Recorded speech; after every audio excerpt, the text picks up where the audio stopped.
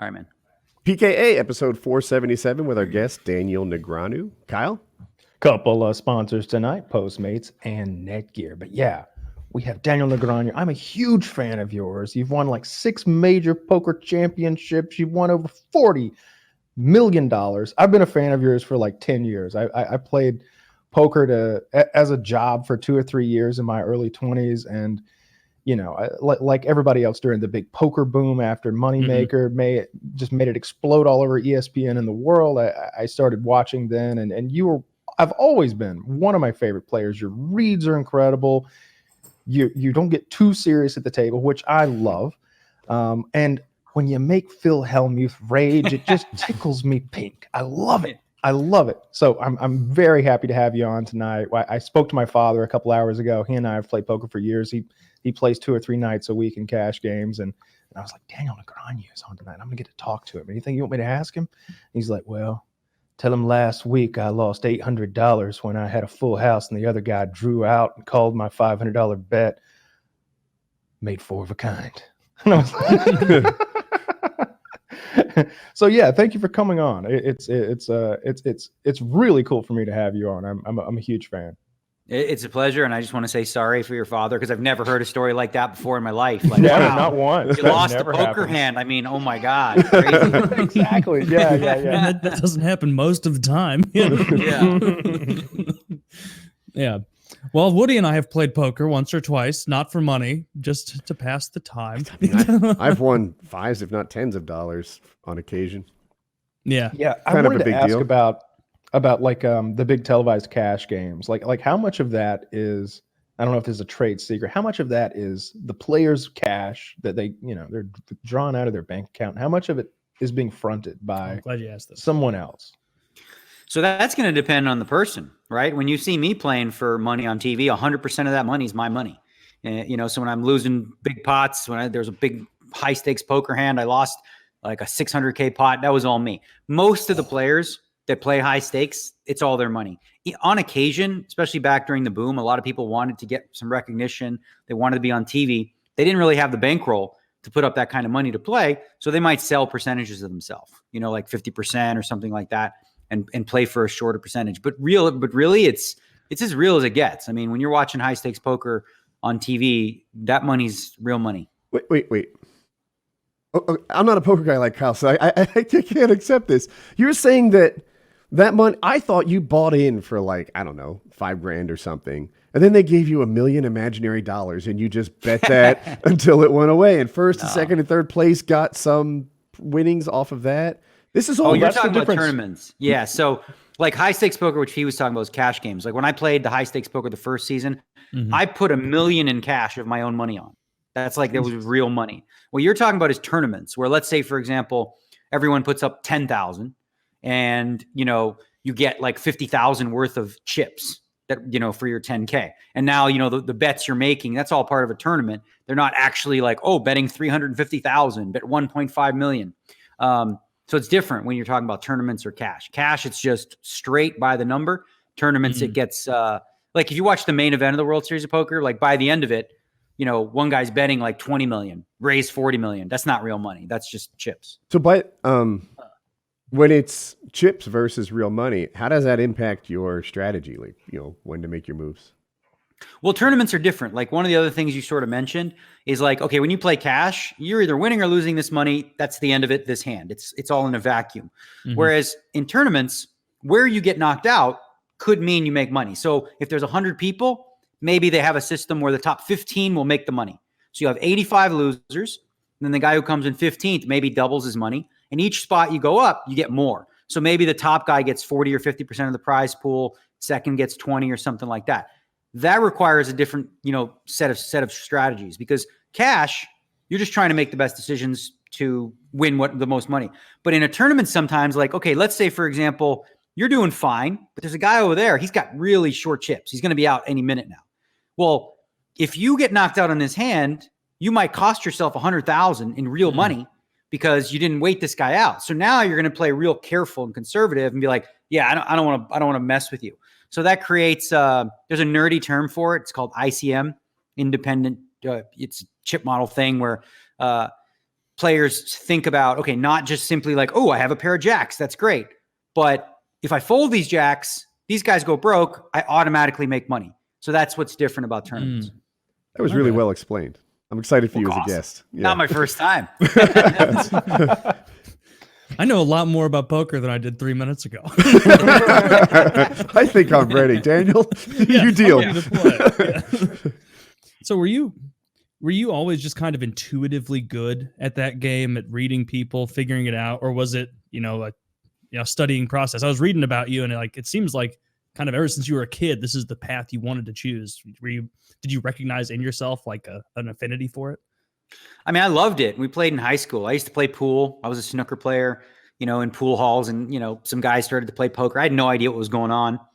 In the first month, I thought it was just a game of luck. I didn't really know. And then I realized, why the hell the same guys keep winning? Like, are they just luckier than everybody else? And that's sort of, I was intrigued by that. I'm very competitive, always had been. So I wouldn't say I was good right off the bat, but I had like a real drive, and I enjoyed it so much that I spent a lot of time and effort to get better quick. And I did. Within a couple months, those guys I was playing with, I was able to beat them just by, learning through trial and error. Like, okay, what does this guy do that makes sense, that works? All right, you ever watch that show Heroes on NBC back in the day? Mm-hmm. Yeah. There was a character named Siler, and he was like, he was one of them hero people that had like special talent. Everyone had a special skill they could do, whether it was like not die in a fire or whatever. He would suck their brain and like take bits of whatever they could do to make himself all powerful. Well, that's kind of what I did in poker. This guy, he's a bluffer. He bluffs really well. Okay, this guy, he's smart. He plays few hands. And I took the best of what I saw in my opponents and tried to create like, the perfect combination of that. Okay. Was that at a time when you were playing kind of I guess maybe just a private game, or where it might even be technically not so legal? Yeah, I mean, literally, I started in basement games, in my basement. I was a teenager, but I'm Canadian, eh? So I would drink a case of beer, like 24 beers. We'd play poker till 9 in the morning at my house with a bunch of guys that were much older than me. How much did you weigh? How much did I weigh? To drink a case of beer is a good amount of beer. So crazy. Like, I wouldn't even feel drunk. Like, it's so different. Now I'm a lightweight comparatively, but like, you're playing poker, you just beers go, and you start around 8, 9 o'clock p.m. and then at 8 a.m. I'm still having a beer. I'm but like, teenage you weighed what, 150? No, I was 130 pounds. Jesus Christ. Oh man, I remember 5th grade. 130 soaking wet. Yeah, wow.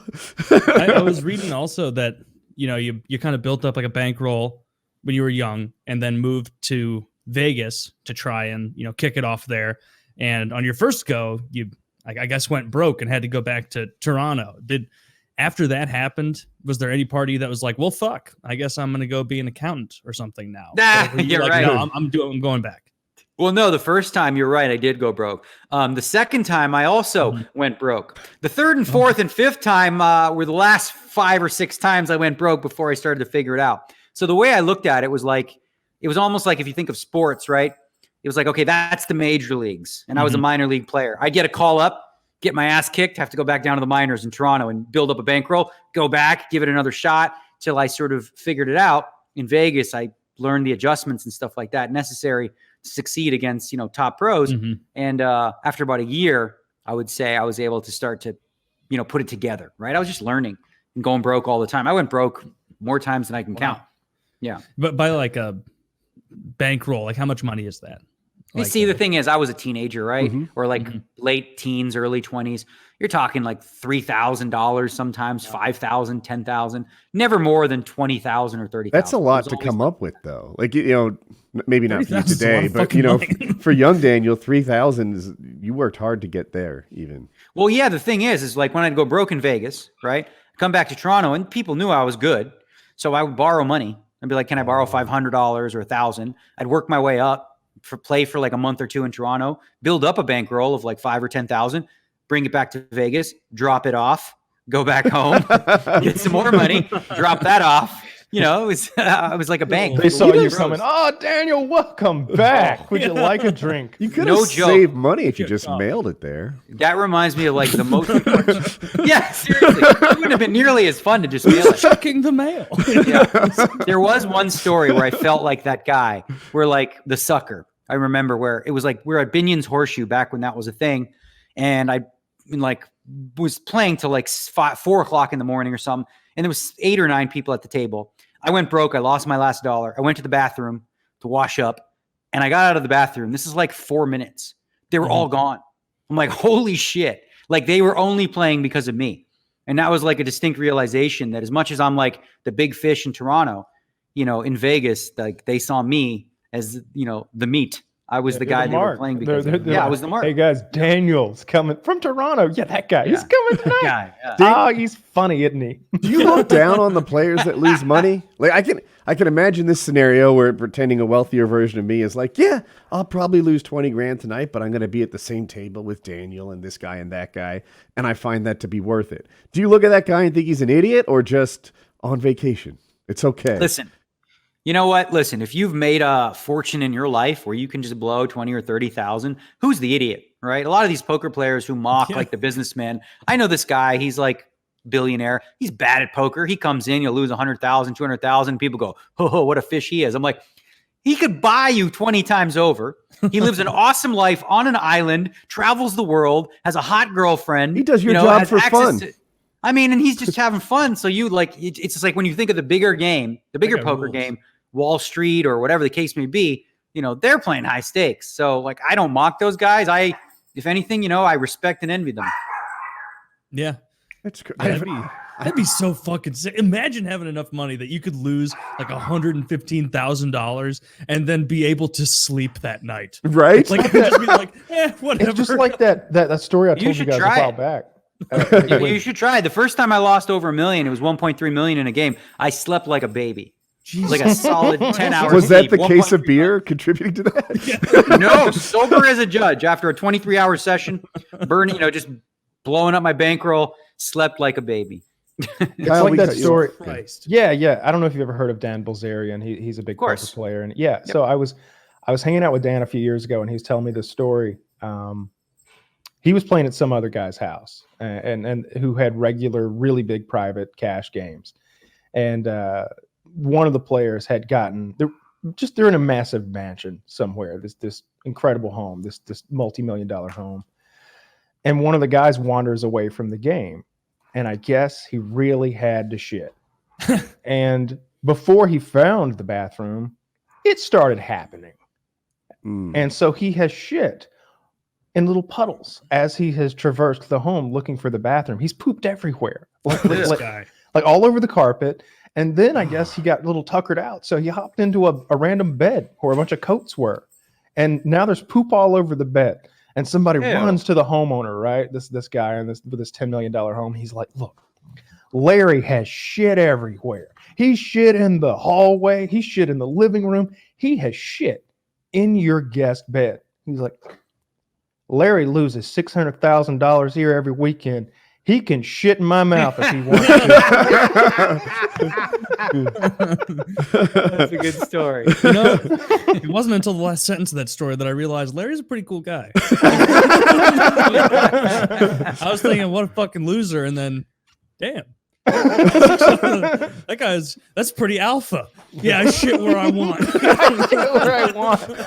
Tell me what to do, bitch. Yeah. Daniel, I got a question. So 90s NBA players genuinely hated each other, actually disliked competitive, off the court, like they didn't like each other. Current NBA players, they're competitive, but there's a bit of a fraternity that they're all in. Where do poker players fit in that spectrum? Is that your dog, Taylor? No, it's my dogs. They're going nuts. I would not have said anything if I knew it was your dog, Daniel. Daniel Sorry. can bark anywhere he wants to. So, So where do they fit? Are you and the other players that it seems like you're butting heads at the table actually friends when you're away from the table, or where are we? I think you have a combination, right? I would say overall a lot more on the friendlier side, like current NBA. But then you always are going to have rivalries where people like literally, we call it heads up for roles, right? Where like I'm cocky, my ego's, being challenged, your ego's being challenged. We're like, oh yeah, you want to fucking go? Throw all your money down and let's play heads up, just me and you. Let me bust you. So there's definitely a bit of, Both. Bust all over you. Bust all over you. Yeah. Yeah, that's what That'll happens. show me. Yeah. Yeah, I see. Yeah, how about I Like- suck your dick? I don't like that. Yeah. To me, some of the most dramatic moments are the ones where it like a lot of the times, especially in the cash games that I've watched, it's very lighthearted despite the numbers at stake and stuff like that. But when I see, in particular, Phil Hellmuth get really tilted, there's a famous clip on YouTube of you getting him 4 times in a row, I think, and you're bluffing maybe 3 out of the 4 hands, and he's just like, "I'm too good for you, Daniel, but one of these times I'm actually going to have some." And he just throws away top pair, and you've got nothing, and you're just like, "Yeah, eventually you're just gonna get me." Yep. And you just pull all of his money toward you, and it's funny, but everybody loves to hate Phil Hellmuth. But sometimes I watch Mike Mattisau, and I'm like, does he need an intervention? Yes. Should someone be stepping in right now? And instead of being like, "Yeah, Mike, here's another $100,000, shouldn't they be saying, "Mike, let's get you a cab"? To fill it in, for those of us who don't know who this Mike character is he just always losing heaps of money? Well, it's hard to tell because I'm the outside. Obviously, I'm on the outside looking in, and there's some editing involved. Like Daniel could probably answer that question better than I could. But from my point of view, it seems like he takes some rough beats and loses a lot of money that maybe he shouldn't have been gambling to begin with. Well, I mean, listen, you look at a guy like Mike, do you think he has a job? Where do you think he gets his money? He has been a professional poker player for a very long time. He's not nearly as good as he thinks he is. And so when he's playing against really tough competition, that's probably what you're referring to. He's got an old school mentality, and a lot of these young guys just like whip him around. And, he's got like issues, like lots of them. Can you You say what dive you into mean by, that? like, Because an I old didn't school? understand it. Yeah, how does old school versus young guys, what does that mean? Okay, huge difference, right? So old school players have a way of thinking that's totally different than, the young players. Young players today use software. They're constantly on the computer figuring out game theory. Like we call it GTO, game theory optimal. They're trying to figure out the best approaches, and they're doing things differently based on, the mathematics behind the game. Old school players are a little more fly by the seat of your pants, like Intuitive. and if you don't, intuitive, but like a lot of them, if you don't have respect for the younger generation, they're just going to destroy you, right? Like you can't be that guy who thinks like, it's almost like I would imagine in sports, like anyone from this era going back to play poker in 1995 would destroy it, like absolutely crush it, just with the evolution of anything. Like we talk about Wilt Chamberlain, we talk about these basketball players from back in the day. Like, all right, well, how would freaking Kobe Bryant and Michael Jordan do in that league? Okay. They score 400 points a game back then. It evolves. And I think a lot of old school players are slow to make the adjustment or the acknowledgement that like what worked for you then ain't going to work no more. Have you always been more, in your own personal approach, more analytics driven, kind of doing the online, like studying game theory, all that? No, I was always like the feel old school guy, but I realized like in order to stay competitive at the highest levels, I'd need to learn how to use these freaking things. Like you guys were with the mic and all this, setting this up. I hate this shit. It's like, I need a guy to do it for me. So I hired a guy. That guy turned it on for you. Someone came over. I hired a computer scientist and another guy who's a pro who understands how to use these, this computer. Because if you're like new to it, you look at it and you're like, okay, what do I do? What do I do with these simulations and stuff? So they helped me so I could update my game. But I would say absolutely, I come from the old school kind of, we call it exploitative play. So game theory, the idea behind game theory is like you do something that no matter what you do, you can't lose, right? So the best way to describe it is, you ever played like rock, paper, scissors? Sure. Yeah. Right. So if you were playing game theory optimal, you'd throw 1/3 rock, 1/3 paper, 1/3 scissors, right? Okay. Yeah. So that would be like, if you did that, randomly, there's no way that anyone could beat you. However, there's no way you can win either. Because no matter what the opponent throws, you're going to win about 33% of the time, right? Now, what good poker players do is they do what's called exploitative play, which they know what the baseline break-even thing is, but they adjust to the opponent. So, for example, if I was playing against one of you, and I'm like, well, this guy, he folds when I bet. So I'm going to bet against him more. Or this guy, he always calls me. So I'm going to, make sure that I'm not bluffing against him. So we make adjustments based on the tendencies we find about our opponents. Okay. And that lesson you just got, that's like $55,000 worth of value you just got. If you can get into games with Dan Blizzerian, it might be 1.2 million. I doubt that's true. I don't think I can convert that into any money. I think it'll cost me 55 grand to see if you're right. I like to play high stakes war. You beat me again. That is interesting, though, and well phrased. Still happy to have you as a guest. Mm-hmm. Yeah, that's really interesting. I it's one of those things that the more you look into it, like as I knew you were coming on, as I was looking into, kind of trying to learn a little bit more about poker, and I'm in my late 20s, and I until probably a week ago was still on board with like it's pretty much all luck, because I've never watched poker online. I didn't really know, not all luck, but I thought that a lot of the bluffing, was, not nearly as impactful as it really is. But something I like about you is you don't wear sunglasses or a hat. Sometimes you wear a hat, I guess, but you don't wear sunglasses. Do you look at those guys wearing like fucking Antifa masks and glasses and hats like, you bitch, you're just doing that because you know that I would see you from a mile away? Yeah, I hate it. I wish it wasn't even legal to wear sunglasses. Like, frankly, when I see a guy doing that, wearing sunglasses or whatever, I get right in his face and I intimidate him. Like, literally, I'm like, you're scared, fucking look at me. I'm going to look right in your fucking throat and I'm going to see shit. And they all feel like they're completely covered, but there's subtle things they can't cover, whether it's their hands, their breathing pattern, their neck. There's always something. Like when you think you're secure, and I can't find something on you, I will. And typically it's the guys that wear the sunglasses and the hoodies that it's almost like coming to the war saying like, I'm already shitting bricks. I'm so scared you'll look right through my soul. So I feel like I have a psychological advantage over them in that moment, and I'll use it. Like I rarely am a bully at the table, but guys like that, I often will make them uncomfortable if I can. They might be more inclined to hide less with if like they a feel Home like Alone style mask. Would they let you?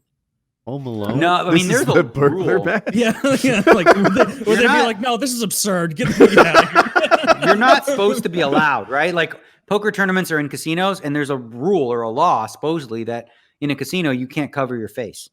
So some guys try. Like one guy, Phil Locke, he wears like ski goggles, like legit, like actual ski goggles, so covers his whole face, wears a hoodie, but what an asshole. Taylor, you need to show up in your full hockey goalie gear. You're like, what? It's my gold religion. Mask. Yeah. It's or got I'm just neck like, I protection. identify as a Muslim woman when I'm playing. Sorry. Bigot. Let me do it. Yeah. Well, that's really cool. Yeah. I'm glad to know that you're more inclined to bully those guys, because it feels like from an outsider looking in, it seems like that's kind of cheating. Like the whole point is you're reading people's face. It feels that way, right? But like obviously if it's within the rules and you're allowed to, some of the shows that we do, like some televised shit that's shows that we specifically have rules where you can't wear sunglasses. There's a few like that. And I like the trend. I'd like to see more of that. So you said breathing patterns. What other little things are you looking for, like physiologically, as the game's going, if they have those kind of shields up? Oh boy, I got so many. Lips pursing, lips like this, nose twitching, also posture. So, like I'll ask you, okay, you guys don't play poker, but I'll ask you this. Like if a guy bets all his money, right, and he's sitting like this, okay, right, that's position one. Or he bets all his money and he's sitting like this. Which one do you think is the bluff? Probably the guy sitting. The one where he's sitting like this, right? No, okay. The other one. I don't know. I think the guy peacocking, the first one, is the one who's bluffing. But we'll see if I'm right. Well, okay, what would be your reasoning for that? So the guy's I think that like guy this. is trying to show something that he's doesn't really have, whereas the second guy is comfortable in his skin. That was the thought process. So comfortable in his skin is absolutely a thing, right? So if a guy's like this, he's not really worried. He's just relaxed because he's got a very good hand. Often what people do when they're bluffing is they tense up. So if they're tense and they're stiff as a board, it's like, oh God, I'm scared. Don't look at me. So you can sense, like you can even see their fingers a lot of the time. When you press your fingers on a table, you'll see like the whites of the nails.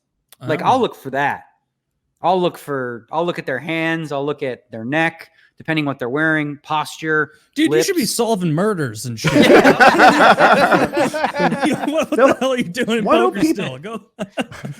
Why don't people use more fake? So I play poker. When I don't play poker much, when I do, it's a very low level. But I do fake tells all the time. Like you're supposed to be infuriated playing with me. Do my moves make no sense? Yeah. That you're not supposed to like playing against me. And I might bluff and look tense or bluff and look comfortable. Good luck. Hypothetically. Yeah, good luck. Go on. You think it doesn't work? Well, we call those actors. I love playing against actors because you can always see through their bullshit. I remember I did something like that, though, like, in terms of a fake tell. When I was on high stakes poker, there was a spot where I had 50,000 in cash in my hands, and I bet it. I threw it into the pot. I kissed it and threw it in the pot. And there was a really bad lighting. It was very heavy, and I have Tourette's, which most people didn't know. So I started blinking. Like uncontrollably, and I was bluffing. Okay. So and that was on TV. So for like a year, everyone thought, oh, well, Daniel's blinking, he's bluffing. So the next time I had like 4 of a kind or the nuts, I started just freaking blinking like mad, and that worked for about a year. So that's great. Yeah, until people caught on. But yeah, I do a lot of reverse tells and different things like that as well. But I wouldn't recommend it unless you really know what you're doing with it against good players, because they'll see through it. Okay. What do you think the future of online poker is? Do you think we're gonna see a day where we get some legalization in the United States? I hope so. Like, I signed with GG Poker, right? GG Poker is not available in the United States right now, but they're trying to be available in the US, available in Canada, and a lot of different places. And so I'm involved in the back end of what that looks like in terms of getting a license. And right now, it appears as though we got to do it state by state. Okay, so it's not going to be like a federal law that will pass, but we're already live. There's already online poker in Nevada. You have it in Pennsylvania now. You have it in Atlanta, New Jersey. So if you can get California and New York on board, now you've got like a big piece of the pie. The next step is to connect to Europe, because the good old days that you probably played poker in, you can play with people from all over the world. A lot of what countries do now is they segregate. If you play on, in France, you're not playing on .com, you're playing on .fr. So you can only play against the French players. Or in Italy, they do the same. That's not good, because you want to be able to play with a lot more people. So I think it'll happen. I think, Andrew Yang, who I'm hosting an event for on the 13th, he's been the only one to make a statement on online poker, but he's like, well, this is stupid. This is like illegal. So he obviously comes up with a practical, logical solution that it should be. That guy's got so many plans. like I love him. I don't agree with all of his plans, but I agree with his process. Like, I like that he sort of thinks it through and comes up with an idea. I don't know. I wonder which plan you don't agree with, like the really, really smart ones, the amazing ones, the perfect ones. What plan that he has could you not like? I thought his math hats, I thought that was a photoshopped meme until I saw a photo of people wearing math hats. Make America think harder, right? Make America think harder. Oh, I thought it was about like adding and subtracting. No, too. Dude, I think it's brilliant. Yeah, I like it. Universal basic income is the one I think is ahead of its time. Oh my God, that is such a no-brainer. I will bet you whatever money you have. I'm not betting you, Daniel. Universal basic income is a no-brainer that is inevitable to happen. He's just ahead of the curve. I guarantee you that this will happen in the United States and the rest of the world. It will have to. As you continue to see automation take over truck driving jobs and, you name it across the board, there's just not going to be enough jobs for people. And the UBI is going to help with a VAT tax, of course, that pays for it. It's going to be inevitable. Like, that's a thing that's happening. Truck driving automation will take care of itself. All those drivers are 55 and older over the next 20 years, 15 years as they retire and they get replaced. We just won't have to backfill them. Bam. Won't have to back. So then what happens to the younger generation? Like, that's the 30 million jobs who aren't in the United driving States. trucks now, they'll get other jobs. No. So if you eliminate 30 million of those jobs, malls continue to close because Amazon can just send you stuff. So there's no point. There's no more retail. Fast food workers can be replaced. Factory workers can be replaced. All right. So I see a lot of jobs being replaced. And then, so maybe there's some more tech jobs that open up. But for who? Not right? And tech jobs don't open up in the same ratio. That's why those jobs went away, right? And what kind of education do you need, right? Yeah, and that one job replaces 10 or 12 or 15. Exactly. Like, that's what happens, right? Yeah. So I get that. Having said that, the idea that new jobs won't pop up, to me, is synonymous with saying that human wants are satiable, that people won't just keep desiring more and more things. There will always be new jobs because the standard of living will just keep increasing. And as things get automated, people will have more stuff and there'll be more jobs. The issue that you're facing is the type of jobs that will be available. These new jobs, they will be available to people of means that can go to college, go to university and like study and, get a background in tech or whatever like that. But your average Joe who doesn't have the luxury of, paying for college or anything like that, the working man, if you will, of average or below average intelligence, the jobs available for them are going to continue to dissipate, and that's dangerous, and that's a problem, I think. I think that it is definitely an inevitability, but I think that Yang is ahead of his time with it. I don't think we're ready for it now, and I don't think it's necessary yet. But I do agree. Like I always say, like the Star Trek model is coming. That age where there's no zero scarcity time period for humanity is eventually coming, but we're not there yet. Does he say? Close. I'm not familiar with his UBI plan that much, but it's only going to like net taxpayers, right? No, everybody, everyone. If you're 18 or above, you'll get $1,000 a month, period, right? The way that they pay for that, the major way you pay for that is with a VAT tax, a value added tax. And the thing that people were calling that regressive, it isn't regressive because all necessities, toothpaste, toothbrushes, all those things that people will need, that's exempt from VAT. If you buy a yacht and you pay $1 million for a yacht, you pay 1.1. That goes into the system, and spreads the wealth a little bit. It's essentially also replacing a lot of government wasted programs like food stamps. I don't think you need food stamps anymore. If you just give people money themselves and allow them the opportunity to choose for themselves, how do I want to spend this money, right? Like you spend all this money on these programs, right? Which I don't want and I don't use. Just give me the money and I'll figure it out myself. Mm-hmm. Yeah. For people who don't know, like maybe Americans, a VAT tax is very similar to a sales tax. It's not based on what you earn. It's based on what you buy. And he just wants everything to be, I'll call it 10% more expensive, except for the most necessary things. Us New Jersey guys are used to that in our sales tax. Toilet paper, clothing, that's not taxed. Restaurants, fun stuff, that's taxed. That's how the VAT tax would work. And then they'll take all that money and then they'll just give it to everybody, $1,000 a month to everybody over 18. And it's kind of neat. They're like, even to millionaires? He's like, everybody. And I like that in a government service as a general philosophy. Buttigieg, who's kind of my guy, is like, some of his plans don't apply to wealthy people. And it's like, fuck off, right? And I say that because, like, what if I said, you're like, hey, a couple of people on this call, you've got police. A couple of people, you buy your own police because, you can afford it. A couple of people here, you buy your own fire department. Oh, public library? That's not for you. You can bite me. No. Like, that's not how government services are supposed to work. Everybody. Don't put income checks on everything so that the people who pay the most tax get the least services. That's crazy. It also lowers the cost of implementing things like that, right? It's like now we don't need a whole group of people like the IRS to be like doing the fucking algebra to figure out if you qualify for a fire department and a police department, or if can we do a bundle? Can I get like the whole bundle where I get fire, rescue, EMS, police? No, I don't want. Can we go a la carte on this? I don't need police. No, like that's just waste. So giving it to everyone is probably honestly even cheaper. Possibly, yeah. And it's also moral. I don't to know me. enough to dispute that. Yeah, no one can. That's what I said. Yeah. So I don't mean to be self-serving on it, but yeah, like I feel like there's a morality problem when you just start exempting people from government services because they should. No, we should fucking punished. Eat the rich. Bernie Sanders did say, he said billionaires should not exist. And I was wondering whether that meant like line them up and shoot them all, eat them as you said, or just like take all their money, put them in prison. I don't know. They look like a tender Bernie's bunch. plan to redistribute good pussy. For everyone. Yeah. Who did say something like that? That's Bill Clinton for sure. No. Somebody. Well, Jordan Peterson. Jordan Peterson said that. He his incel solution could be interpreted as women should just give up that pussy more often.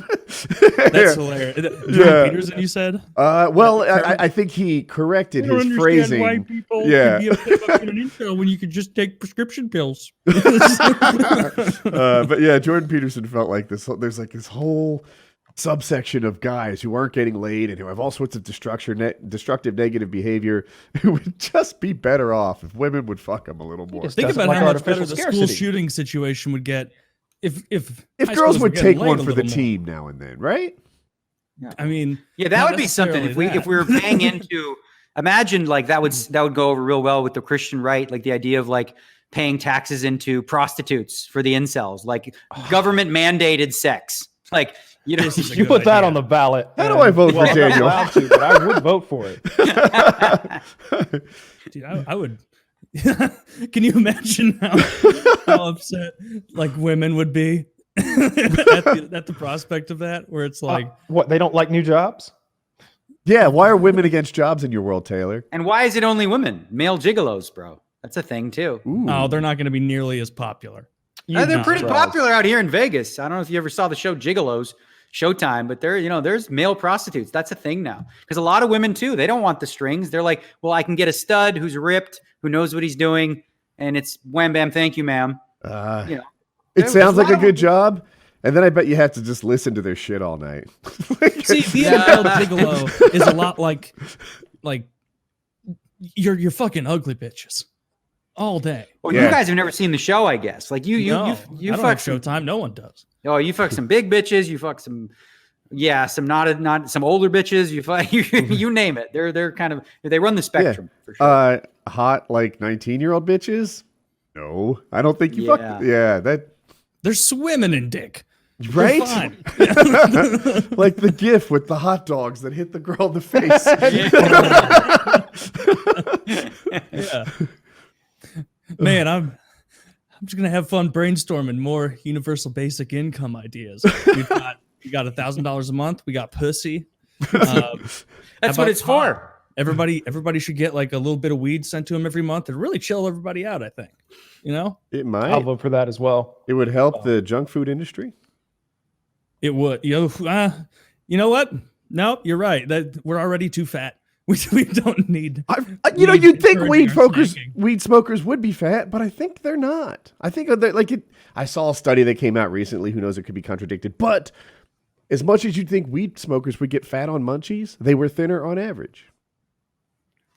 So Really? yeah. Now I'm thinking in my own That's head. surprising. I wonder if they accounted for age, because I'd argue they're younger on average, and younger people are thinner on average. I think too. that's probably the correlation, right? Yeah. But So you spend a lot of time in Vegas, I suppose. Are you ever adjacent to other vices? If you can call poker a vice, I personally don't think it should be called a vice. But we talked about a little bit about the prostitution. Do you see that a lot out there? Do you see a lot of working girls and guys? And is that? I mean, I know it's legal outside the city limits there. Well, I mean, the way that it works now, obviously, Pahrump, people can drive 60 or 70 miles to like this place where it's legal in these houses. But now what you have is like on the street, on the strip, you have these little Mexican guys, and they've got these little tickets they give you, like, hey, go tonight, and they give you these tickets with these numbers on them. And it's similar, I guess, to what you would find in pretty much any city where, it's all, they're considered escorts, for the evening or whatever the case may be. And that's legal as long as there's no agreement of sex. I don't know how the hell they do it, but it's not legal in Las Vegas to be a prostitute. It is in the outskirts, but not right here in Las Vegas. is it easy to spot a prostitute in Las Vegas? Like if you're sitting there by the slot machines and you see a short dress, is it like, would you know? I remember the first time I had a friend come out from Toronto, and it was like he's out really late, and he's like, "Man, the women are really nice to me out here." I was like, "Yeah, they are." Right? I was like, What they really are nice rube. to you. Yeah, we called. I'm a Raleigh 6, but I'm a Las Vegas 10. Yeah. There's certain bars where they'll locate, like, you can just tell, I guess, if a hot girl in a short skirt is hanging out at a bar, at a casino, just by herself having a drink, that increases the likelihood that she's not just waiting on a friend, that she's there. Well, she's waiting on a friend. She's waiting on a friend with deep pockets. Man, being a prostitute has to suck, right? Well, that's part of the job. Well, there you go. You got me there. Yeah. Doesn't seem like a fun gig, because like the idea of it is way different, because it's going to be some frumpy fat guy most of the time, right? I don't No, think so. Kyle, you have way more experience with this than Yeah, Yeah. If I'm hypothetically a prostitute, I'll bail you out, Kyle. If I'm hypothetically a prostitute, I think it's not about how fat the guy is, although too much is too much. I'm a hygiene snob in there, right? If you've got a rolly belly and some man boobs, but you smell like deodorant and fresh spring, whatever that smells like, then You'd hit that. Yeah, let's go. Let's party. I just think about like a Harvey Weinstein style body on a lot of these guys. Did you see how funny that was? Where they're like, hey, some woman testified. She's like, yeah, the dude's nutsack looks like fucking pussy lips and his dick sucks. And it just That's what he shows a smelled picture like. of him sitting down and he's just, Oh, They asked what he She smelled like. said Did he you had catch to that inject part? it, right? With a needle to get it to work. Yeah. What? yeah, Yeah. he said. She said, and he smelled like shit. I'm sorry, poop. Yeah. Yeah, fuck that guy. Dude, yeah, fuck that guy. no. But hypothetical Harvey Weinstein, who just like fresh out of the shower and smells like baby powder. If I'm a prostitute, I feel like I didn't get too unlucky there. You know, he Yo, did are you often ask crazy? those celebrities Apparently. to join him in the shower. I think we know why Nasty. now. It's the smell. At least if you fuck Harvey Weinstein, you might get to like be in the Hunger Games or something. Work for J-Lo. Who That's here someone who wouldn't named fuck J-Law. Harvey Weinstein to get into the Hunger Games? I would have. I would. I still would. I still remember watching that movie. You'd be tricked, Kyle, because they're not making any more. No, they'll reboot. Let's go. They're like, Kyle, suck my ticket. You can get Hunger Games 5. And Can I be there's no that guy Hunger who Games. who used his cake frosting abilities to camouflage himself? I was just about to Solid talk about plot that. point. I remember it was right when that movie came out. I was in college and I was over at a buddy's place, and 5, 6, 7 of us were there, and we were just hanging out drinking. And he's like, "Dude, I just saw this movie. It's so fucking cool. It's called The Hunger Games." And we're like, "All right, fine, put it on. Who cares?" And it got to that cake scene. And he did that thing, like, when you show somebody a YouTube video and they're not vibing with it, like 3 minutes in, and you got to try and save yourself. He was like, "Honestly, guys, this is way worse than I remember. I'm so sorry." It's like, Evan, you're fine. But yeah, you're right. This sucks. That guy had enough time to cake himself up, but he couldn't find food or anything. He's got enough confectionery for the whole woods. But He was supposed to be super strong, and that I could get into because apparently his baking is the same skills like a farmer might develop for strength. He had 50-pound bags of flour that he was routinely picking up and tossing places and unloading and unloading. So he was just stronger than the other people. I think I read the book maybe, and they emphasized that his strength was like a really big thing. Remember, there was they were doing like a show in front of the people before the Hunger Games started. They're trying to get sponsors. Betting. Yeah. Thank you. They're trying to get sponsors, and he used his outrageous strength to get sponsored and to get people's attention. That movie's so dumb. I don't remember a single thing Yeah. other than all the rich people dressed ridiculously and the cake scene. That's it. I As he's remember laying a there, flaming dress. People by a river. You think Harvey Weinstein did something awful to her? I mean, it seems like he did a lot of awful things to a lot of awful people. So, maybe a coin flip. I don't know. Awful people. Was she one of the people? Or did awful things to a lot of people? I imagine. Oh, okay. I was Yeah, like, like- what'd they do aside from just try to get ahead in their careers, Taylor? Yeah, they're just trying to be in the Hunger Games. I was watching a show on Netflix the other day. I think it's The Mist. It's a Stephen King adaptation. It's a TV show. Oh, I've seen that. It's not very good. No. And and I noticed that Weinstein was in the credits as like a producer. And I started thinking, because then I saw that like the showrunner was a girl, a woman. And I was like putting one and one together. I was like, let me do a little Googling here. And sure enough, he had gone after her and she's suing him. Really? There was not a woman in this guy's orbit that he didn't fucking throw himself at continuously in a very creepy fucking illegal kind of way. Anytime he saw a woman that he had even the tiniest bit of influence over, he was like, "You want to suck my dick?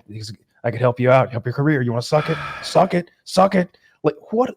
He is one of the most What an prolific absolute sexual scumbag. predators ever. Him and Bill Cosby. It was such a public secret what a predator he was. And Matt Lauer, help me with this name. Matt Lauer. Lauer, thank you. He apparently, I don't know if you call him a predator as much as you would a dog, right? He apparently was a dog who just fucked everyone he could. And Nothing wrong with that. that was also like a public secret. Well, his wife wasn't a fan. Being able to lock your door. I don't to know your her. office from your desk. with a button What's her name? is I know pretty Matt cool. Lauer. I don't know what's her name. Lauer. Mrs. Well, I mean, Matt Lauer. we don't know that Mrs. Lauer wasn't polyamorous herself. There right? you That's go. a thing now. Burning There you Man, go. that's what all the people are doing, banging everybody. Mm-hmm. Crystal meth. Is that part of it? We're not talking about me. Just change the topic. Yeah, no, that guy fucking sucks. And you're right, Kyle. It seems like every single woman who's even vaguely associated with him, he Yeah. forced to blow. You know, up. he was involved with the Lord of the Rings. You think he did anything to Liv Tyler? Oh no! I like Right? to think that she was Keep those connected ears enough on. that she was connected enough to avoid that. She's Steven Tyler's daughter, right? Special rules, maybe. She only got that role because of Steven Tyler, because she That's is not all she easily got the it for. worst actor in that movie. As Arwen, she's not very good. No. Not at all. I Really? was not a She's- fan. no. Yeah, I didn't think she was very good. Well, I'll She's say just her pretty. performance was good enough that it didn't stand out to me like it seems to have for you. Yeah, man, I need to rewatch those movies again for It's the thousandth probably time. been weeks. Just wait. The 4K Ultra HD is coming out this year, so just wait on that. Really? Yeah, Oh, that's cool. all 6 movies, big box set. It'll be the last one before 5K or 8K. So you got a good 5-6 years before they make a better version. Why am I? I haven't even confused when seen you say episodes all 4, 5, and 6. Because there's the Hobbit movies. Oh, fuck those. Those suck. Oh, Yeah, you're right. Look, I have no influence over the Hobbit. I'm just saying all 6 movies are coming No, out you in know Ultra what, Kyle? HD. Damn it, Kyle. I didn't produce them. Jesus Christ. I'm not the one who cut Peter Jackson's time and budget. Give me a break here. Dude, the Lord of the Rings in Ultra HD, like 4K, not the Hobbit, like the original Lord of the Rings, that's probably going to be sick because it's not CGI that's going to fall apart. It's all like real armored guys with Yeah. like, I mean, I effects think as much as I despise the Hobbit, I'm sure it'll look good too. They shot it in 5K. What about Lord of the Rings? Was it shot in 4K or 1080p? I believe they shot it in 35 millimeter super. Oh, okay. Could be wrong about that one though. Okay. I was just reading about this like 2 weeks ago. huh. But in any case, yeah, looking forward to all those. And Harvey Weinstein was one of the most disgusting people in Hollywood. But he wasn't alone. He was the most outlandish, the one who got himself caught. I guarantee, so whenever you give somebody a position of power that they can use to manipulate people into getting what they want, they do it. It's human nature. Like we're like, oh, I'd never do that. But if you were running some giant company that was literally, all right, which gorgeous woman are we going to get paid millions of dollars? You get to decide, Taylor. Really? I get to pick whichever gorgeous woman I'm I gonna pick want. the one that blows me. Is what he did. Yeah. Is what he did. Not what I would do. I would go by pure No. talent. Pure talent. Pure talent. I would say no thank you, sir, ma'am, Ma'am. whoever I was getting to blow me. Yeah. You know, another fair way to do it would be for them both to blow you, and then it would be even.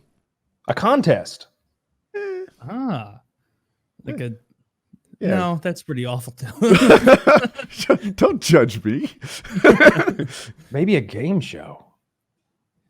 Damn, I had forgotten that he was associated with Lord of the Rings. Maybe he's not all bad. The thing is, look, as much of a monster as he is, it's kind of like he made a lot of great properties. Like he's part of that famous story where Matt Damon and who's the guy from Good Will Hunting? Matt Damon Ben and Ben Affleck had written the script for Good Will Hunting, and they're shopping it around to every major studio. And they had included a part in there where the therapist character blows Matt Damon's character. Just out of nowhere, blowjob. Out of nowhere. Good Will Hunting? Good Will Hunting. Robin yes. Williams went down on Matt Yeah. Damon in the script. Yeah, it's right there in the script. not your Robin fault. Williams blows Matt Damon. And they're going from studio to studio to studio. And finally they get to Weinstein, right? And he's like, boys, I love what you've written here. We want to be in business with you. I've just got one problem here. There's this scene where the therapist just blows your character, Matt. And he's like, we just put that scene in there to see which studio executives actually read our fucking script. And you were the first one That's who awesome. even brought it up. We've been to every other studio in town. Everybody is just like shaking our hands and wanting to write us a check. You're the only one who actually reads the fucking script. That'd have been great if there was like, Matt, Ben, I was on the fence until I got to the blowjob scene. I love it. I went the other way. Because Matt Damon So brave. and Ben Affleck wrote that, right? Yeah. Like I just felt like, guys, there's got to be a scene in here where Robin Williams sucks my dick. It's kind of the whole reason I got into Hollywood. Yeah, but I heard Weinstein tell that story on Howard Stern, and I've also heard Matt Damon tell that story in the past before. And this is before any of the sexual allegations came out, and I was just like, man, this Weinstein guy is a good guy. I like this guy a lot because I love movies and I love good movies, and most of the properties he's been attached to are really strong, really well done. It seems like he's a great picker of scripts and properties to invest in and make. And he often has a pretty good influence over them. But he's also like one of the most prolific sexual predators in the history of Hollywood, it would seem. Like just a real disc. Do you think it's worse that he's so unattractive? Like if he were, yes, it's worse, right? He wouldn't be nearly as. If it was Robert Redford, he wouldn't be a predator. He would just be a womanizer or a player. Yes. If they were like, yeah, Robert Redford loved the ladies, I'm going to tell you, that would be the whole story. And they'd be like, yep, and the ladies loved him. But because it's Weinstein, it's like, yeah, Jabba the Hutt over there is making all the A-list actresses blow him. It's really gross. Also, his pee smells putrid. Speaking of pee, I got to make one. Can I just run to the bathroom? You guys do your thing? I'll be right back. Yeah. Go for it, man. Well, he's good. Kyle, did you know the Van Halen no brown M&M thing? Have we talked about that on the show before? Yes. Yeah, that's another example of kind of what I was describing with Weinstein. They would ask for these and a lot of celebrities have done that. They ask for these very specific things to be prepared for them when they show up at a venue to do a concert. And it's not that they want a big bowl of brown M&Ms. They don't give a fuck. They want to make sure you read their list. And if they see the brown M&Ms, they also know that their limo is going to show up at 8:15 like they want it to, and that the water is going to be the water that they want. In the case of Van Halen, so it's a bowl of M&Ms, no browns, right? And they have an elaborate light show with all kinds of like electrical and fire hazard requirements. And they're like, if there's M&Ms and all the browns are in there, they probably just skim through. We don't know that the light show is going to work. We have to check the pyrotechnics. Yeah. We have to, that it's whether or not they went through the list. Yeah. Cool. I remember learning about that like many, many years ago and being all smug, like, oh, look at these prissy assholes. And then one of my friends explained it exactly like you guys just did. And I was like, yeah, well, still. Oh, you just proved me wrong and made a fool of me? Oh, okay. Well, we're not friends now. Yeah, fuck you. But yeah, that makes What's sense. your, You don't want to burn alive. What's your next big poker event, Daniel? What's on the horizon? Well, there's a U.S. Poker Open that'll air on Poker Go, which is a subscription-based thing there. And there's a LAPC, but I'm gearing up for the World Series of Poker. That's my favorite time of year. Happens in June, July. That's where I do vlogs on YouTube daily for like 6 straight weeks of the grind. So I've been taking a time off. I haven't really played much. Last poker I played was early December. So a little bit of a off season, if you will. How big of a deal would it be for you to win the main event? Like, money aside, like is that the ultimate feather in your cap, especially to beat that field that's out there now? Yeah, no, it's one of those things where when I started in poker, I was like, I'm going to win this thing for sure at some point, because there was 300, 400 players back then. Now there's 8,000. Okay. And, there's a lot of landmines. So I came 11th in 2015, which was a good accomplishment.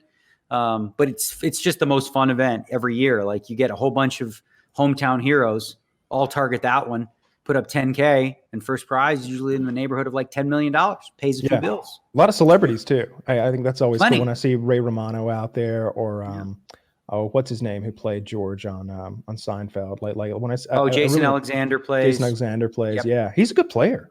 I've watched him play a good bit. He's fairly strong. If you ever lose, and be like, George is getting upset. I imagine everyone who plays in the World Series of Poker is at least a good player, right? They're not going to be No, absolutely not good though. Like no. You mentioned hometown hero, and in my head, I translated that to be a little bit like pejorative. Like they're good, big fish in a small pond. But I'm telling you, we have some, like in that one event specifically, it brings out everybody. And I'm not talking good. I'm not talking average. I'm not talking bad. I'm talking about horrible. Like absolutely terrible. Like I could teach someone in 15 minutes to play better than them easily. Like it's amazing what that event brings. It's just like people see it on TV. They want to be a part of it, and they don't have a clue what they're doing, but they go for it. Strategy if you're like with a those Ray guys for you guy, can you just buy your way in basically? Everybody buys I their don't way really. in. Well, everybody pays 10K, right? There's no like, I'll get, to day 2 and for paying extra or something like that. It's an even playing field. Yeah, anyone Everyone who wants to puts play in the that same event amount can play in that event. You just need $10,000. I didn't realize that. I figured there must be like some kind of qualifier, like, you got to win a regional tournament first. But what's the strategy for that? Do you try to fleece the weakest people so that you go into the second day and third with more money than you would have otherwise? Like how do you do it? Definitely, yeah. Like part of the thing about poker tournaments is table draw is sort of like random. So sometimes you might be at a table and you're like, what the hell? How'd this happen? These are all pros at my table. But most of the time in the main event, you got a bunch of non-pros. So when you do have that opportunity, I push the envelope. I really press, try to get as many chips as I can so that later in the event, when I am playing against a lot more pros, I just have more ammo and more chips. So the strategy is like push the envelope, try to get in as many hands against the weaker players, and then, build up a stack so that I hopefully can take me all the way. Huh. Okay. If there's a bunch of, like, let's say you just get a rough table and there's a bunch of pros on day one, are you guys just out? Half that table doesn't go on like that? No. You play all day. The main event, it takes like 10 days of play. So you play like 10 hours a day every day. So even if it was all pros, like, it's fine. You just be a little more careful, keep your guard up, and everyone can get through. Like, as long as you just don't lose all your chips on the first day, you just don't have as many opportunities to build. So let's say you start with 50K in chips. When I'm playing a bunch of amateurs at the table, I'd like to build that to 300,000 by the end of the day. If I'm playing against pros, maybe I'm happy to just get out of the day with my 50 and, not lose any. So you just have to, adjust your expectation based on the table you're at. Okay. I noticed, I was reading up on you and whatnot. I know you're a hockey fan, and you're apparently really good buddies with Phil Kessel. Yes. That's good buddy awesome, dude. I love That's Phil. sick. Is he good at poker or not really? He thinks he is. Every time I do a hockey podcast, they ask me about that. And like, Phil would love to be a professional player. I remember like he wanted to get traded to Vegas Golden Knights. I'm like, bro, that's not happening.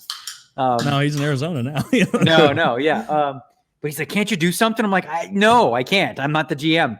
But he loves to play poker. He's always at the World Series. When he got traded from Pittsburgh, or from Toronto to Pittsburgh, he was in Vegas. I was with him, then. And it was like, he's like, well, there's worse places for me to go. So he's definitely at the World Series every year. I put him in my vlogs because he hates being on camera. So there's always like a segment where I just kind of bring the camera and he's like trying to hide and stuff because he's not that guy. But he's great. I love Phil. I think he's misunderstood in the league by a lot. Is he? It's like, I need to pull up a photo of him to show Kyle, and Woody I'm sure knows what he looks like, but he is so fucking good at hockey, and he has the build and look of a public bus driver. Yeah, I told him. It's absurd. Yeah. And he's so fucking good. Like back in the day, I told him like we could do something about your hair. Like I didn't have no hair, right? I said there's procedures now you can move your hair from here to here, but he just kind of has a mop on top and is disheveled, if you will. Have you done that? Did you get a hair transplant? Yep. It's very simple. It's very common procedure now. There's two different types. One is called an FUE. One is an FUT. An FUE, which was what I got, or FUT. They cut the back of your head. Yeah, like they literally that's what cut Joe it Rogan open. got. He did it. Yeah. So they cut it open and then they take the follicles and then they sort of plant them on top in the rest of your hair and they fill it in. An FUE, they don't cut. They just take little ones from the back and they do like a laser sort of thing and then plant them on top. But it works. I mean, it's. Kyle, you have to, why not? You have to open that link of him and see. Oh, I showed a bunch of people. No. If he's 202 pounds, I'm 7 feet tall. Well, which procedure what? are you going to have him get, my friend? Well, because but this Kessel, is abominable. Here's the thing that people don't know about Kessel. He's actually a freak, an athletic freak in the gym. Oh, yeah. He can squat more than most people. His legs and his ass is where all of his weight is. He's actually really, really fast. Part of his pudgy look has to do with some, a disease he had when he was, younger. He had testicular cancer and all that kind of stuff. So it can make your face look pudgier. So he's not fat. He might not look like, like a lean basketball player, but he's not like out of shape, to say the least. Well, no, yeah, you can't be out of shape playing the NHL, especially a first line player like him. But it is just funny to look at his page and be like, this guy has almost 400 goals in the NHL, and he just looks like a goober. He really like I'm looking at him right now. He looks like a high school like weightlifting coach or something like that. Who's 45. He can shoot the puck so fucking fast. This is not a good look. So his release is unreal. He's actually inadvertently funny too, like you've never seen. There was an interview he did with Pierre Maguire after a game once, just the post game thing, and Pierre says, how's your breath? Which like is how you feeling like he said, and he says, how's your breath? He goes, it's bad, eh? He's like, oh, it's bad, eh? Man, like he had bad breath. He's like so oblivious sometimes. It's just a funny guy. I saw that picture you just linked, Woody. I'm sure you already showed it to people. That went really big on the hockey forum on Reddit a while back to the point that it got to our all, and all the people who don't follow hockey were like, damn, I thought that the guy on the left was taking a picture with a professional on the right. But the guy on the right really does look like maybe he's like a baseball player, maybe he plays soccer. The guy on the left looks like the janitor at the stadium. Two-time Stanley Cup champion Phil Kessel. Yeah. Oh my God, this is the most. All right, I'm not gonna pick on him anymore. He's by all accounts he's a real nice guy, but good God.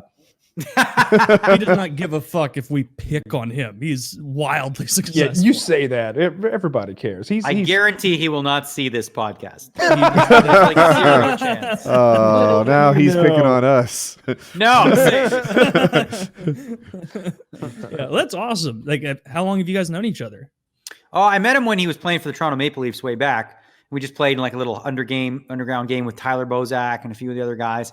And I don't know, we hit it off, and he started to play a lot more Stanley poker. Cup champion Tyler Bozak. Fucking love there you go. Yeah, he's a great dude. Really, really good dude. And I just met him back then, and we stayed friends throughout. Now he's in Arizona and not having as good of a run. The team's doing okay, but he's having he's struggling hard this year. He doesn't have Crosby and Malcolm to pass him the puck anymore, so it makes it a little tougher to score goals. Well, I mean, there's pretty much nowhere to go but down as far as the center quality when you leave Pittsburgh. Like, other than, I guess, Edmonton with Draisaitl and McDavid. But, yeah. Well, is Toronto your bread and butter, your main team that you follow? I grew up in Toronto first 20 years of my life, and I moved to Vegas. I helped bring the Vegas Golden Knights to Vegas. I was part of the founding group to do that. So that's awesome. I've been a diehard Vegas Golden Knights fan, although they tested my allegiance with this random firing of Gerard Gallant. Like, it was very no fucking sense. It was an absolute slap in the face to the people of Las Vegas. It's like they fired our dad for no reason other than we had a feeling. It was really just uncalled for, outrageous. And to hire the one guy who he called a clown in the playoffs the year before and had like a beef with, it was just really weird what they did. And I'm like, I don't know. I'm still rooting for the team, but you kind of like I love the coach, right? So it's kind of like, okay, you're rooting for them to win, but at the same time, if they win, they're people are going to say, well, you see, it's because of the coach, when they were going to be just fine, regardless of the coaching change. So a little bit of a frustrating spot, but I go to all the games, so I'm going to go tomorrow night, and I watch them all. I'm not going to lie, the first year that they came in, I'm a Blues fan, live in St. Louis, and when I was like all about the Golden Knights, I was like, that's so cool. Vegas has their first professional team. And then they made it to the Stanley Cup. Oh, isn't it adorable? Like, they're doing well. If these guys fucking win a Stanley Cup before we do, that is bullshit. That's not fair. It's so funny that you say that, because like before the team was on the ice, everybody was saying this might be the historically bad team, like the worst team of all time. And all those same people, like 3/4 of the way in the season when we're doing good, switch their tune to the rules were not fair, the expansion rules, they gave them a championship team. I mean, like they call themselves the Golden Misfits. And there's something to be said about 23 guys all feeling like their last team just gave them the finger, so we don't want you. To them playing for each other under the right coach who they liked, and they played hard for him, and it was like an awesome situation. Obviously, we would have liked to win, but I think maybe it's better for the future of the franchise that they lost, because now because like if you win in your first year, I mean, Jesus. Like, nowhere to go but down. Yeah. What are your expectations now for every season? Just like win the cup every year? Kind of nuts. One thing that was neat about them is their like pre-game shows for like the playoffs. Next level. Everyone else is like, I don't know, a bullshit light show, and maybe the guy who goes woohoo, Ric Flair. And then these guys are putting on like Vegas shows prior to the game playing. I was like, yeah, step it up. I like this. Yeah. Bill Foley, who's the owner of the team, like for the last few videos, like the intro videos, like he's in them. And it's getting kind of awkward, right? He's just like, because he's like a military guy, went to West Point. He loves that stuff. So it's like him in a chopper saying, like, SR7, pick up the package. I'm like, what the fuck, dude? This is weird, like what is happening right now? So I don't know if they're going to continue to have him in all the intros, because it's getting a little weird now. Yeah. My biggest gripe with them is that they didn't just go with Vegas Knights, that they added. That was a copyright issue. Oh, so really?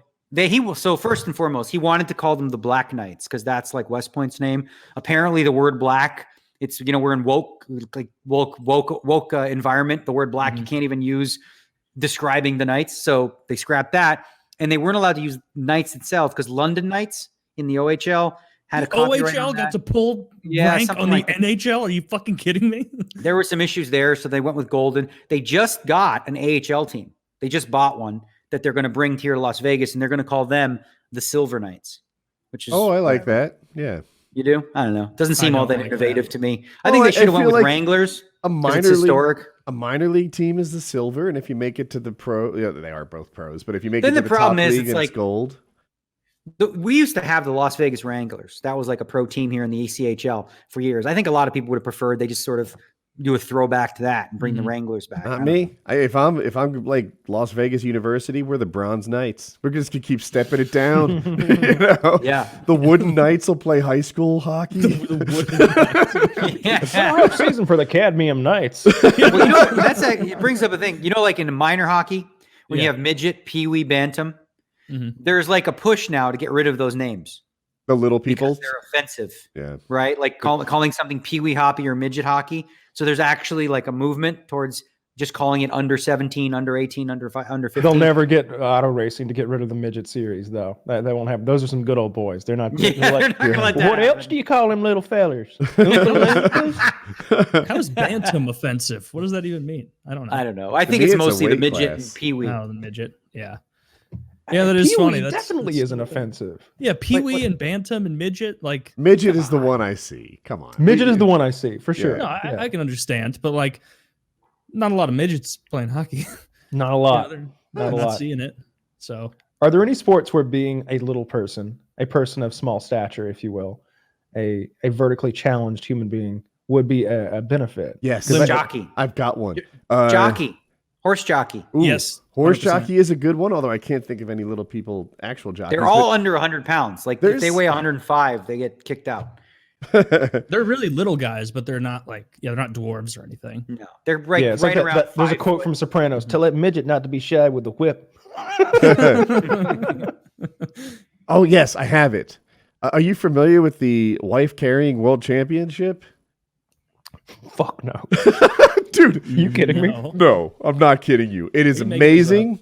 I'm going to get you a little link incoming. We can watch. If your wife's a quadriplegic, it doesn't count. Like there should be some. Oh my god! Look at how he's carrying her. Dude, That's the running style is my favorite part. It's She's just eating ass in that thumbnail.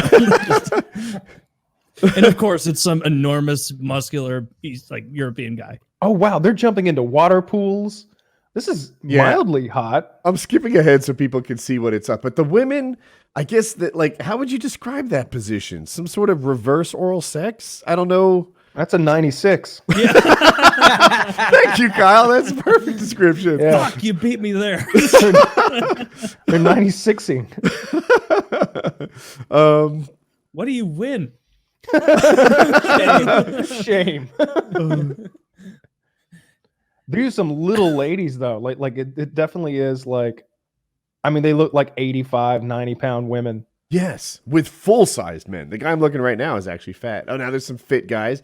But these are like Icelandic powerlifters who I was about to- married yeah, they're Shaquille Finnish, so O'Neal's they're probably wife. like 6'5". Yeah. They do look very very white. Very white. Wow, the girls are hot though at the end. They're one of the right yes. especially. Of course they're Yeah. hot. It's Scandinavia. Well, okay, Taylor, touche. They're Those are some good good point. genetics. But also, if you're going to be in the wife carrying championship, there's no tubbies getting to the worlds, right? But by the No. time That they would be the best though. If like and a returning champion Thor Bjornsson with his wife Peg. He like gets down low. This 240-pound woman. 96 He just onto him. heaves her to the finish line and then runs. right, but he's the mountain and can win with Like the any hammer wife. throw where you like lean back into it and get the We're coming up on the wife throw event. That would be a really. Can you imagine like leading up to it? There's some Finnish guy like, it is only 2 weeks until the competition, and I notice you're having dessert. How am I going to win my Outback Steakhouse coupon if?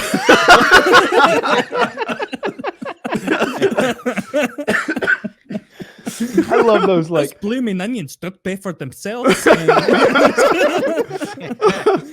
Well, As that's you well know, I make $16,000 a year because I spend all my time preparing to carry your fat ass.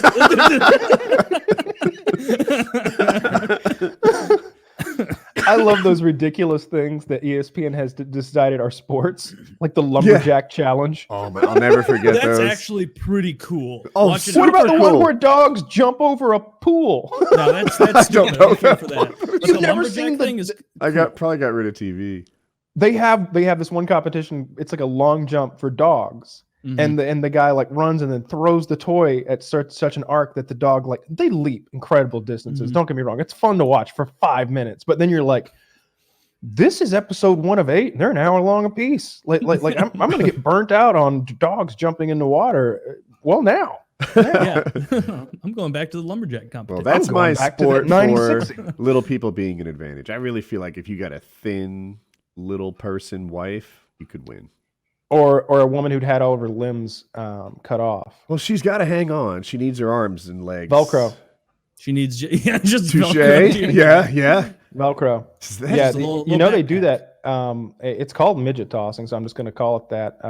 We've watched the midget tossing championships before, and a lot of times they do that thing. You probably got this as a Christmas gift when you were a kid. You've got this little pad that straps to your hand. It's Velcro on one side, and then you throw the tennis ball at it, which is already Velcro-y, and it's fun. They do that with midgets. They've got a big target area of Velcro, and they put the little guy in a Velcro suit, and then they sling him at the fucking wall. So is there thought it was kinda bullseye cool on the until wall? How does this work? How do you win? Pardon? Is there a bullseye on the wall and they just measure where the... They're going for distance. Yeah. They're going for speed. I don't think you need Velcro for that. You could just throw them. Well, it's more for a laugh, the Velcro. They don't stick. See, it seems like it would be mean-spirited, but if you watch those videos, everybody's having a blast. Those little guys love it. Yeah. It's like, come on, let people have fun. Yeah. If that's what you want to do. Yeah. Seems like it'd be really easy to throw your back out in a midget tossing event. You got to have good form. For You gotta who? have good form. For the guy picking up like an adult human, like You that's think still your probably back like 80 hurts? pounds. Okay. I That's really feel... drywall. I thought the little person was more at risk of injury, and I don't think their bones are good. Like birds, right? Very porous. I could be wrong, but I think little people have bone issues. I'm going to look it up. They do. Who Yeah, they doesn't? have like So like do special women. problems associated with it. Yeah, women get like osteoporosis and shit. Yeah. Yeah. There are women tossing events, probably. Well, there are, but they're not That's televised Saudi Arabia's anymore. national sport.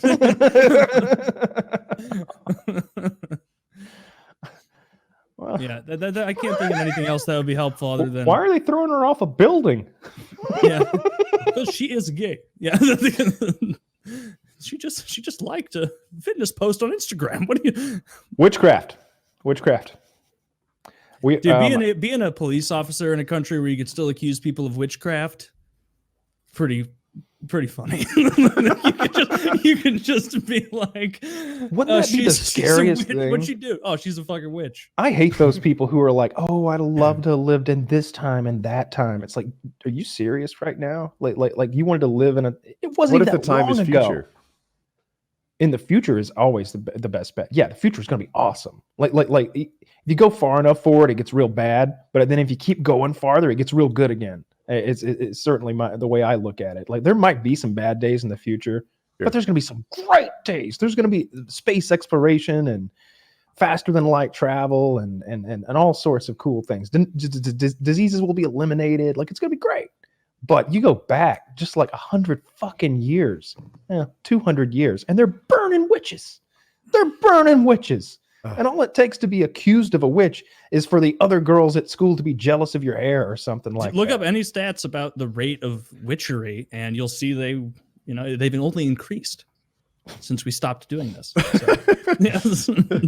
Yeah, I mean, eventually it seems like the future will collapse. Like the planet will decide to say "fuck you" or something like that. You know? That shit's cyclical. Like I said, there's going to be some bad times, but it's always going to get better. It's always going to get better. I saw Rogan talking about how there are some people who believe that all the alien sightings, especially those that we've had recently, where there are actual like fighter pilots talking about seeing these objects that are traveling at speeds that are not possible by a human or anything like that. There's some people who think that those are time travelers. Which people Instead of don't aliens. think that aliens have visited here? Like, because I can't imagine. You guys don't think that aliens have visited here? So by aliens, you mean intelligent life in a spacecraft came, observed us, and left. Yeah. I'm not. I'd so say sure I would about bet. that. I would again. I'm a gambler, so I'd like to bet a lot of money that that's happened. I think that the odds of Okay, that. but how would you How would you prove it? Well, there's no way to quantify it. Well, you drag Yeah, I one mean, of those I don't little live fuckers too out. far from. I don't live too far from Area 51. Okay. Right. And I do know people. So I remember one guy, and I can't name him or whatever, but he used to work at Area 51, and he said, "I can't confirm or deny that I've seen alien life and aircrafts being worked on in Area 51. Like, there's so much evidence, I think, that's almost overwhelming at this point. If you really go down the rabbit hole, and not the crazy rabbit hole of like these weirdos that like saw something in the woods, but when you talk about, people that worked in this environment, like that were actual, military or something like that, talking about all the documents and things they've seen all the way back from like the 30s, 40s, and 50s. Bob Lazar is the best piece of evidence. Yeah, Bob Lazar is a perfect example. That's the Like, I mean, one. he's not lying. Who's When you Bob look at Lazar that- for the audience, Kyle? Bob Lazar was a guy who claims he worked at a part of the Area 51 base.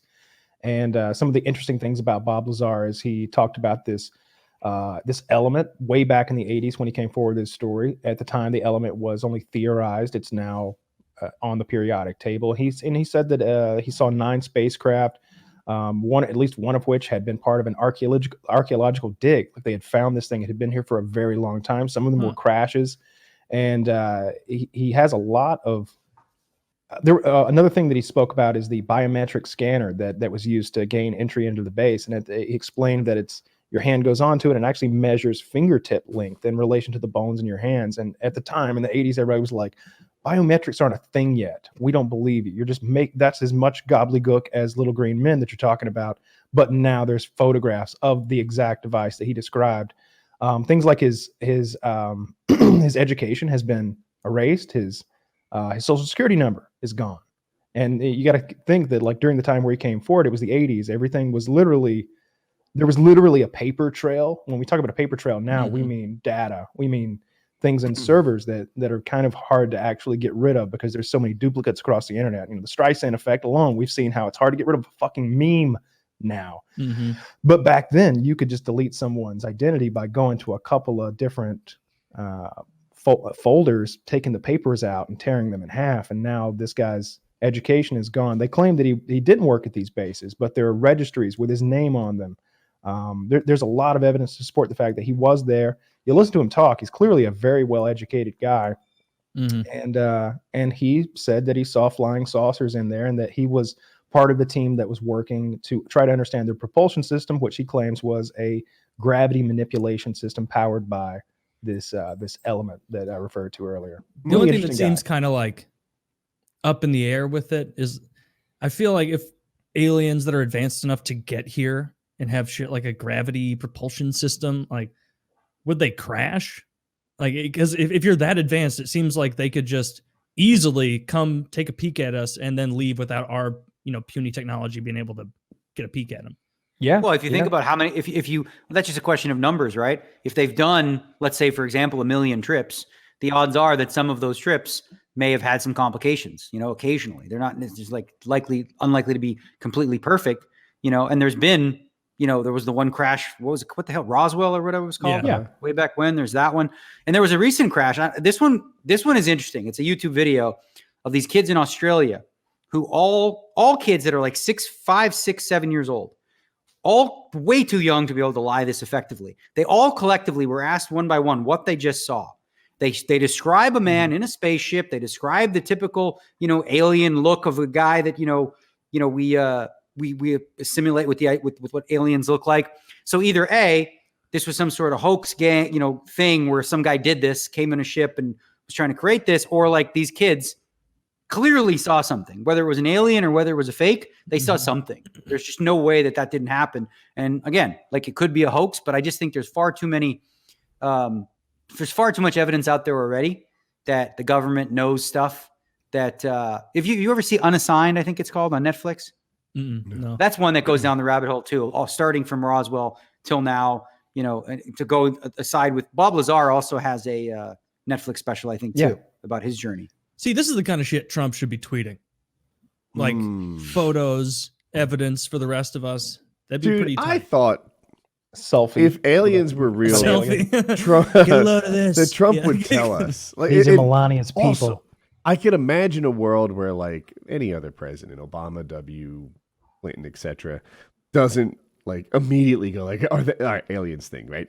I want the inside scoop. But Trump would. On day one, I feel like that was his top priority. Like, tell me about the little green men. You guys were saying that there wasn't a deep state. It's deeper than you know. Get a load of this. And it's just a photo of him and his fat golfing ass standing in front of an alien With the red hat on. Put Put the red hat on an alien. My friend Nurgle made me this driver. Look at it. 1,000 yards every time. That's how I want to imagine that the Space Force thing happened, is that they're like, President Trump, we do have to show you something. I know it's day one, but this is tradition. He's like, Jesus fucking Christ. We don't have anything against these guys, do we? Do you even have laser guns, or is that a myth? Is that a Hollywood night? like, and then he started the Space Force. He thought stealth. Like, he thought stealth meant that, like, the ship is invisible.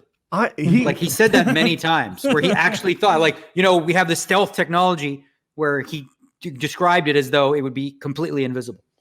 I have to believe that. I'm not the Trump. I'm sort of not a Trump person, but I have to believe that was like a misinterpretation. Like, he might have said that, but he didn't mean it. Or He did said he it let something multiple slip that he times. shouldn't have? Maybe they were like, Mr. President, don't tell him about the invisible ships. Fuck. Stealth. We use the word stealth. Don't talk about the fucking invisible ship You program. just see a man in a sitting position zooming through the sky. That's, like the old Fantastic Four. Like Wonder Woman Woman in the DC Invisible Man comics. yeah. Actually, I'm in the Sitting there. bathroom of the Wonder Woman jet. Oh, have you seen that cartoon where she goes to the bathroom in the I think invisible that's Family ship? Guy. Yeah. Yeah, that's fucking funny. Yeah, I don't know. I've never really delved too much into the alien thing, like in Roswell. I genuinely don't know. It seems like maybe I don't buy that they've been here, but they definitely exist. People definitely smarter than exist, me in my have opinion. said that it's almost a mathematic impossibility, right? There's this many stars, and if this many stars make it up 10 planets, and it turns out 1 in 1,000 of those planets is habitable like ours, there's just so many that some of them have to have followed our It would be trajectory. pretty arrogant to think, in the universe being as big as it is, infinite, that we are the only planet that has any form of life. It's just, But it's if almost, that it's was the basically an scenario, impossibility. that's what they would think. It would be like looking at a forest and be like, you think there's any birds in any of those trees? Yeah. Yeah, probably birds in lots of them. Well, we can't really see them from here. We'll point them all out. And it's like, well, What about this tree? No bird in this tree. That's one tree. It's a forest. I think there's definitely intelligent life. I think there's people like us out there with like a bunch of like fucking octopus limbs or something like that, wondering if we exist, or maybe they've been here and they're like, have you been to the monkey planet? Those guys are ridiculous. I would just hope that if it ever did happen where aliens showed up, that we're the taller and sexier group. I hope we don't make That an would asshole. suck if it's like, yeah, we are coming from planet Iceland. There's a group of those beautiful people. with 6'10". They call them the tall whites. Have you heard of the tall whites? Google the that. Greys, the tall whites is a thing, which is they're an alien crew that come from that area, the Scandinavians. So you're like, what you're describing is actually a thing. In addition to the little green ones, they've got the tall whites who I only want supposedly them- walk among us. I only want them to show up if they're uglier than we are. They can be smarter. That's fine. But I don't want an alpha male group of Icelandic looking guys coming and You don't want a bunch of Thors. Like, no. yeah. Getting all the pussy. Bjornsons. Well, my biggest fear would be that our leaders made us look foolish. Wouldn't you be on pins and needles if they actually showed up, and let's just pretend they're going to land in the United States? I don't know. And they're like, all right, bring us your leader. And we're all like, Yeah. About all right, that. let's talk about this. Do you mean our technological leader? Because we Just got send this him guy Oprah. Musk. I don't know. Right? Oprah. Just send him Oprah. Here's our leader. I don't know. Do you mean like maybe the leader of the NHL? Because we've got a couple of good old boys from Canada, but if you have to be like, Mr. Trump, the visitors, they want to see you. Like right. Trump instantly leads with this bullshit over macho handshake, and we're like, fuck. he's jerking the alien around. His He's tentacle. pulling him over. He pulls the lip off. It's like, Jesus, Trump.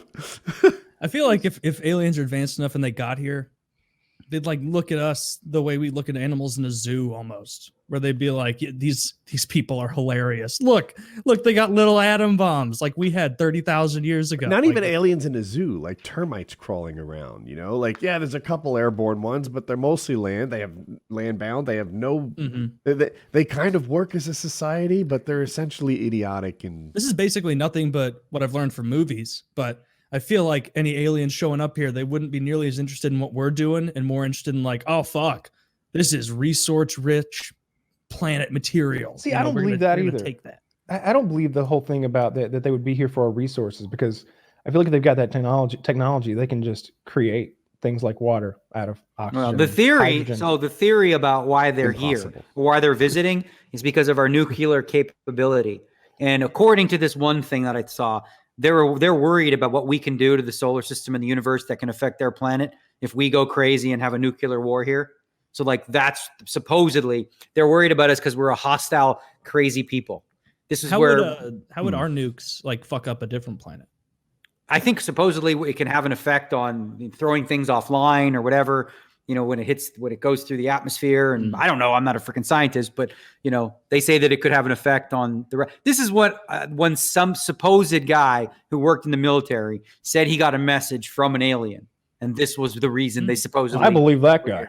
Yeah, right. I mean, let's get that guy on the my show. thought process would be like if they're actually visiting, then there's got to be a reason why they haven't landed and been like, hey, we're here. It's got to be because they think we're assholes. yeah. And they don't think we're ready to even boring. talk to them yet. that was my personal theory. I think it's We're boring. not boring though. Come on, you know that they wouldn't think we're fucking interesting. No. I find think termites we're fucking boring. nuts. I find you ever earthworms seen- boring. I find all these things that are light years below me to be uninteresting to watch for more than a They few don't have Termites culture don't have that- shit like bum fights. We have culture, like I don't think it's. I get the comparison between a higher being and termites, and I get that. But we have culture, right? We have comedy, we have entertainment, we have a lot of things that I feel like we would be interesting. Like even if we found some like early hominids on fucking Pluto, and we were like, they eat their own shit, but god damn, are they some good comedians? Like look at this slapstick. They invented slapstick in the year 40. I hear we'd be you, but I into feel it. like their comedy would exist on such a higher plane that they wouldn't consider ours funny. Like when I look at If they don't like cum jokes, I don't want them coming. Mm-mm. Yeah, no, I don't want them here. Yeah, okay. Yeah, I hope there are aliens, and I hope that someday that we find out that they're real and we get to talk to them. I just hope they're friendly. I hope they're friendly too. I hope they don't want to like turn us into some sort of slave labor or like eat us Either, or like, something. Wouldn't be Like, surprising. It's kind of what as a society we do to animals now. So if they saw us as animals, they'll put us in factories and use us like in Matrix and use us as batteries to power. what if they wanted to eat us? I have this hope why that, not? that we're That's amongst bad. the least useful slave animals on the planet, right? First they get the horses, then they get the sheep and the goats and all sorts of shit way better than us, lions and bears. No, because I would make a great pet. We can use tools and shit. Like they can just use us. I guess. We're I also don't the know. best long distance runners on the planet. They put us on some big hamster wheels, just grind it out, boys. But when it comes to I know we dragging shit discovered around, we're gravity terrible. inverse formula, but let's use these runners to get our ship back home. That's literally the premise of that stupid fucking John Travolta movie that's based on the L. Ron Hubbard novel. Dianetics? It's a different one. That's the one they based their religion on. It's one of his actual science.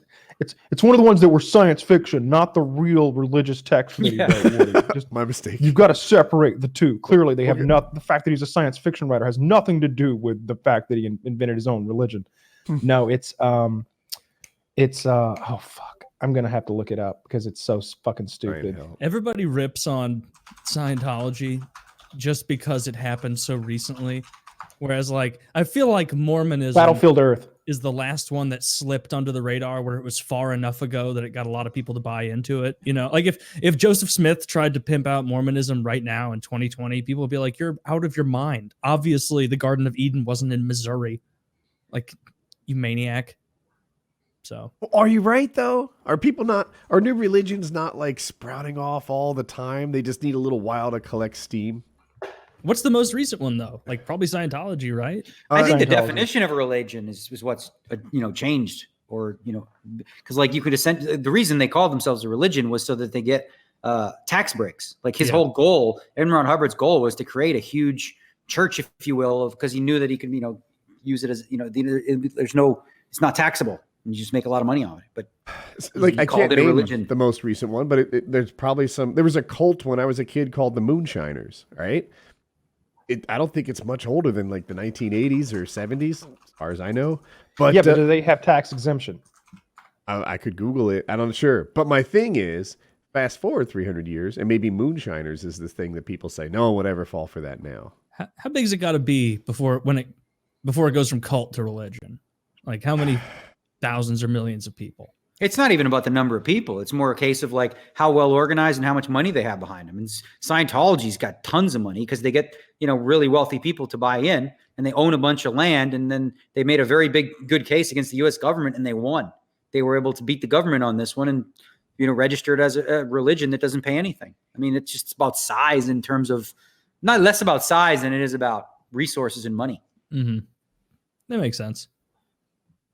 Yeah.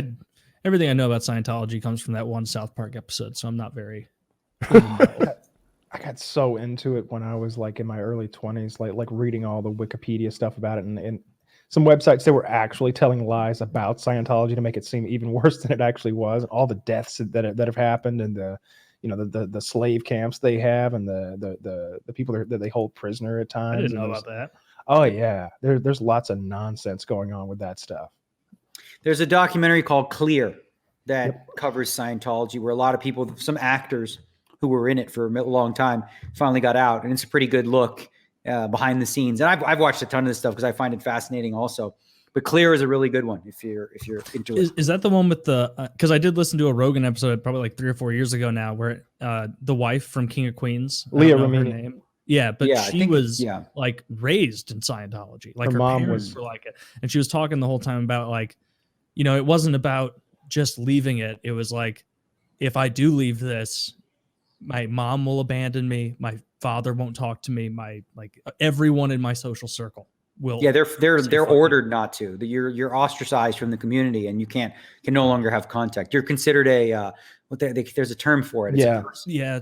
Fuck. Despondent person, or a low, like something. You're an asshole, basically. Yeah. They're like, yeah, if you question it. Yeah, she explained like when she finally ascended to the level where they let you read some of the sacred texts that L. Ron Hubbard made up off the top of his head, probably stoned out of his gourd. And her mom is with her, like they're wearing some sort of special like get white gown. They've gone through all these biometric scanners down to the vault. They've opened the big book, and the mom's standing there like, yeah, read it, yeah. And she's like reading about Xenu and the intergalactic war, and the body thetans being cast into the volcanoes, and the spaceship. Wait, South Park wasn't lying? Yeah, she's reading that shit you saw her in the South Park episode, and she's like, for real? And the mom's like, can you believe it? And she's like, no, I can't. I'm $300,000 in. Funny. So you say this was written by a science fiction author? Yes. Yes. This would be like if Gene Roddenberry just randomly started a religion in the 70s. Like nobody would have bought into that. The fact that he got away with it proves that he's one of the best con men ever. To transition from sci-fi writer to writing your own religious text and selling it as fact. And it happens to be so sci-fi based, right? It's about aliens. It's an intergalactic alien story. It's no more ridiculous than Star Wars. Like that's when you get deep, and you're allowed to like have that cover, you're the access to that information. But at the outset, the reason that it works so well is because they mask it. It's just like, first of all, it's like an act in LA. What they did was like come for an acting class, right? Free acting class. Then at the end, they would try to like sell you on this thing, and when people would go, they would hook them up to a machine, which is like it's essentially a lie detector test, and then they would just have this person divulge a bunch of information about themselves, kind of like going to a therapist. Now, these people would feel good, right? Because that's what happens when you go to a priest or you go to whatever, when you like you let go of certain things, you feel good about yourself. So now they attach that to this program. The reason they keep all this stuff, because they record it and keep it, is so that they have dirt on you. Like Tom Cruise, if example. Like if he ever wanted to leave, they have these tapes they would release and they threaten him with it. Any people that do try to leave, they have people follow them. It's like very intense. There's another really good documentary about transformational work called The Life and Legacy of Werner Erhard. And in that, they show what Scientologists did to Werner Erhard, who was trying to do something. He took things from Scientology. He wasn't a Scientologist, but a lot of people in the early 80s were moving towards that and away from Scientology. So they decided that they were going to try to ruin him. That's kind of what the doc is about. It's really good. It's interesting. That whole having things on them I feel like the government does that on people. They get a thing on you and you get trapped and you're unable to do what you want to do. And that's what the entire Epstein thing was. Isn't that what Lindsay Graham is in? Like isn't that Lindsay Graham's case right now? I'm a straight male. Yeah, right. And I love Trump. Straight as the day is long. You know, they should like put him. They should sit him down and just show him pictures of pussies and just see how he responds. He's like, "Oh, I don't care for that one." No, it's not because it's a pussy.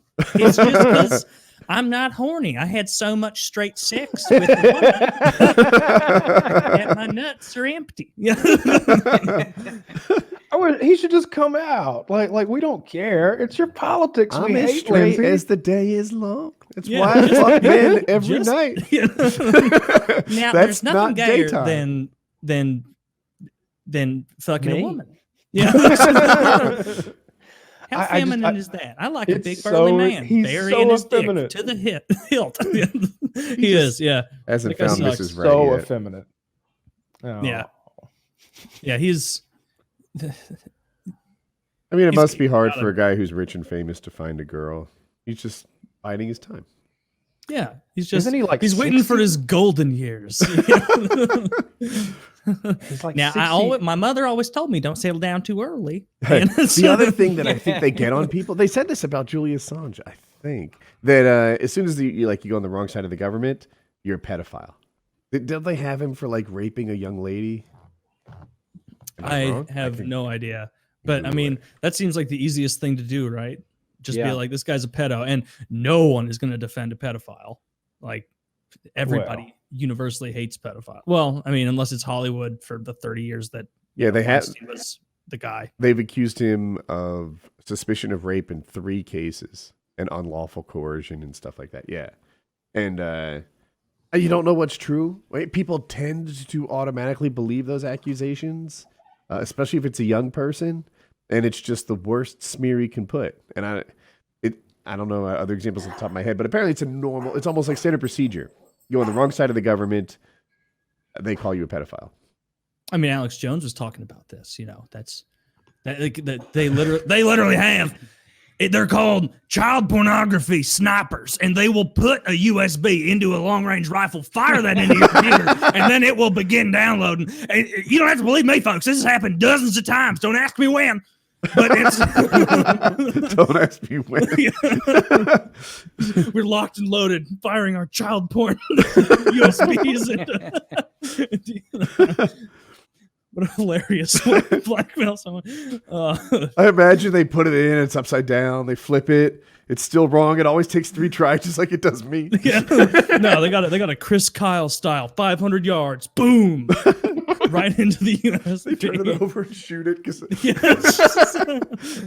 I believe they do that though. Did you ever because- see the Alex Jones? Because that was a really good impression where he had like this. He was selling this product, like this weight loss product. So he was shirtless, and then he was shirtless like 2 months later. And like the only thing that looked different about his body was that he was red. Yeah, Like he was sunburned in the second one. It's like you're still just as fat as you were. That's my passion. Now you're red. Cream. Yeah, fundamental misunderstanding of what that product was trying to do. That is a reddening cream, and you will also notice my neck was thicker. That's my neck thickening salve. Be sure to buy that on Infowars.com/give me your money, retard. let Alex Jones back on social media. Come on, it's so funny. Stop. Someone's got to take Limbaugh's spot. I was about to say, there's about to be a big opening over there. Somebody's going to take Limbaugh's spot. Yeah, I've never listened to his show even once. You've never listened to Limbaugh? No. He's good. He's a misinformer. I hear he's like entertaining. He's very entertaining. He's got a good flow. Kind of guy. I guess on the radio you have to be a charismatic. He's great at mocking people. Like from, you know, he's holding all the cards, right? So it's not like there's anybody there fact checking behind him. He's just pushing, just bulldozing through with like facts. It's great. It's really funny because he's got that flow and he's got that voice and you know. To me, we're gonna take a break now. When I come back, I'm gonna tell you about how the liberals are killing babies. Be right back. He invented this style where, like, I'll take your tape, Taylor, and then stop it, call you an idiot, you know, say a bunch of things that are or aren't true to like rebut your point, reject your point, whatever, and then play a little more of you and continue on. He used to just make stupid faces while the other person talked, right? And it's not a debate. I'm not describing a debate. I'm talking about playing your video and then talking shit about your video as if it was a debate that I was killing in. And then people had to be doing that way before him. Right? I don't know. I hadn't seen that before him. He's the biggest and the best. His radio show was enormous. Yeah, and he had a TV show back in the 90s, maybe. Yeah, his TV show or 80s was huge. And that's what he would do. He'd just play your thing and then make dumb faces while you spoke your piece and then, you know, sort of smack it down without an ability to get back. He's very good. Very entertaining. Who's got the best job is that guy, Pat Robertson in the 700 Club. He's like a multi-millionaire, and all he does is like just call people demons. Yeah, like that's got to be great, right? Did you see the guy who's like trying to sue the NFL for $787 billion because it affected his path to the kingdom of heaven? Ooh. You didn't see this? No. So he's trying to sue the NFL because the halftime show, J-Lo and Shakira, you know, they were like dancing and they were fully clothed, but he's furious. It was like, I've watched it. He literally says, I want to sue for $780 million because he said, what did he say? He said, my 12-year-old son, who's just getting to know his, penis. his hormonal, stuff. He was hormonally aroused without my permission. And we didn't know was there any warnings that there was going to be any of this? And like, so this is the halftime show with the butts. Yes. That's fair. I always text my dad for permission before I fuck. You got to watch this video if you find it. I text your dad too, and I appreciate how liberal he is. That's be so funny. He's like, and it is inappropriate for you to do that on there because my 12-year-old son walked in on me beating off to Shakira's ass. It is the onus of this is not on me. No, it is on everyone else. That's hilarious. I don't. You know what? I think he's probably going to lose that one. Oh, I think he's got a solid case. It's a pretty good chunk. 786 million, I think, was exactly. You're a betting man. What do you put the odds at? Yeah. Well, considering who we've got in the Supreme Court now and the way we're headed, maybe he's got a shot. Who knows? I don't know. That would be hilarious. The NFL goes bankrupt because one guy was beaten off that show. Goodell coming out. I'm so sorry, but we got to fold it in. Have you guys seen the XFL? Yeah, we've got a team. Woohoo! I'll go watch a game. Dude, I'm excited about the concept of the XFL, right? I don't know what this one has going on compared to the last one, but at the beginning game, there's a coin flip, I think, to determine which the kickoff goes. They used to have two people race to the middle to get the ball. That's a great idea. That is a really fun way more fun than a coin flip. Dodgeball love it. Wait, what'd you say? Dodgeball rules? Dodgeball rules. Okay. Yeah, you gotta run to the middle. And I don't know. There's a lot of things that they can do. The hotter the cheerleaders, that would be good. The racing one, because then you look at a guy like Usain Bolt, and you're like, okay, I know you can't catch the ball. I know you can't play football. Just do this part for us. Get us the coin. You might earn a roster spot for that. Yeah. You know what else? There's no fair catches, so guys are gonna get fucking pummeled.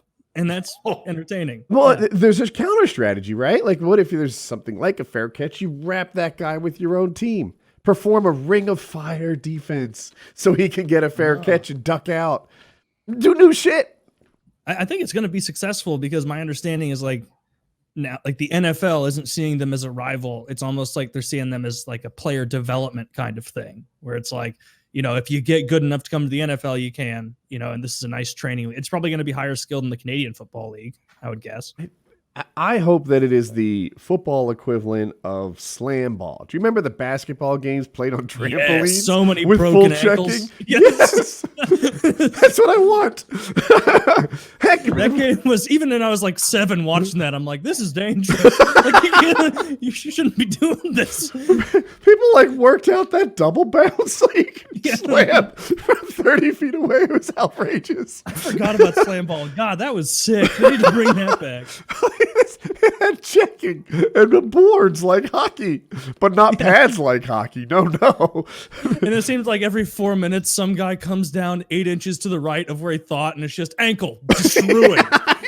Just talking about slam ball. Yeah, with the trampolines. Yeah. I always liked when they would fall wrong and their leg would go like up to the hip between the padding and the and the trampoline, and they'd just be stuck there, and the game would just continue. There should be a safer version. They can remove the trampolines and put in those indoor skydiving rigs that just blow you up. You ever done one of those? I haven't. I've heard it's exhausting. Nah, I don't think I didn't feel like it was strenuous at all. It's just really fun. Okay. You're in a tube, and everybody kind of gathers around the margins on the outside on pads, and they crank the volume of air up to match your weight, so they can kind of make you weightless, and then you can bounce off the bottom, which is like several mesh screens that are bouncy, and you can do all kinds of crazy like flips. And could you do flips and stuff on your first day, or were you just struggling to? Yeah, okay, this isn't what I expected. No, what I expected was it was hard just to not slam off the walls and fall down and maintain anything. And doing flips was an advanced thing. I also expected that, like, I think they told me that it's expensive. It's like $100 for a minute, or like $200 for 5 minutes. But you might not even want 5 because a minute's enough. Like, that's what I was told. No way. No, I went to a place in, I think Gatlinburg, Tennessee was the first one I went to. And then I went to another one called like Sky Zone or something in Atlanta. Uh-huh.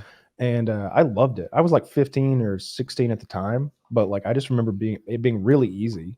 And like having lots of fun. I don't remember my dad was obviously paying because I was 15 or something, but like, I don't remember it being like, I don't think he would have paid $200 for 5 minutes of me floating around in a tube. I don't think. My thought process was it was maybe like $50 or. They have one not too far from here. Like, call it an hour that I can try. It might be worth it. It's fun. I loved it as a kid. I haven't done it like recently or anything, but it was always a lot of fun. You know, you get in that like wingsuit, and the little kids I noticed had like Batman themed wingsuits, and even as a teen, I was like, wanted mine all red and fucking white. Why don't I get the Batman suit? He looks looks like Batman. I look like Robin. What kind of crap is that? It's red and yellow and green. Yeah, that shit was fun. I like all those like tourist trap type things like that. I've done the fandom skydiving, like from a plane. I think I've talked about that on the show. And that was a good time. I enjoyed that, but I'd like to try the other.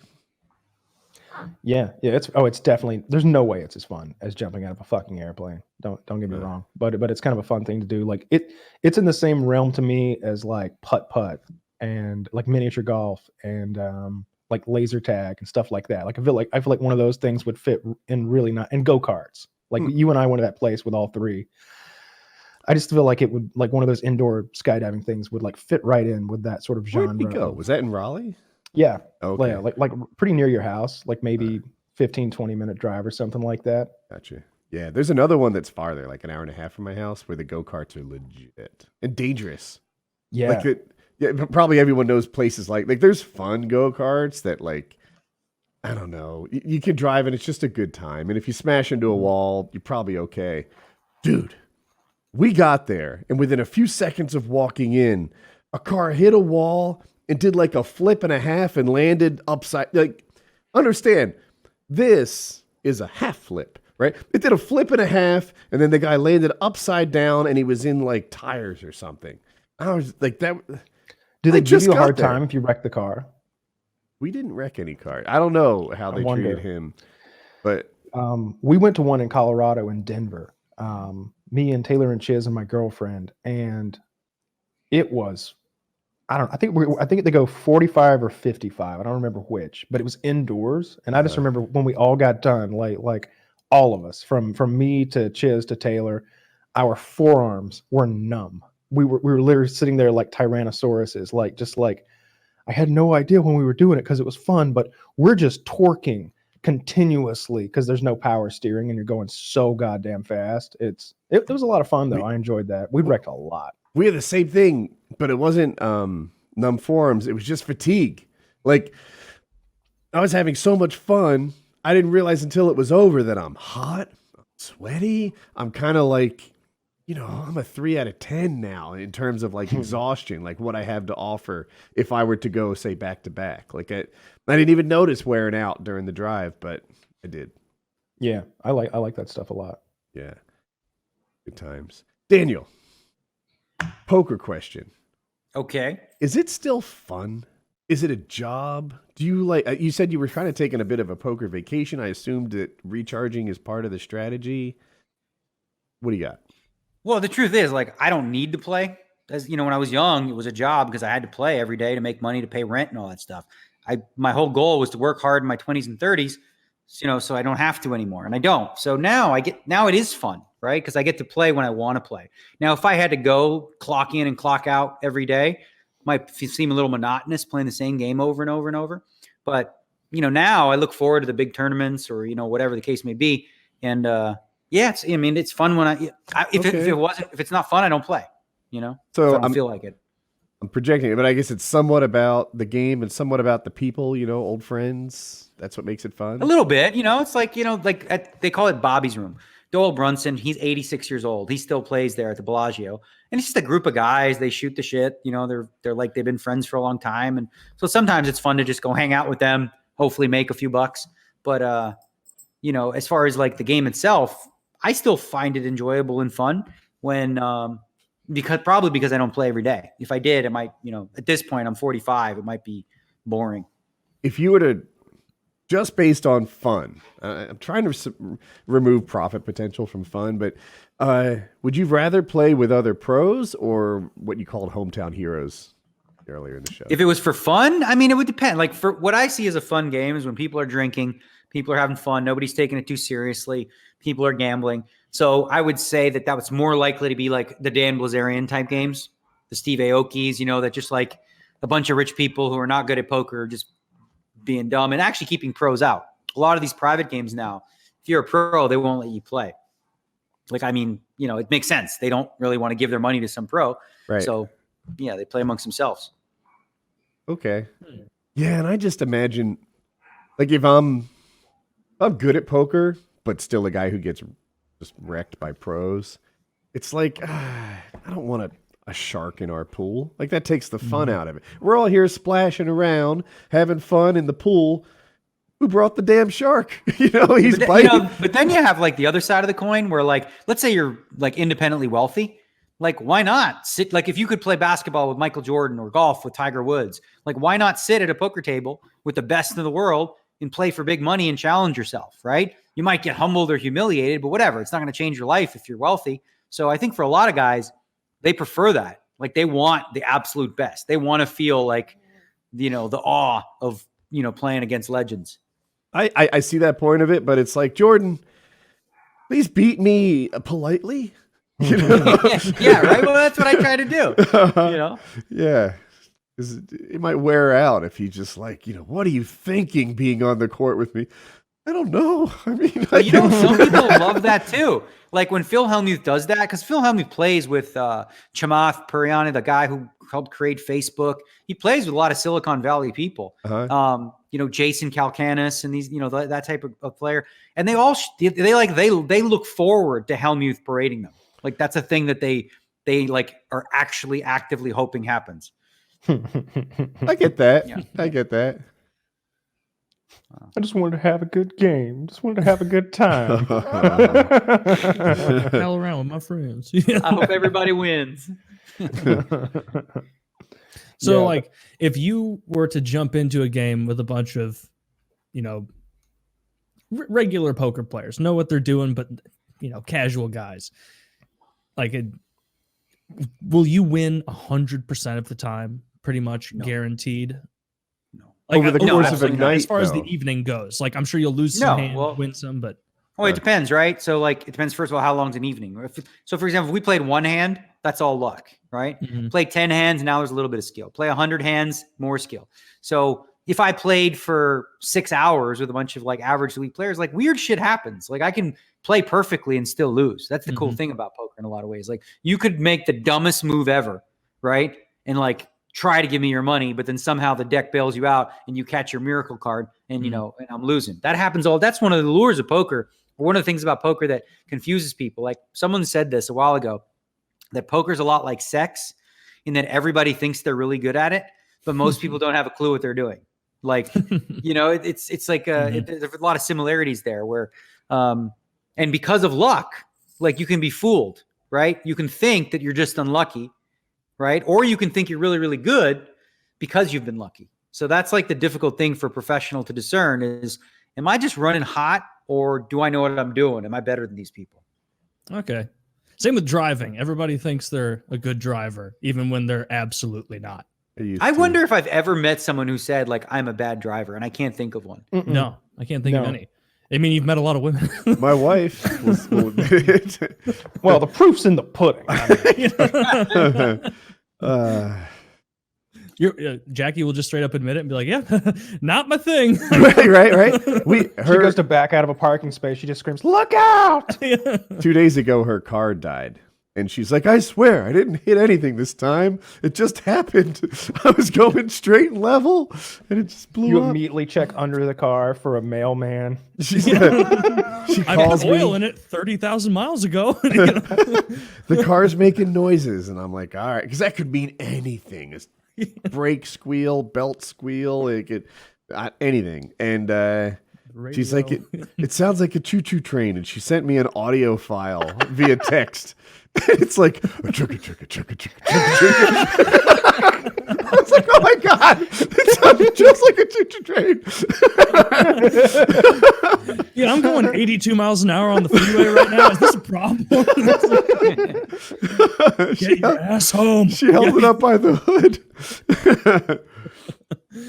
Hit me good. Hit me good. It's just valves going bad or something. No, it was I popped the hood and looked at it, and right in the front of the engine, there's a big pulley with the fan on it for the radiator.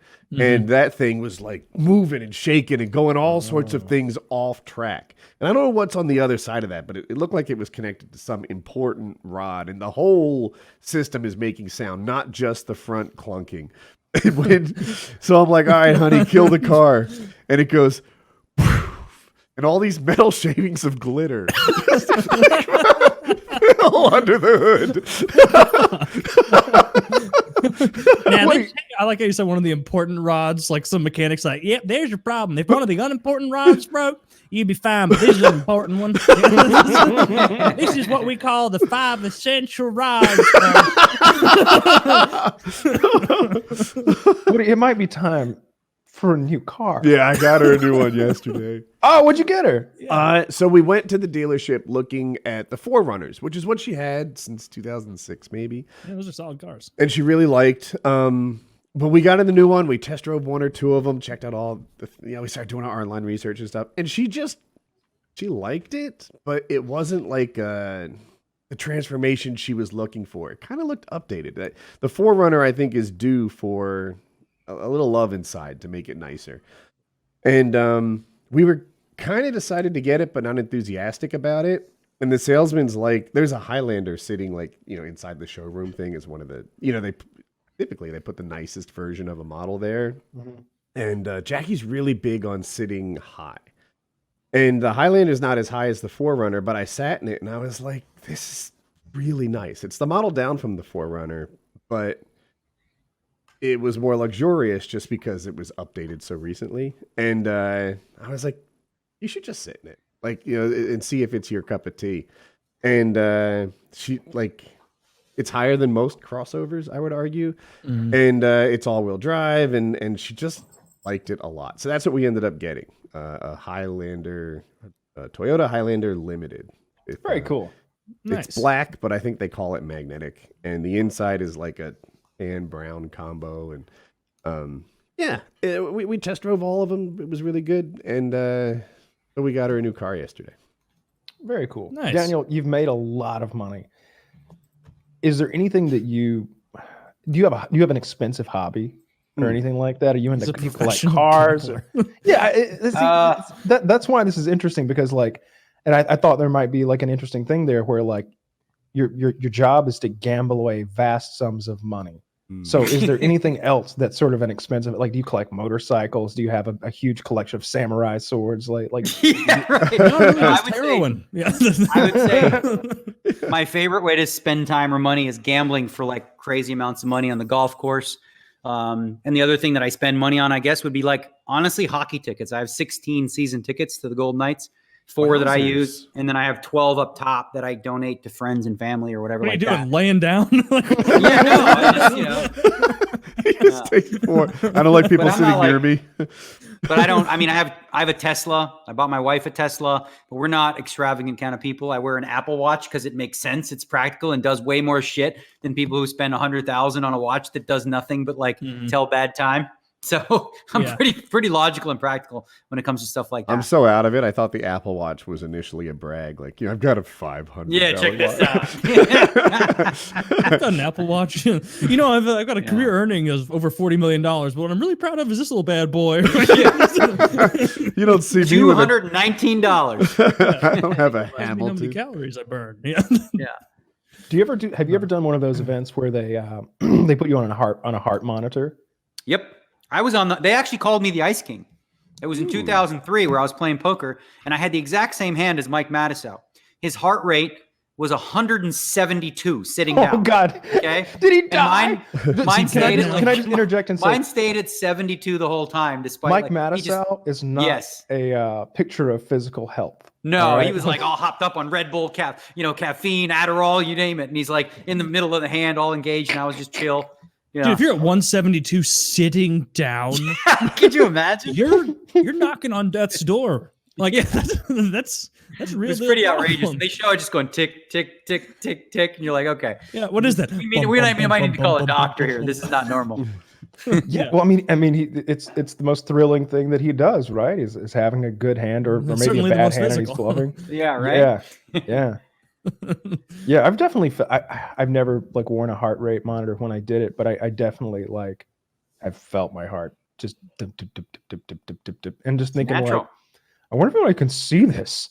Yes. Can they hear it? Because it's Yeah. just it's pounding in my ears. That's what makes poker so great, or any game that can get that reaction out of you. Is something I love, but I guess you don't get that. It sounds like I'm not like, I mean, I get it occasionally in big tournaments, but you guys were talking about jumping out of a plane and how awesome that is. That sounds just fucking stupid to me. Like, it's just like, I get how some people get adrenaline rush, but like, oh, let me just do this thing where I could die a horrifyingly scary death for a few thrills. Like, it doesn't do it for me. The idea of bungee jumping, silly. Like, I don't get thrills that way. You know, having a putt for a big number of money, like a big amount of money where it's all on me, that's where I get my thrills. Definitely not jumping out of planes and all that other crazy stuff. Yeah. Do you ever get to play with any famous guys playing poker? I know Jordan is a notorious golf gambler. Oh yeah, I mean, I've played poker and golf with some different. You know, I played with some guys in the pro tour, Scott Piercy and whatnot. But as far as poker, like a lot of big celebrities, Ben Affleck, Tobey Maguire, they were kind of like into it before everyone. You know, when it was really hot and really cool. Maybe tapered off a little bit or playing in private games. And I played like with Leonardo DiCaprio and all those guys back in the day. Do you ever sandbag for golf betting? It seemed like that'd be the strategy. Everyone does. Everyone does. Like, except me. I was the only person in the poker community that had a handicap. Everyone else says, "Oh, I shoot about bogey," you know, and then you play with them, and all of a sudden, like, "Oh, wow, 75. You just had a good round, huh?" Like, I played 4 days in a row with a guy who said, "Well, I just had the round of my life." It's pretty. It's pretty convenient that like every time I play someone, they have the round of their life. Huh. I've never gotten into golf. Boys, I gotta pee and I gotta run. I think Yep. I appreciate you coming on, and you were fantastic. Yeah, we really enjoyed you. Yeah. Do it. Well, boys. thank you very much for coming on. It was a pleasure speaking to you. You got it, guys. Have a good one. Yeah. Good night. See ya. Let me do a quick advertisement. I really enjoyed Daniel. Yeah, that guy's awesome. This episode of PK is brought to you by a company that we have a lot of personal experience with, Postmates. You know what's great about eating your favorite thing? It's your favorite thing, and you're eating it. You know what's not so great? Getting it. And the only fast things that deliver are not what you're craving. Introducing Postmates, the app that adds a delivery option to all of your favorite restaurants. Imagine anything you want to eat delivered. You don't have to drive, park, or even talk on the phone to order. Imagine anything you want to eat delivered. I just said that. Just download the app and order 24 hours a day, 365 days a year. Postmates will bring you what you want within the hour. You can even see where your food is and track your driver. If you forgot those eggs, maybe your milk, no problem. Craving a tasty burger? Check. Looking for the perfect bottle of red wine or a summer beer? Order up. Postmates is your new long-term Munchies booty call. For a limited time, Postmates is giving you $100 of free delivery credit for your first 7 days. To start your free deliveries, download the app today and use code PKA. That's code PKA for $100 of free delivery credit for your first 7 days. Save the hassle. Get the food you love fast at Postmates with code PKA. Big fan of Postmates. Make sure you use that code. Just make yourself a new account maybe and throw that code in, and you're gonna get a lot of free deliveries. Get some tasty treats for yourself. I think- you know what, guys, you deserve it. Did you get your Postmates credits on your account yet? Oh, I haven't checked. I probably have. Yeah. I gave Chiz the wrong email, so I have no idea. Why would you give him the wrong email? I've got like 3 or 4 or 5 emails I use, and like I accidentally gave him the wrong one. So I think I got it corrected, so it should be on there in a few days. We'll see. But they said they wanted to send us some credits. So I got my DNA test back. Yes. I've got Please tell me, ask you about this. I've got a few screenshots here. So here's the one that's sort of the broad strokes. If you want to show people, let me make sure I'm not oversharing. Mm-hmm. I was surprised when it said you're 5% gay. Yeah, shocker. That's what happens when you ejaculate in that cup. That would be a hilarious, inexpensive bit. It's just send him a cup of cum. Yeah. So, man, you're white as fuck. I'm just making sure you're not fuck. oversharing. Last name's fine to share. Yeah. I know it's out there, but White as fuck. Yeah, they're court records. 99.7% European. All right. British and Irish. 90 is 63%. It seems like most of my ancestors hail from mostly Irish. London and Dublin, Ireland. Yeah. 16% French and German.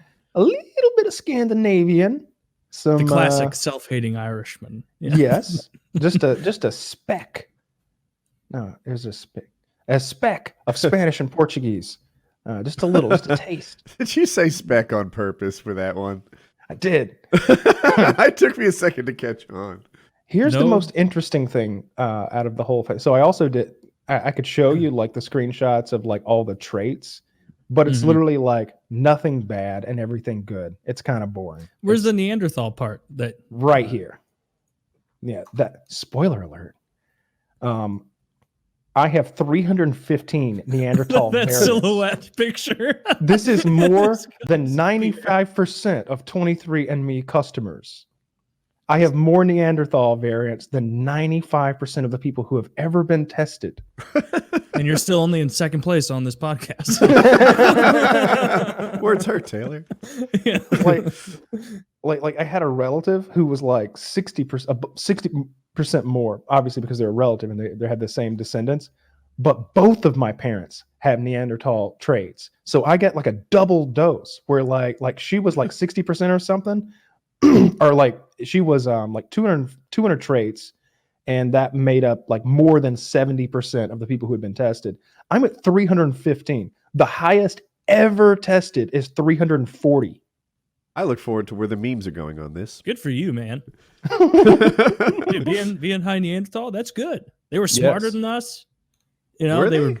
Yeah. See, like the whole reason there's the meme of like, oh, these idiots, is because the first skeleton we discovered of Neanderthals was an old person with like crippling arthritis and back problems. And so that kind of took over the cultural zeitgeist of like, oh, they were all hunchbacked and dumb. And when in reality, like I think they had quite a bit, like significantly larger. Why did they lose? There were more of us. Yeah, we outbred them. Like we Kyle, bred Kyle, with Kyle. them and then fucked them. I don't think you should be saying more of us. In your case, it's more of them. Yeah, They just outworked us. All right, you We humans fucked were them into going hard submission. in the paint, and we'd have 1, maybe 2 children. You'd have 8 or 10. It was crazy. You'd take our women, mape them. well, you're not going to get a lot of kids if you are murdering them after. Well,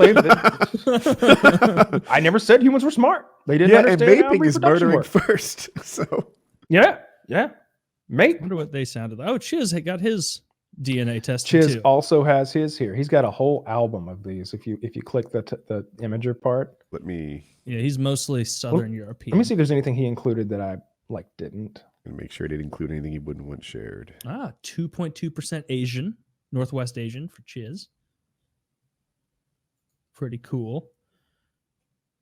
Yeah, I did the $100 upgrade, so it tells you like all of the diseases that you could possibly be likely to get, everything from Alzheimer's to certain cancers, different kinds of blood diseases and brain diseases. And I would have included that, but it literally says no traits. Like for 2 pages, it's like nothing. So like, there was one about like what kind of earwax I would have, whether it's like chalky wax or if it's like runny, sticky earwax. I mean, you're white, so probably the waxy, sticky kind, right? Sure. Things about baldness, back hair, earlobe attachment or detachment, the length of your middle finger or something in relation to your index finger, lots of stuff like that. That's just like boring shit. And I was just like straight across the board, like no bad things and all good things, frankly. Why does it say here that you have a tiny dick? Well, they made me measure it. That's one They thing. didn't They're ask spitting for a that compliment. measurement, but I did include a couple of Polaroids with my spit sample. I wanted, And I wanted to cover all my bases, so I sent a stool sample as well. They were disgusted. So to be thorough. I'm behind the. I like triple check to make sure it was okay to share Chiz's results, but so I want to go over again. He's mostly Spanish and Portuguese and Italian.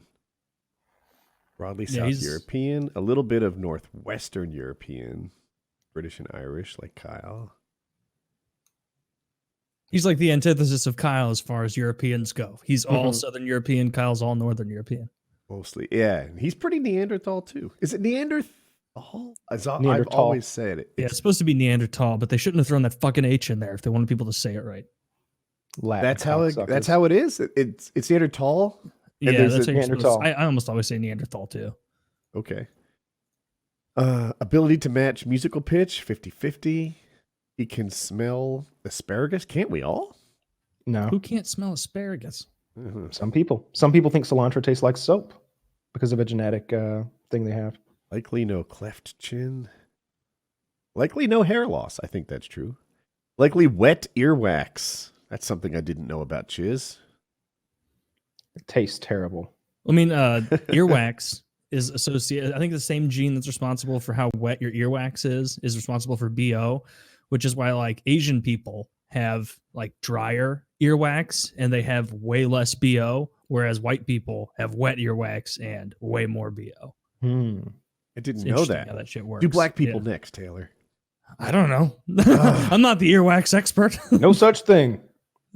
Yeah, black people don't have earwax. That's a racist trope. Yeah, that's really interesting. Well, I mean, you didn't get any like anything that lets you say fun words, so that kind of stinks. Oh, He can make 0.2 fun of the Irish. That's true. You already didn't doing scroll that, though. hard enough. 0.2% sub-Saharan African. Ooh, my brother. Dude, there is no way. That is an error. Yeah, I'm looking right at you. What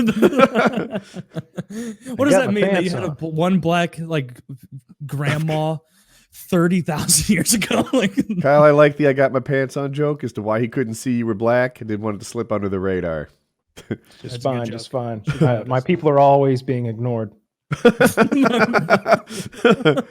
my brothers. Chiz is CT, most common for elite power athletes.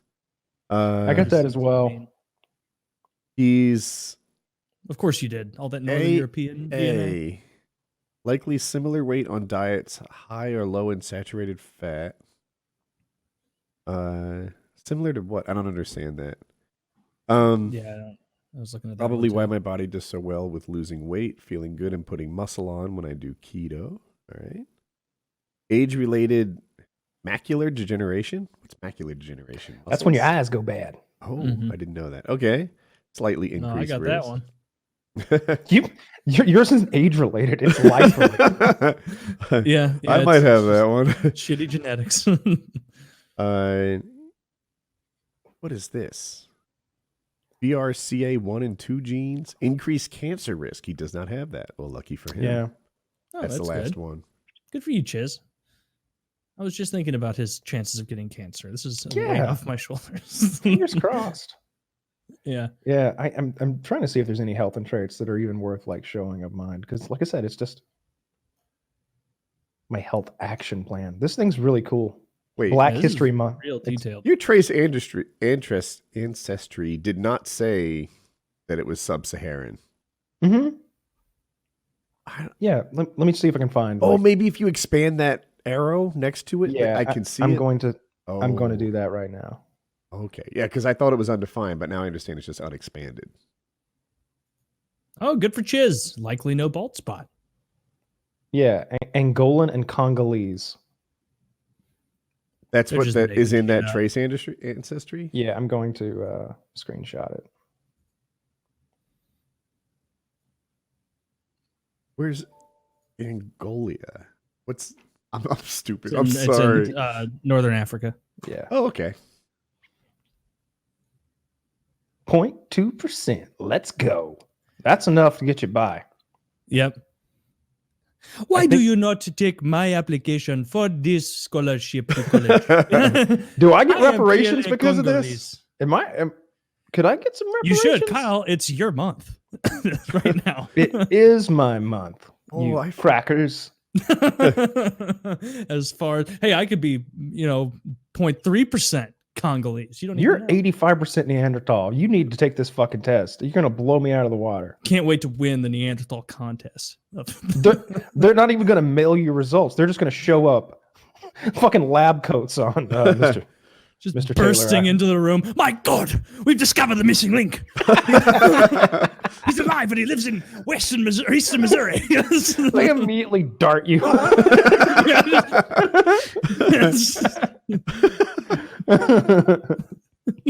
Look at the size of this cranium. He's fucking measuring. We thought bones this thick were stuff of myths and folklore. You ever see that?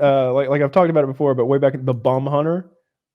yeah. have. When Yeah. you get the Bum Fight DVD, you'd also have some clips from the Bum Hunter every now and then. He'd dress up just like Steve Irwin. He's like, "All right, got a big buck here. He's hiding out behind this refuge. Yeah.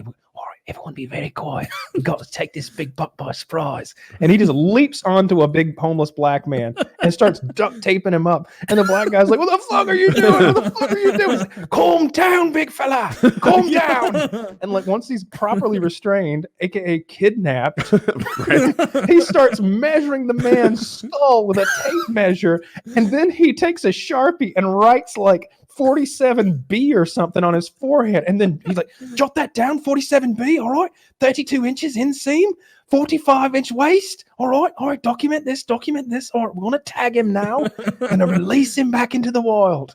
Fucked. Piercing a homeless guy's ear with a tag. They wrote on him with a Sharpie. That was how they like tagged him. It was That It's is really so mean. I fucking hope funny.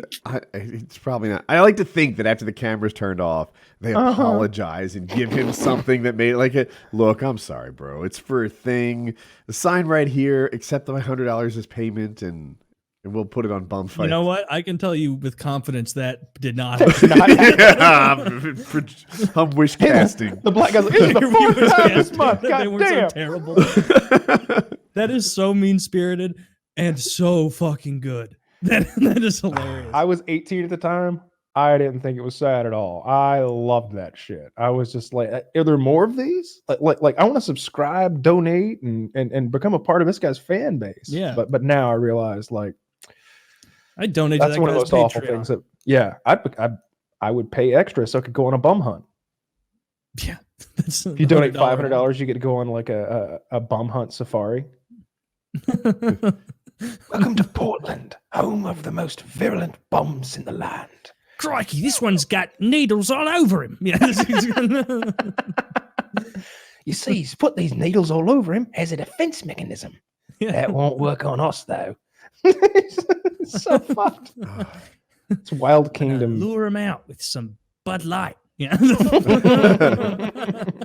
Opioids. Yeah. Yeah.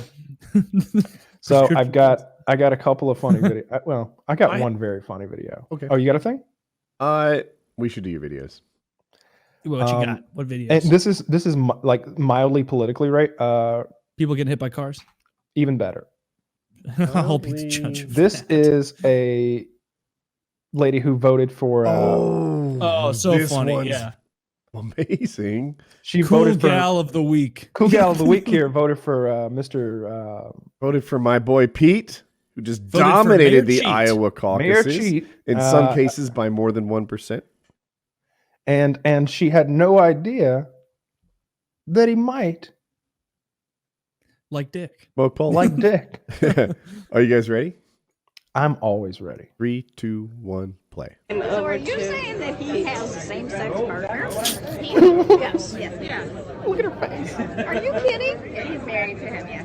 Well, then I don't want anybody like that in the White House.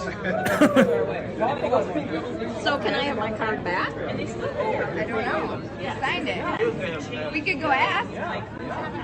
I never knew that. Well, so the whole point of it is, though, She should watch the show. if he's a human being, right? Just like you and me. Gotta love those informed Should it voters. really matter? That's They get what- to choose in that's what Iowa? Bible They get to set the does. tone. And he says that None God of us doesn't should get to choose anyway. political Well, I mean, some of parties. us don't. Because why does it say in the Bible None of us should. that a man should marry a woman then? Well, I totally her Looks face. like she's got her. viewpoint on this. I so totally do. But I think that we were not around. How come this has never been brought out before? It's common Oh, knowledge. the deeply kept secret that Mayor I Pete never might heard be it. gay.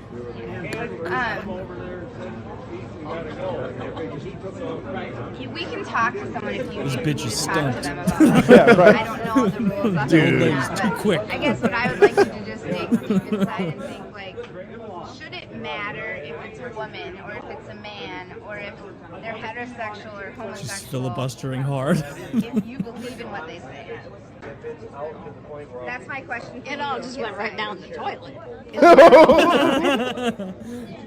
I can't stand the ugly chick. You are, yeah, you have a. But Who's she's the so ugly ugly chick? on the inside and the outside. One of them's clearly the uglier. But She's like, the Bible says not to be gay. We'll ask what they Like, want. that's the big gotcha. That As is a if the handsome Bible's woman, central lady. focus is on not smoking pole. This is America's heartland. This is a good Iowan, broad-shouldered woman. All right, she's squat, she's sturdy, and she's firm in her beliefs. That bitch can milk a cow. She's got Amy and Buttigieg stickers on. And that's okay because everybody gets to have their own beliefs. The most But what I uninformed teach my voter son ever. This that is like someone not knowing Barack Obama is as all black. human beings. Like how I do don't you know. not She's know making this? a lot of good points. I'm changing my vote. We did the fact check on the video, and he is in fact gay. And yeah, Confirmed by his husband. yeah. His husband. He had his dick in my ass last night, so I'm gonna go out on a limb. You know, I haven't. I like to don't think that follow- after he won the Iowa caucus, his husband couldn't walk well. I don't Didn't think he win the won. Iowa caucus, He but did not did you win. see the clip of him like side smooching his husband? Joe Biden kisses his granddaughters with more passion than that. Who And- wouldn't? Have you seen Joe Biden's granddaughter? Woo! I was saying that Pete needs to step up the gay and do some more open mouth kissing on the stage. Not that obviously what Biden's doing. I is know what normal. you were trying to say, Taylor, but we've zeroed in on a key part of this electoral cycle, and that is Joe Biden's hot granddaughter. Yeah, I mean, she's a cutie. First of all, she's 21, 22 at least. She's legal. So I don't want to taste Joe Biden's breath on that. That would Wait. And how do you taste Joe Biden's breath on your tongue? Because he's always smooching on her, like just straight up. Oh, mouth yeah. kissing his granddaughter. Mouth kissing his granddaughter on stage. Tongue action. Remember when Ted Cruz tried to kiss his daughter like in 2016 and she like turned away and made that disgusted face? That's what a real relationship between a father and a daughter should be like. I guessed I read into that a ton back. I do remember when that happened, and I was like, I don't know what's true. I invented all this on my own, but I'm like, I bet right now his relationship with his family's a little strained. Right, this guy's running for president. He probably travels constantly. When he does have his wife and kid near him, he probably uses them as props. I'm not saying that's who he is as a dad, but that's who he was as a dad that month. Right, he was completely focused on trying to be the next president. And his daughter was mad at him and, rejected his affection. And I saw that and I didn't hold it against him. I'm like, yeah, the guy's trying to do a thing. Yeah. I held it against her because she needs to get with the fucking program. She needs to fucking tongue his asshole if that's what it takes to get elected. Well, she's a little kid and she's not going to be. Her tongue's perfect. Touche. Jesus Christ. That's actually pretty funny. I didn't know how old his daughter was. I do remember that clip. Yeah, but so Mayor Pete won Iowa, and I wonder what that's going to... Well, he did not win Iowa. Wait, Bernie won. In what situation does it... How do you define winning Iowa? The person with the most votes. Oh, so that would explain President Hillary. Yeah, because the rules are exactly the same in a national election and the Iowa caucus. And a caucus, actually. Pretty similar, actually. Like each area takes... Why does Bernie have more votes and fewer delegates? It works a little bit like the Electoral College. Like each area has a number of delegates they could give people. And Bernie did well in these high density areas, like the cities. But the proportion of like delegates per person are not the same in the cities as they are out in the country where Pete did better. Much like the presidential election, where a place like Wyoming gets way more electoral votes per person, and a place like California gets fewer, which is why Hillary won the popular but lost the race. Pete lost the popular but won the most delegates. I'm still not sure if they've even finished counting the votes on that. Yeah, that thing is so shady. They were going to need a shady motherfucker to take on Donald Trump, and my boy Pete won. Pete would get absolutely obliterated. I thought you were going to say butt fucked, and I was ready for that. Damn it! That's where you should have gone. You think you're the first You know what? I man don't care I've about fucked? any of this anymore. I just ruined that joke. I'm done.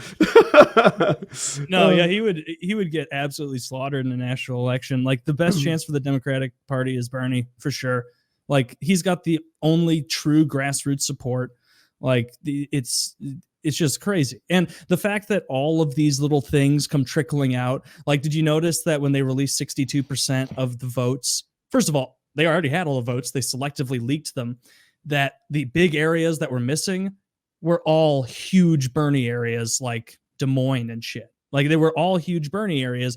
And basically all it did was let the media run with a narrative that, Pete, oh, wow, he's so great. He's so good for days and days. I noticed no such thing. I do not buy for a second that Bernie lost that. Like the amount of shady shit is insane. Like it's just like crazy. That. No, that doesn't. It's not ringing a bell, Taylor. The fact that he helped fund the app company. I see nothing wrong with that. No, that's what you do. Yeah, we're using a new thing this election. It's called Trump voting. People would be like, what the hell? But yeah, because it's Pete, people were like, oh, whatever. So yeah, he's going nowhere in a national election. You might be right. I actually do think that if there was a behind the scenes coalition conspiracy, which doesn't mean fake, conspiracy just means people are conspiring to fake the results. I don't think they'd pick the gay mayor as the guy that they backed. It'd be Biden. If there was some mayor, he's the favorite. of the media. Like the media's moved on from Biden and from Warren because they're dropping so precipitously.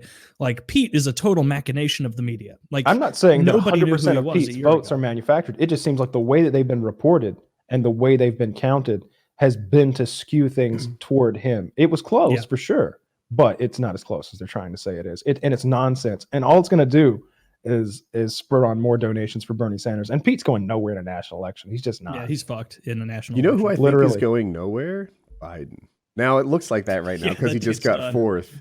He's going to that granddaughter's bedroom tonight. I guarantee it. Look at this image. Look at this image here. Look at this. If I told you that was Biden's wife and it was in black and white and you couldn't tell that she was like 17, she's like 20, I think. She's 19. She's 19. Legal. Dude, he is a fucking creep. I've got like 4 different pictures of him smooching her. He does seem a little creepy. And I think he's done. I think he's. What did I do? Here we go. I clicked on the wrong background. It's not important. But yeah, it shouldn't be a defining issue. Maybe it should be. I don't know. But the fact that there's like gigs of video of him smelling kids' hair and massaging little girls and just all sorts of handsy shit. And I saw a reporter that I respected say that he's just like that. You know, this guy I'm talking about was maybe 60 years old. And he's like, when I first met him, you know, he's like, I'm from a like Northeast family. We're kind of, I'm from a long line of pedophiles. He didn't use the word aristocratic, but that's how I took it. And he's like, we don't touch each other. We're not that handsy. We're kind of standoffish. And it was really off-putting to me. But over time, like I came to like it. And that's Biden's way of working a crowd. Okay. I don't know. I can't get over how fucking creepy it is. And he's kissing his granddaughter on the lips there. It is an absolute. Look how terrible her hair is. It is. Let's take a moment to mock his young granddaughter's hair for just a bit. First of all, that is a stringy, dandruff-filled mess. It looks like she's ill. It looks like she has some sort of old-timey plague. This girl. Look at it. Look at that hair. Seriously, open the You the wouldn't second fuck image. Joe Biden's granddaughter for a cabinet position. Really? I'd comb in her hair to maybe give her some sort of Give her some cellular body. regrowth. Yeah. Give her some structure. Yeah. I don't know. She needs some stem cells in there. She has a run in her pantyhose, so she's clearly a slut.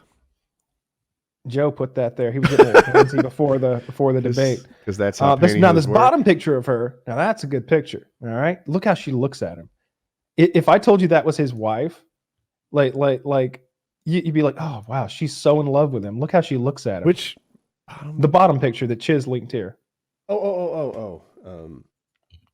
Biting her lip as he comes in for the kiss. Just staring fucking hot blue steel love into that old man's face. He's been after her for a long time. You get you a girl like Joe Biden's granddaughter who looks at you like Joe Biden's granddaughter looks at him. That's the kind of love you want in a relationship. Yeah, fuck my granddaughters. I'm a family man. Yeah, it's just Even like, Bill Clinton is like, now Joe, that's a little much. The narrative. Joe, you're getting real fucking ballsy with this shit, man. Thumbs up, Joe. Fucking real recognize real, man. That was great. I was gonna say, the narrative, right? So I'm actually kind of out of touch with what Reddit's been up to lately. I've been doing the whole car buying thing, and but I have been in touch with the mainstream media is saying. And Buttigieg gave a victory speech that night. He gave another victory speech when like 71% of the vote came in, and I don't know, maybe a third. Did I say Biden? I meant Buttigieg. He's been giving victory speeches all day. I think that's fucking hilarious. And then the narrative I'm hearing about Biden is that he's run for president. Is it 2 times or 3 times now?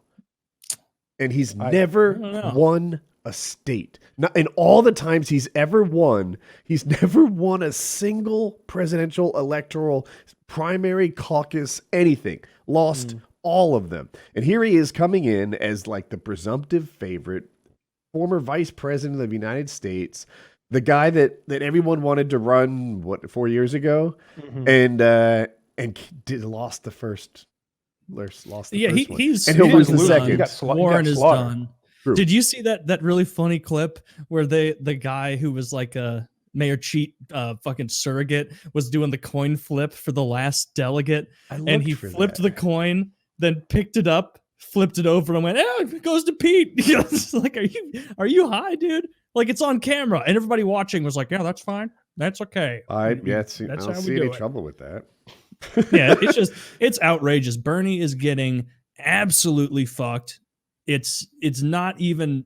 I heard he got fucked in Iowa last time. That's why they changed the counting. So it was like 0.2% last time to Hillary lost by. It was some incredibly slim margin. So something happened. Absolutely changing votes and shit. Though the way that it works is, I don't know if we explained this on a show yet, but in a caucus, they go into like a basketball court or an indoor soccer ring, I don't know, field or whatever, and you stand in your place, and you stand in the Mayor Pete area, you stand in the Amy Klobuchar area, someone else, Biden, etc. And then they do a count. And the non-viable candidates, they leave that area and go to somebody else, right? So they're all like, come over here. We're the cool kids. We love you so much. If you like Klobuchar, you should know that Biden has this in common with her, and come join us. And then they do like a recount until eventually there's only viable big groups left. And then they divide those. Every little area gets a certain amount of delegates, and they split them up. Okay. Apparently, Sanders looked really good in the first count. And then as things went on and on, Hillary looked better, and she won Iowa. But it didn't tell the whole story. Like, he maybe had more votes than her, just fewer delegates, because it can work out that way. He definitely had more votes in the first count, when people just got to choose anyone they wanted. So this time, they were going to release the results of maybe the first count, the third, and the final. I probably have the details on that wrong, but they just wanted to give more transparency into how the night evolved, and that complexity in the voting screwed everything up. Did you see the DNC got caught giving delegates to Deval Patrick that were supposed to go to Bernie? I saw all about that. Now, that was like easily explained. What happened is they were trying to cheat him. There was right, because the big Deval Patrick supporters working behind the scenes. No, it's people who want like a normal run-of-the-mill kind of neocon, neo-lib style guy like Pete or Warren in there. They were filling out a spreadsheet, and they literally copy and pasted one column off. And that explained everyone, and they just had to shift it, and it was all correct. It just seems like which is so much more likely than a secret behind-the-scenes Deval Patrick conspiracy. It's not Deval Patrick. See, like, it's really hard to look at things as though they're a genuine mistake when mistakes only ever happen in one direction. There's never an instance where it's like, oh, no, against Bernie, where I'm saying never has it been like, wow, Bernie takes a huge lead. Oh, we accidentally gave him way more credit. It's always against him. And it's like, I'm seeing now, like on social media and shit, like the Bernie bros are furious. Like, they are. It seems like there's a genuine conspiracy against Bernie Sanders. Yeah, it's absolutely. There's too many coincidences to chalk up to just incompetence instead of, frankly, malice. I think like he's getting fucked out of it. I'm looking.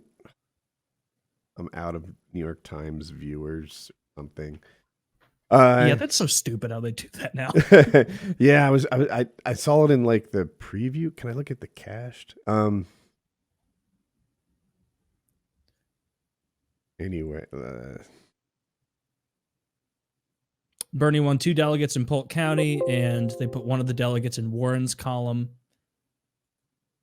A plausible explanation is that the Iowa Democratic Party staff members accidentally copied the results of one column too far to the left in a spreadsheet for some precinct.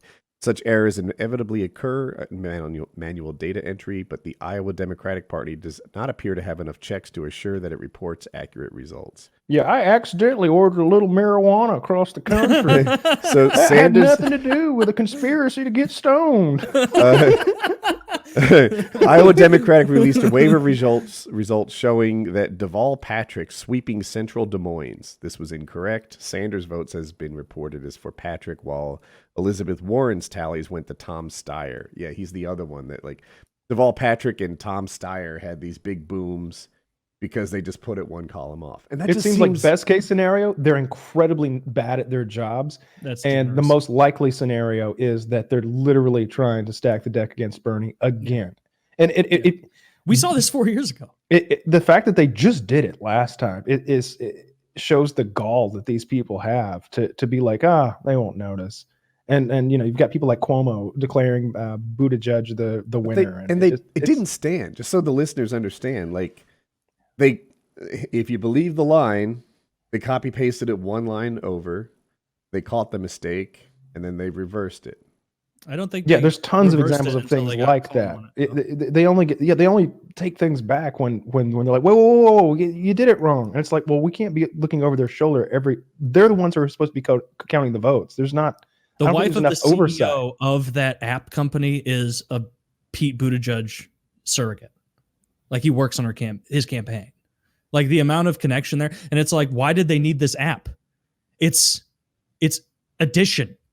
Like, you don't need an app for that shit. It was just adding an extra layer. And I really think that once it kind of started coming through that Bernie was kicking ass and winning in Iowa, that's when, oh shit, the app. Oh, that app that the other guy is really closely tied to just so happened to catastrophically collapse in a way that really only benefits one person and fucks over. So the reason they changed the way that they counted it was because Bernie Sanders demanded it. He said that he demanded they use an app built by. Well, he didn't demand the specifics of how they implemented it, but he said, "Hey, look, last year my Iowa results were much better than they were painted as. It looked like Hillary was the clear winner, and the truth is, I got more votes than her. I don't know if he eventually got more delegates or not, but they painted her as winning Iowa. If they showed the full thing, and Sanders had said, like, let's say it happened like this year, where he got fewer delegates but more votes." And then he goes into New Hampshire and gets more votes. They might have looked at Sanders differently than to say they both won one. So he asked for more detail on the reporting, how things went on each wave of realignment, and they were unable to perform on that. It's just, there are so many coincidences that you have to accept that all go in the same direction to think that Pete won this. It requires some mental gymnastics. Yeah, like it's just crazy to me that like mainstream media people are like, you're a fucking conspiracy theorist, and it's like, yeah, this story happened almost the same way 4 years ago, and we watched Bernie get fucked in real time. Remember when he showed back up with a black eye and was like, actually, I'm fine with Hillary. It's really tight that she's running.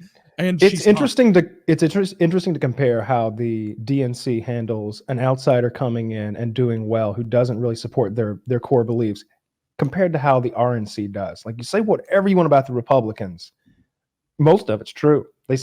All politicians in general seem like shitheads. But yeah, when Trump came in there and beat every single one of their candidates, they swallowed it, they took it.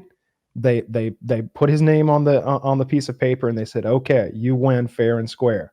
They didn't try to rig the election. They didn't try to lie on him. Fox News never said, oh, it looks like, and actually we've got some votes coming in for this guy or that guy. Jeb Bush. Is Trump on his way out? Even though Trump's got 70% of the vote. The one thing, I felt like it was a little rigged against Trump, and he was able to win anyway. And yeah, he fought an uphill battle, but there was nothing criminal. And some of this looks criminal. True. I agree with all that. The one I just wanted to point out, was Florida the first winner-take-all state, or Florida became a winner-take-all state? And to me, it looked like it was lined up to be either Jeb Bush or Rubio's slam dunk. You know, one of those guys were going to win Florida. Rubio's from there. And where did Jeb Bush, where was he governor? He was a governor of Florida. Okay, yeah. So it was like, it was for those guys. Those guys were supposed to win their nearly home state.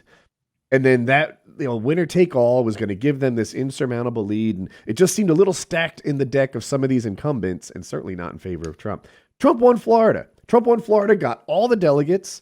And, if they tried to rig it, they didn't rig it enough. And like you said, they lined up behind him.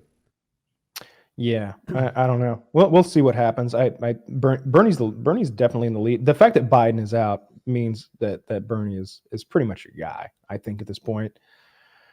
What you see is like Biden, Klobuchar, and Pete shared 56% of the vote, like between the three of them, because they're all like kind of the more. I don't find the others to be viable candidates. I could be wrong about that, but that's just my feeling. Rest of you, where were you headed with that? In that Bernie and Warren, the more progressive ones, were sharing the rest. Okay. And so those other, Warren is becoming non-viable very quickly.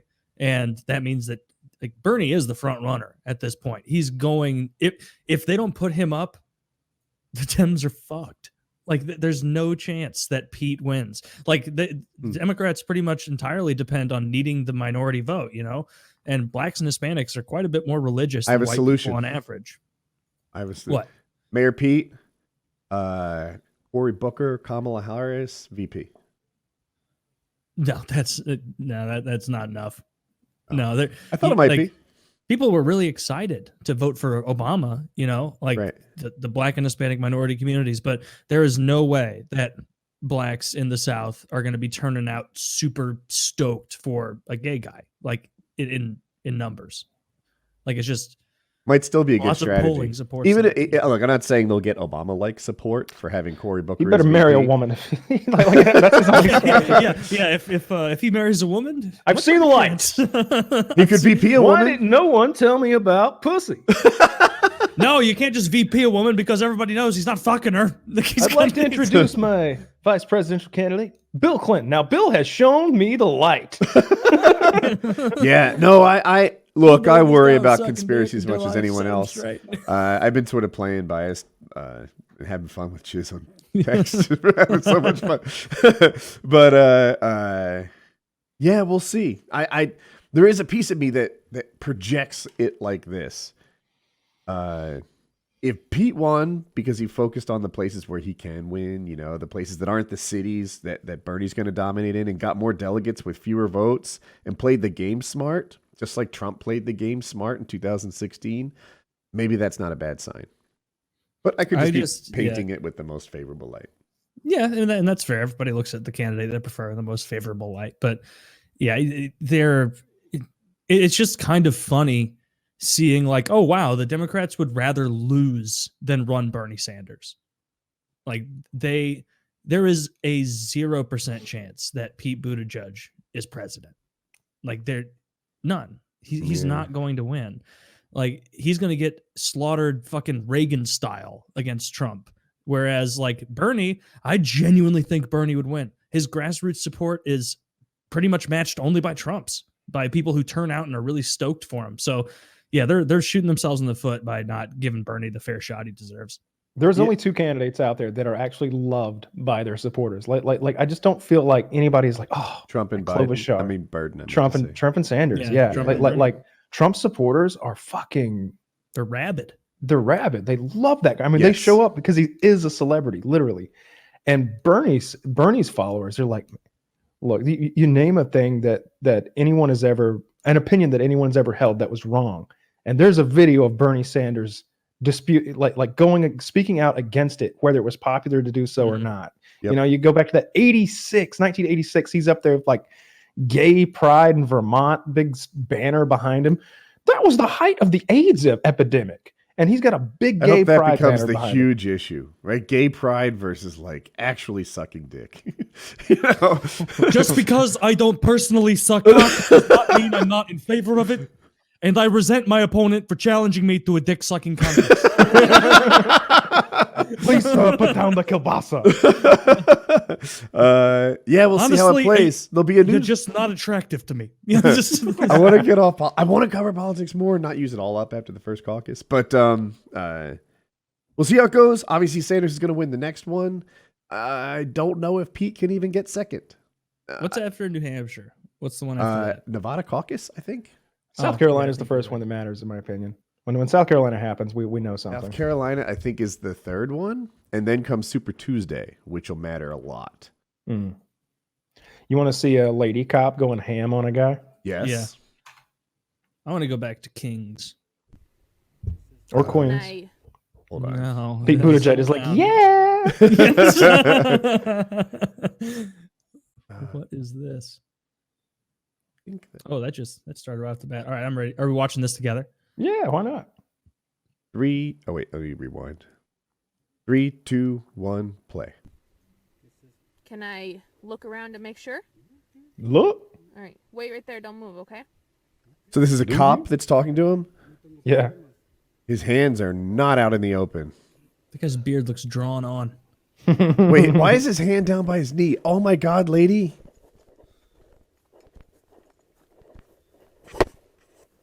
I think this is going to go poorly. What Roll did down you the window. say how this goes already? Roll down the No. window.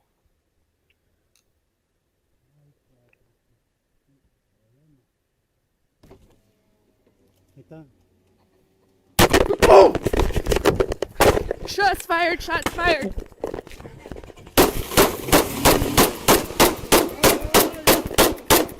Yes, bitch, you shoot that asshole. Go off, queen. Yeah, put it in him. Oh Hey, my! you think she got him? Yeah, when Do the you think cars. he's dead. Just, I'm like, she's got a Glock, right? There's 17 rounds. I hope. Yep. I didn't hear all 17 go. I heard that him guy's got scream around 14 8. bullets in it. Dude, when he shot at her, I jumped back. Oh my god! I know. Woody's I saw reaction it, was God. great. What a piece of shit. I'm glad he's dead. He's just like, bam, like right in her face. Did he? She's calm as fuck. Shots fired. Code 15, and then bop bop bop bop bop bop. Just dumps Dude, every she was round at him. Awesome. I see Good now. for her. Did I miss this police activity watermark when I said, "Is this a cop?" Yeah. Oh, it was in the red a I little. didn't hear you say, is this a cop? Shots fired. Just letting you know, honey. I'll be home for dinner. So I'm gonna watch this again. I went too far back. Roll That down guy's the got to be window. toast, right? Roll down the If window. she hit a third of those shots, he's dead.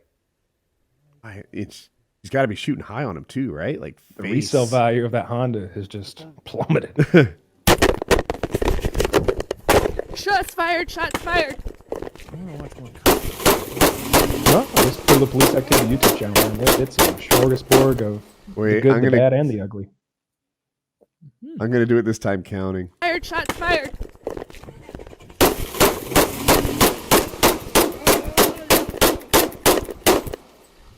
$15 shots, if I counted that right. Yeah, that bitch dead. Yeah, Oh. that guy's no way he's making it out of that. Fuck him. Yes. good. Oh my god.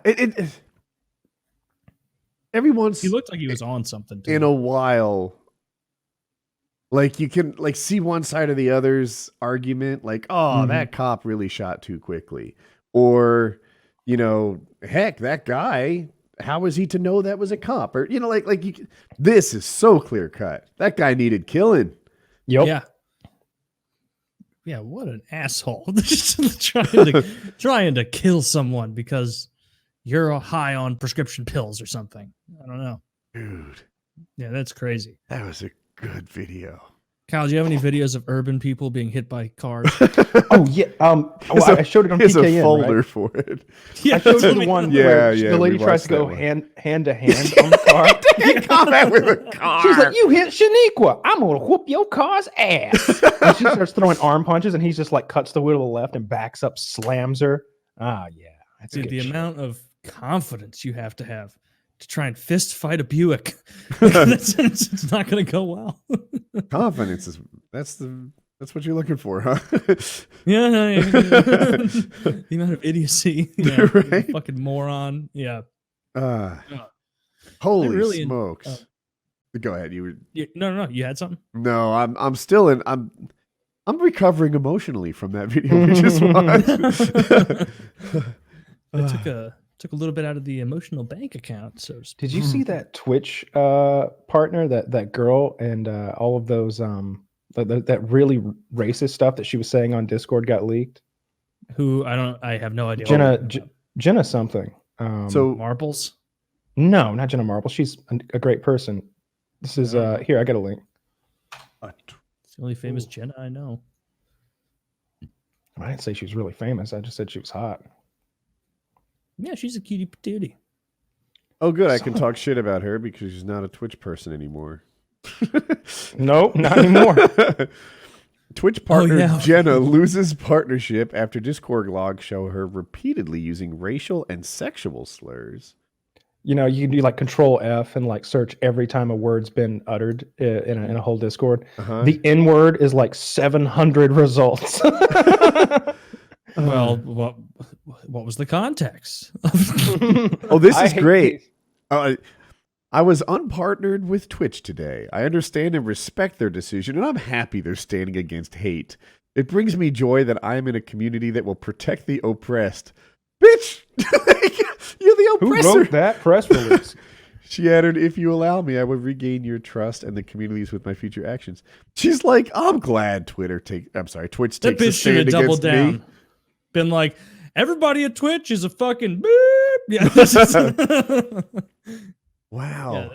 well, that I want to know a little more about what she said. Oh. was she trying to be funny? No, she was being very hateful and awful, and there were no real jokes. Yeah, she's Yeah, not. but she's got a dodging nice this at ass. all. She has a really long statement too. Nice. Yeah, I'm not ass, reading that you bitch. think? I mean, that one you scroll down With you the see brown this- thing. Yeah, she got a juicy caboose. That's. Very straight nose too. Shades of Kyle's genetics in this one. 2% black, or no, 0.2%. No, black. 0.02% It was a black. 0.02. I don't know, something absurd. Yeah. Damn. So her name is Jenna Twitch. I'm gonna see What's your favorite dessert? Mine's she's cake. naked anywhere. Does cake mean more than I think it means? Nope. Yeah, she looks like her favorite dessert is cake to me. I think that's my cake means takeaway. money, right? Cake means ass Oh. to me. Yeah, if you go to her Twitter, she does also that weird shit that you do with your hands, Kyle. Really? She got one of these? Bending all your Man, you and this girl are a match made in heaven. You even have the same favorite word. Kyle's allowed to say it because of his. What My the hell was that? Yeah, Angolia? Yeah, Angolese heritage? Yeah, you're Congolese. Congolese and Angola. Wait, what was the other one? Angola? Oh yeah. I think. Let me find the yes, Angolese. Angolese, yes. Yes. That's where he Yes. gets his permission from. This is correct. I'm looking for Who are you to tell me that I cannot say this word? That's how you need to talk from now on. I got a couple topics here. I guess Wings finally owns his mom's house outright. Good for him. What? That's awesome. Great for Wait, Wings. I what's don't- the source on that? Wings. Probably Wings. Yeah, this is Fox. No, I'm just saying. Here we go. She has linked it. I was just about to. So this is the log from her Discord. This is control effing certain words. Now I compared this to Taylor's Discord. It pales in comparison, but he's got an excuse, and he's friends with me, so I gave him a pass. Exactly. It's all ironic. KKK 261 results. Who talks about the KKK that much? The N word 767. The word faggot 699. So close to the old 700 I don't know if I want to So show close. these words. That's funny. Yeah, you're right. You probably shouldn't. YouTube's kind of bitch made now. I get here's like she just randomly says I got ditched by a Jewish faggot boy. Okay. And then Chiz, she says get the this F- gal on the show. Ooh, I'd like that. Yeah, that'd be great. That actually would be pretty funny Yeah, if we got What's her your on the least show. favorite race? When you're ranking all the people that you think are awful, who's at the top? Yeah. That guy is not only Jewish, but also a faggot, you say. Okay, why is that? You know, playing it straight, trying to do like She CNN said, style. here's her attacking another streamer who I guess Jenna thought might be a quote unquote tranny. She says, is she bringing something to the platform besides her curveless body? How can she be comfortable with Oh. that much makeup? And then Then she someone goes, else. is it a tranny? Is it a tranny? Here's her attacking another partnered female streamer for looking like a tranny. She says, every acne-prone stoner fag wears them. And I guess nobody replied to that because it was so horrific, even in her own Discord. This And she chick just is goes, winning me over. can you fags not hear me? Man. Or All right, get kicked out, who retards. still I'm not on dislikes stream and this I have gal? no TOS to follow in here. Who's still as if she's winning people over. Yeah, She's why the winning fuck me are my over. stalkers brown? Not even being racist. See? Exactly. See, she wasn't even being racist. She says so. Oh my god. What's that, Mom? Jenna's racist to her kind. I'm sorry, to our kind. I can't talk to her anymore. I was a fact racist. Shut the fuck up, snowflake. Kill yourself. She responded to someone saying, says the kid who sits in his basement crying that people are discriminating against him all day long. You're also half retarded because you can't understand a troll. Get out of here, fucking autist. Jenna. Cool gal of the week. Am I right? She might be edging out the lady, the homophobic lady from the They are on the ignorant Mount Rushmore of the week for sure. This just side by side, championing the most disgusting opinions in the world. This is first just calling people snowflakes and faggots, and there's no black people in my server, she says. I have some ripe underage photos. Blue had me take them. Wait, what? Wait, what the fuck? I sold them to him at 16. He told me. All right, I got into the pedophilia part of the Imager Link, and and they're both creepy as fuck. Wow, I'm on the same section. You know, she's losing me with the pedophile stuff. She wrote one IQ monkey. This is why there's no black people in my server. Something along. I think those two are tied together. Now she's talking about Mexicans, and she follows that up with maybe Trump is right. Where is the wall? No, they haven't paid yet. Oh my God, I'm a closet racist meme Jew. Oh, is she Jewish? I do not think there's no telling that she's very blonde. She said at someone in her own fucking Discord chat, at Hema, literally you're a trans bitch. Man, she's mean. She says, you can't call me a thought when you're willing to fuck tranny looking hookers. Dude, this is from 2017. Here's a good one. Here's a good one. This was just last year about this time. I hope no one finds that shit one day. and is like, Jenna's racist. That is so oh my funny. God. She called someone a kike here. How old? Imagine being taught growing up that kike is the most offensive word someone can say. Ha ha ha ha ha ha. How old do you think she is? That. It's the N-word. Oh, just the perfect age. Well, what I'm saying is, if she's 20 and some of these things are from 2016, people can, like, that's a period of rapid change. I don't know. I'm trying to paint a nice light on this girl. For some reason. You're right. It's obviously like not as like, horrible. Here she right? links this like, is just modern day Xbox. The shit posting, chat, right? Yeah. Like, no, this is horrific. This is from okay. You're right. She posts a video clip of some attractive black girl on Twitch, and she goes, black female playing basketball, KFC grape. I don't even know what that means. Yeah, grape. Well, they like grape soda, according to some people. Oh, okay.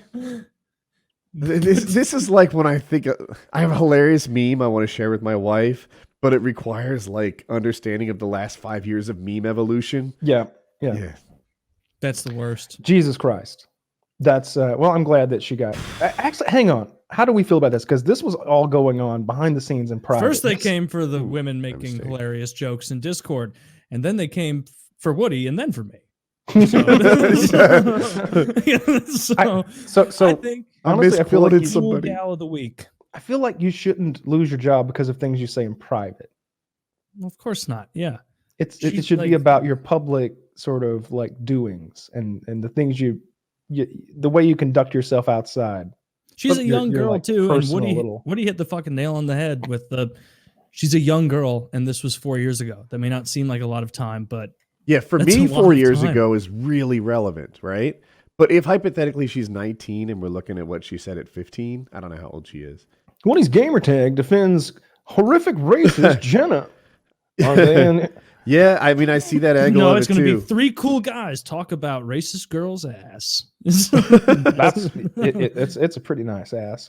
Very attractive young lady. Could you put up with this kind of like horrific like personality if she's attractive, Taylor? You can do better. Oh, I think I could put up with this horrific personality. I would seek it out. Yeah. Oh, she loves going to the meetings with me. Yeah, I would. Those aren't AA meetings, are they? I would hate. I would fucking. Well, it's an acronym, but not AA. No. Yeah. Aryan something. Alcoholic is what I was saying. Oh, I was trying to draw the line, but yeah, that she seems pretty mad at a lot of types of people. She seems really like cruel, right? She's like a mean girl from that Lindsay Lohan movie. She seems like real shitty. Sometimes I struggle with shit in text, right? I don't know if maybe I'm just socially idiotic, but like sarcasm in text, a lot of shit in text. Sometimes I'm like, well, I'm just not going to put much emphasis on that. It seems awful, but it could have been delivered with a smile that I'm not catching. Yeah, I mean, it could be possible she's just being like edgy, trying to get a laugh, which is very different than actually being like racist. If she's been in this chat with people for the last 4 years, she might, be making a reference or a reply or something that we don't get the context. But also, a lot of this didn't seem jokey. A lot of this is like, indefensible. Guess what I hate? Yeah, a lot of it's really nasty. Yeah. It was the interpersonal stuff. Like a lot of it's just awful. Like when she was making fun of someone who wasn't there, saying she was a tranny or curveless or whatever. It's hard to spin that.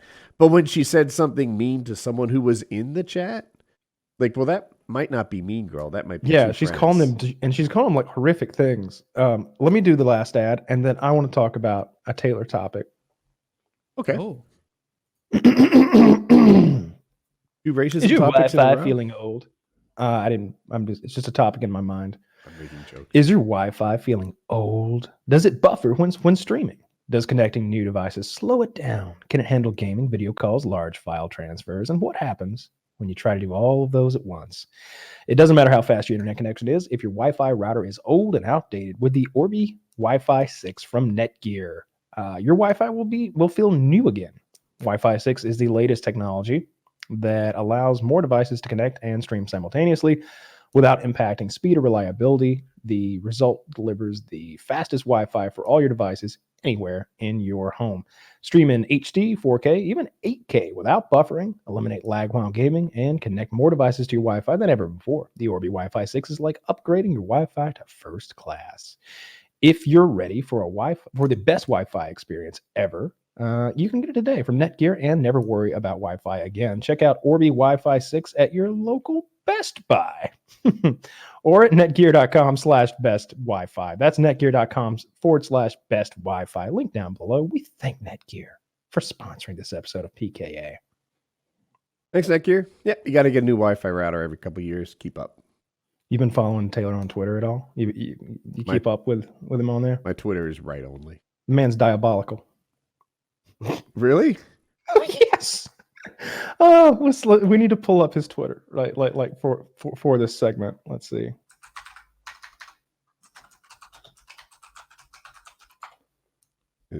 Twitter/Merca.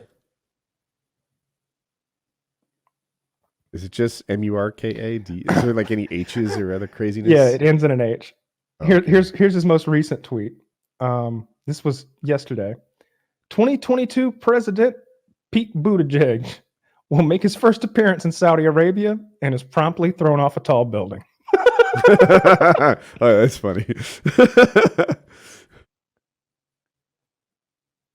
If I were a Bernie bro, I'd be fucking livid right now. Fuck Pete Buttigieg. That guy is absolutely a shill for elite billionaires. You got to be drunk on MSM media to think this guy is a viable candidate. These are not the bad ones. I need to open up. So we're looking at your Twitter, Taylor. I'm now 6 weeks into the boys not having an accident in the house. Oh, that's great. Pretty good. Pretty solid. I hear the boys and I just instantly assume we're talking about your testicles. I haven't peed in the house for over 6 weeks. Yeah. Haven't had an accident. The first few were kind of political. Go make out with your grandchild again, you fucking weirdo. Funny enough, that was directed at Hutch, not Joe Biden. Nope. That was pretty much kind of fell flat because Hutch it was very confused. And then I'm trying to find the part where you just go full ham on Hutch. Did those go away? Oh, those are gone. Oh, did you get into an online argument with Hutch? No, that never happens, dude. When you're the best it was over friend. we were talking about the same Pete stuff we were talking about earlier, where I am, and even when I'm proven wrong, I will never back down. You know my Never. favorite Even when I'm a tweet from you? fucking retard idiot, I will not back down. There's So- one part where he's telling Hutch, he's like, how about you bring up the time that you were wrong about Russian collusion, and the time you were wrong about this, and the time you were wrong about that, you fucking loser. And it's just going off. You called him some horrible things. we go back and forth, and literally, like, the way it always goes is in the DMs later. We're like, I don't actually hate you, man. He was like, yeah, we had a little DM chat, and yeah, we don't actually dislike each other, but we got to do it over the Pete thing. Like, What was Hutch's I'm position? convinced that he isn't as, I mean, he likes Bernie, Okay. and so like I think that's his preferred candidate of choice, but not nearly as convinced on like the scam. I think that kind of Kyle and I are on the same page with, where it's like, yeah, I don't believe for a second that Pete genuinely won Iowa. Like I think that the fix is in, and that they totally fucked over Bernie, and he's not as convinced of that, So fair enough, I guess. But I'm Did you so call him convinced. a neocon? No, What did you call him? Oh, it was an N-word, but it wasn't that one. That's right. Probably not that other one either. I'm just getting linked to your like Twitter reply, and I was just like, oh. Are these DMs or oh, so everyone's seeing this? Oh, Jesus. being a retard on Twitter is a lot of fun, man. When you have no convictions, just say dumb shit. Yeah. Jesus. No, he it's kept funny. trying to challenge you to a debate. Yeah, it's like no. He's like, "What are your plans for today?" And I imagine you're like, "Work at my Well, job." I plan to be a cunt on Twitter a little more. Thank you very much. I'm gonna wrap up about 2 more hours of being a piece of shit. Then I'm gonna head to work. Well, I'm gonna not read anything and have very strong opinions. How do you feel about that? Yeah, that's funny. You've been sipping that Red Bull for this whole show. How are you possibly making that 12-ouncer last? I got a few. Taylor, I always guzzle mine in like 2 drinks, trying to get that max surge. I'm looking at your workout routine, Taylor. Yeah. That's a lot of things. Yeah, I really like it. It keeps me busy for, it's like probably like 90 minutes a session or so. And I mix it up often because I don't know if you're the same way, Woody, but I'll feel like I'm in a rut if I haven't changed anything for like 3, 4, 5 weeks. And it's like, oh, this is so predictable and boring. On the opposite, I feel like I get better and better at those things, which makes me feel good about the effort I'm putting into it. Like, I keep the core stuff, like bench, squat, overhead press, bent over rows, that kind of thing. But all the accessory lifts, like I try and branch out. Usually I'll literally just go and look at what Athlete X recommends. right, And that kind of 5 stuff. great shoulder exercises. You're like, I'll grab 2 of these. Yeah, and I'll look at that guy and be like, well, he certainly knows shoulders. Yeah, there's not much. Go ahead. I've been watching that that guy More Plates, More Dates or something like that. I haven't heard And of he does this breakdown. You've never seen this guy. He's roided out of his mind. Great. His capped delts have capped delts. And he's like, and what he does, he breaks down different actors in their like most beefy performances. Like Hugh Jackman as Wolverine is one of the best examples. He shows him from Wolverine 1 to like the last, and he breaks down what steroids he thinks the actor is on based on like how dry they look. What's the name of this guy's channel? More Plates, More Dates. Fuck, this sounds awesome. It's really That sounds fun. alpha. And I wish he did one on Gerard Butler for 300. He did one on what's his name? Jesus Christ. This guy's shoulders. Yeah. I told you. Oh my God. I told you. Dude, what's happening here? This is a man shooting 600 cc's a test a week. I want it to happen to me. This is outrageous. He's incredible. Yeah, it's honestly unattractive. Like I find I'd that to fuck be him. too much. No, that guy. It's I'd too fuck him. much. Come on, like his delts are too developed. No. It's like, is he also too rich? Is there such a Too thing? much fun. What's that mean? It's like too much money. There's no such thing. No, his delts are enormous. They're like he cannot wear a normal shirt No, I think he has a great shirt on in that picture. I don't think he's wearing a shirt in you that don't picture. wear He's a shirts pink when your tank top. physique looks like that. That's just his skin. If I look like that, I wouldn't own any shirts. Look, Yeah, that guy. Good for him. Hell yeah. Yeah, I feel like Taylor's not even joking. He wants to be like Mac, like Mac's dream body, where I just want to walk down the hallway and have people leap out of the way because I'm just barreling That's out. what I want. That's just like when he's talking to the therapist and he's like, and people would move because they'd be like, who's this monster barreling towards me? It's like, you're not that man anymore, Mac. Don't you think I know that? Did Max take a step back body wise? No, this is from a few seasons this is ago when he was went from fat to like at least not fat before he got ripped. Okay. He looks in that like dancing video that he does in that episode. Unbelievable. Yeah, So fucking ripped. Good for very him. low body fat. I hope there's a video on him. There's not, but there totally should be. But these videos are really good. He breaks down several celebrities' body transformations. That Indian actor who's in The Immortals. Are you familiar with this guy? He just went through a big body transformation. Yes. Yeah, the guy from Silicon Valley. Yeah, he breaks that down. He's like, clearly, this is like, I don't know. He said Winstrol or something. He was talking about how like dry he looked, which is when like you're not maintaining a lot of water weight, and apparently that's one or two specific kinds of steroids in particular.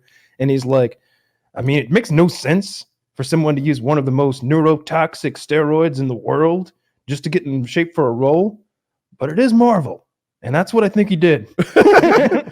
Because they show like before and after, and it's a very soft-bodied man. And this guy admits to being a steroid user, not the Indian guy. Oh, our presenter guy. definitely does. Yeah, because he's clearly so he not knows his natural. Chael Sonnen doesn't go into this kind of detail that I hope he does, like, as you're describing it.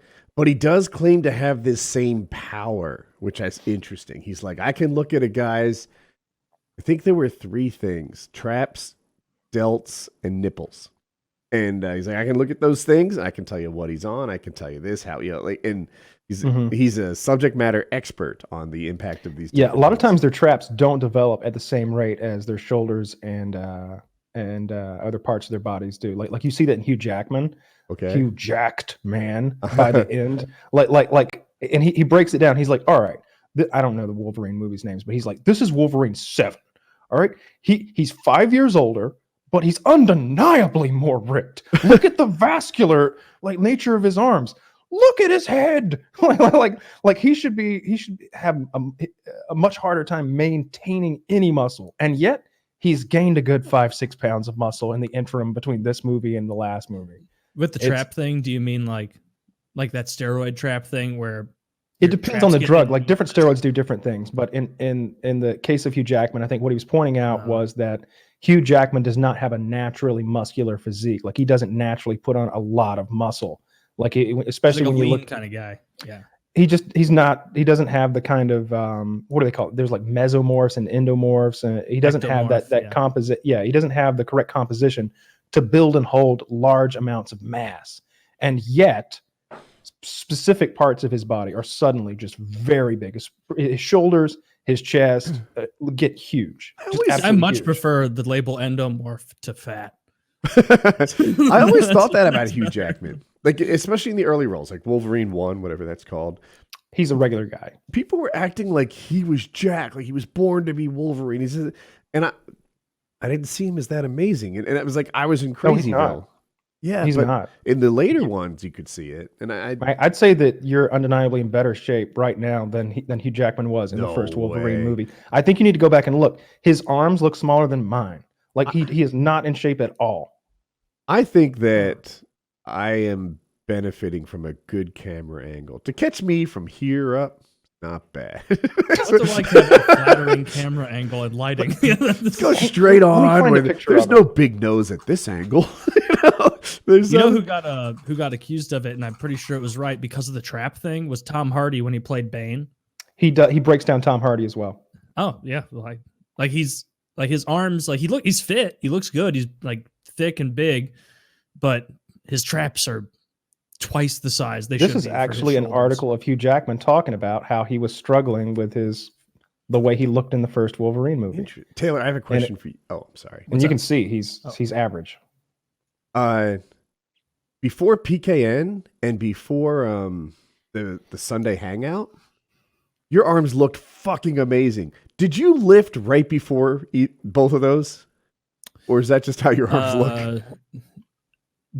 No, actually, I lifted after that hangout. And I didn't so lift they got before even that bigger.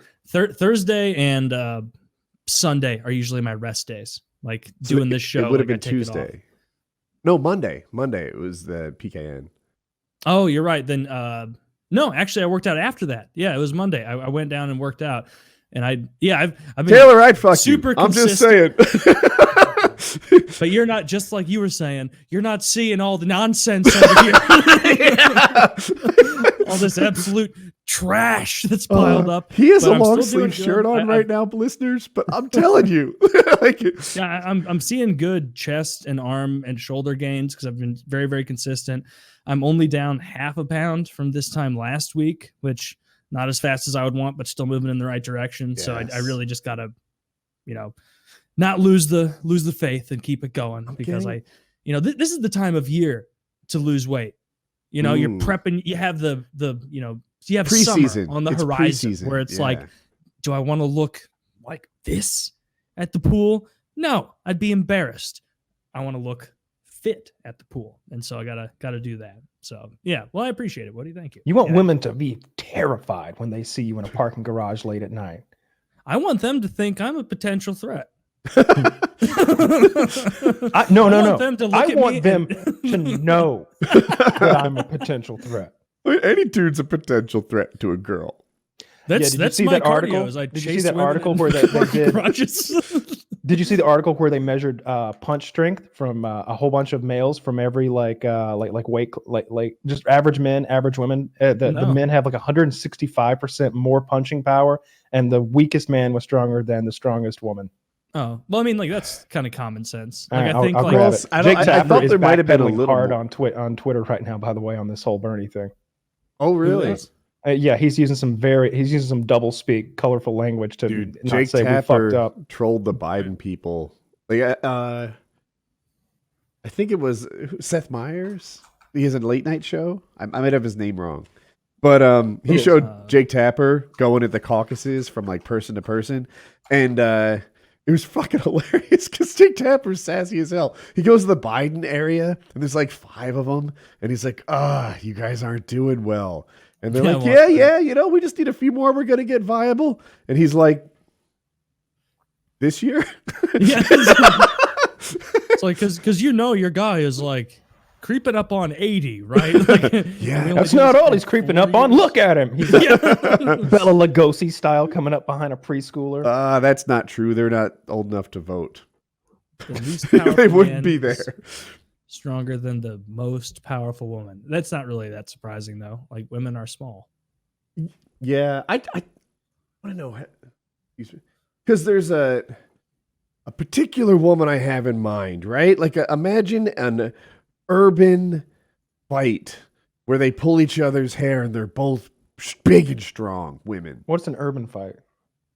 It's The kind of videos you link. Yeah. Let me ask you a question. What would Jenna refer to it? Okay, we're on the same page. Those women look guy strong sometimes, or almost, right? Like we're talking Michelle Obama style ripped. No, that's a man. No, I can't think of any celebrities who look like these women. I'm having fun watching you think of the words. To say. There's She's a bit yoked. of an Oh wait, urban not that. yeah. Wait, does yoked mean something? I can't. Mm-hmm. Yeah. You really got to put the racist pieces together to figure out why you shouldn't call a black woman yoked. I knew it immediately. I still don't We're get it. We're on the same racism wavelength. So bright. So bright.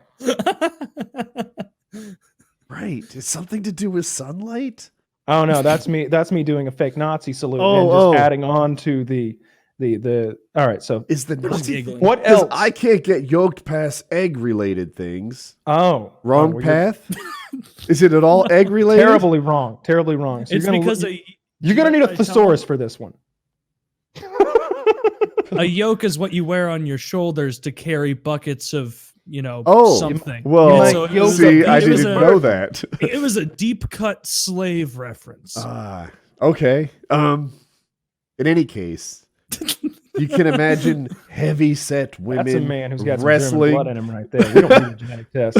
You can imagine some heavy set women in kind of a grappling match in an urban area. I think they've got guy strength in some cases. I suspect a large amount of miscegenation in Woody's heritage. Large amounts of miscegenation. I tell you what. I've been watching so much King of the Hill. It's like starting to creep into my psyche. We're like, my girlfriend will be like, Taylor, dinner's ready. And I'll be like, bring it over here. I'll tell you what. This is your Japanese brother. This is your Japanese brother. I'm going to call him GH. Good hack. I love that. Have a son named Hank. And then Bobby starts calling him BH. Bad Hank. Bad Hank and Good Hank. I had to make my own grandson because of your narrow your reader. Remember when Bobby got gout and Hank thought it was turf toe? He was so proud. Oh God, Bobby, you're becoming a man. It's just because he's going to a New York deli and eating organ meats every day. Oh God, I fucking love King of the Hill. I'm watching an episode. I've got an urban fight video if you want, Woody. I'm on your why males pack a powerful punch, and I expected to hear something about like muscle development or technique, follow through, hitting on the through the target. Probably bone structure. Yeah, actually, you're closer to what the thing. It evolves slowly. This is a dramatic example of sexual dimorphism that's consistent with males becoming more specialized in fighting and males fighting in a particular way, which is throwing punches. They didn't find the same magnitude of difference in overhead pulling strength, lending additional weight to the conclusion that males' upper body strength is specialized for punching rather than throwing weapons.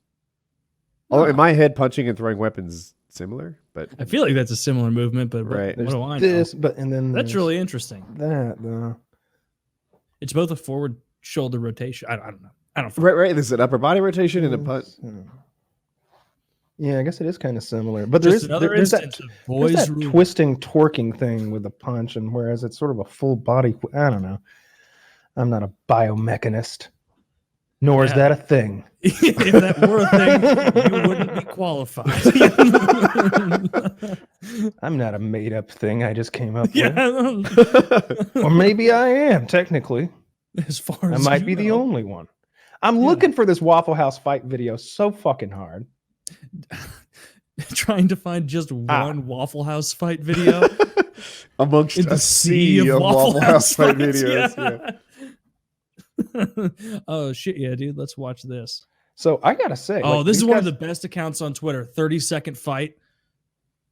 Excellent Twitter account. So that you're not going to see a lot of technique here, but a lot of gusto. I was going to see a lot of expecting gusto. more technique. I'm ready. I'm trying to frame it. Hard to do. Vertically oriented video. I think this is as good as it gets. All right. Ready, set, play. What? Employees on employee violence? I didn't expect it to be two employees. Right?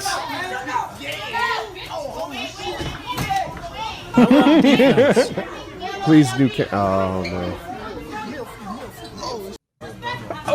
I think You're not getting your flapjacks, dude. Sorry. That's funny. Look, dude, Waffle House, so fucking overrated. That place sucks. False. I've never had a good meal at Waffle House, and I've gone there twice. I've had many great meals at Waffle House.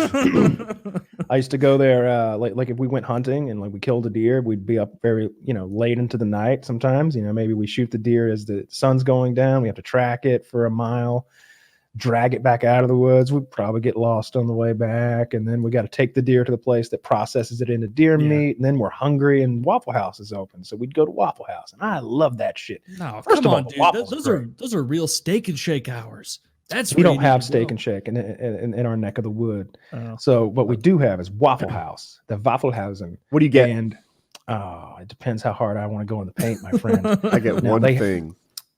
Oh, if I can only have one thing, I want the hash browns, and I want jalapenos and cheese on them, and I want to put some Ooh, salsa that on sounds one good. half and some tomato on the other. I get steak and eggs. Steak and eggs. And it comes with a side of guilt because that steak is half fat, but it's so fatty you can't like cut it out and eat around it. So it just goes down It's the same. intermuscular fat because they are the world's largest retailer of T-bone steaks. The Waffle Really? House is. Yeah, they sell more T-bones than any other place It's in the world. fucking retired circus animal meat. That's not. I don't ever get the steak. I do like the hash browns a lot. I don't really care for the waffles, but I do get a lot of scrambled eggs and the sausage, and it's good stuff. I remember their eggs not being good. But I this like was their like eggs. 15 years ago. They're not fluffy. They're more of like a pudding type, like soft. I like that. I like a nice fluffy egg if I'm Mm-mm. getting scrambled eggs. No, I do the Gordon Ramsay eggs. And if I get them fried, I don't ever do over easy because I feel like you lose yolk on the plate. I like over hard a little more. I feel like I get all the food, you know. I like over medium. Over medium's fine too. I didn't wait. That's for real over medium? What is that? What's over It's medium? not like an over easy. You cut into that yolk and it spills everywhere. Over medium is like a kind of a soft boiled egg kind of thing, and then Oh. over hard is like it's all solid. Do they prepare a consistent over medium at Waffle House? I can't imagine they do. If DeAndre's there, You okay then? and Is he doesn't have DeAndre to here? scrap. No, then I'll have scrambled. Is my main man DeAndre fixing the eggs? Yeah, I order steak and eggs, so that I can be conscious of my Keto-friendly. figure. I order Arnold Palmer, right? Because half of it's unsweet tea, which makes it half good, probably. Those I fucking love Arnold Palmers. They're Those- as good I as could sweet drink those tea all day. Yeah, they're great. I it's- remember I used to buy Arnold Palmers in those giant cans when I was like a teenager and then go home and play Xbox. And in my head, I was just like, yeah, this is like just basically tea. It's good for me. And then you look at the other side of the container and it's like, this is a Big Mac. Calories. Yes. But goddamn, those are some good times. Sipping off a tall boy of Arnie Palmies. Sometimes I do water, but it's hard at a restaurant. I don't eat at restaurants very often, but when I do, it's hard to resist the Arnold Palmer. I like Yeah. unsweet tea. It's got some lemon in there, little sweetener. I wish I liked unsweet tea.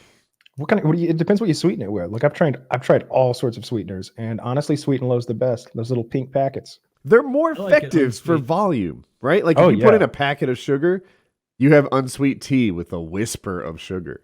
You put in a Yeah. packet of Sweet and Low, and it what is it called? It's when very it fully potent. saturates. Not super saturated, but like all of it. None of Yeah. it's stuck on the bottom because it fully dissolves. Oh, it That's what I'm going dissolves. for. Yeah, it fully dissolves, and it, like you said, it's potent. You get more per packet. Yeah, I put like one in my coffee, and it's good to go. All right, if I'm making, I do like that's what I've been drinking for the last little bit. Is unsweet tea, and I take like a big lemon slice and squeeze a bitch in there, and get 3 sweeteners in there. It's delicious. It's like I an like Arnold the Palmer. bitterness of unsweet tea. Like I don't add sugar or anything to it, other than lemon. But that's not really a sweet. That's because Missouri is not really the South. No, it's No, not. I mean we kind of just straddled the Civil War, seeing what would happen. Oh, did you ever watch Or any actually, of no, that? we had a line. The Mason-Dixon line went right through us. Yeah. Did you ever watch any of The Outsider? No, I need to watch some. Gotta watch it.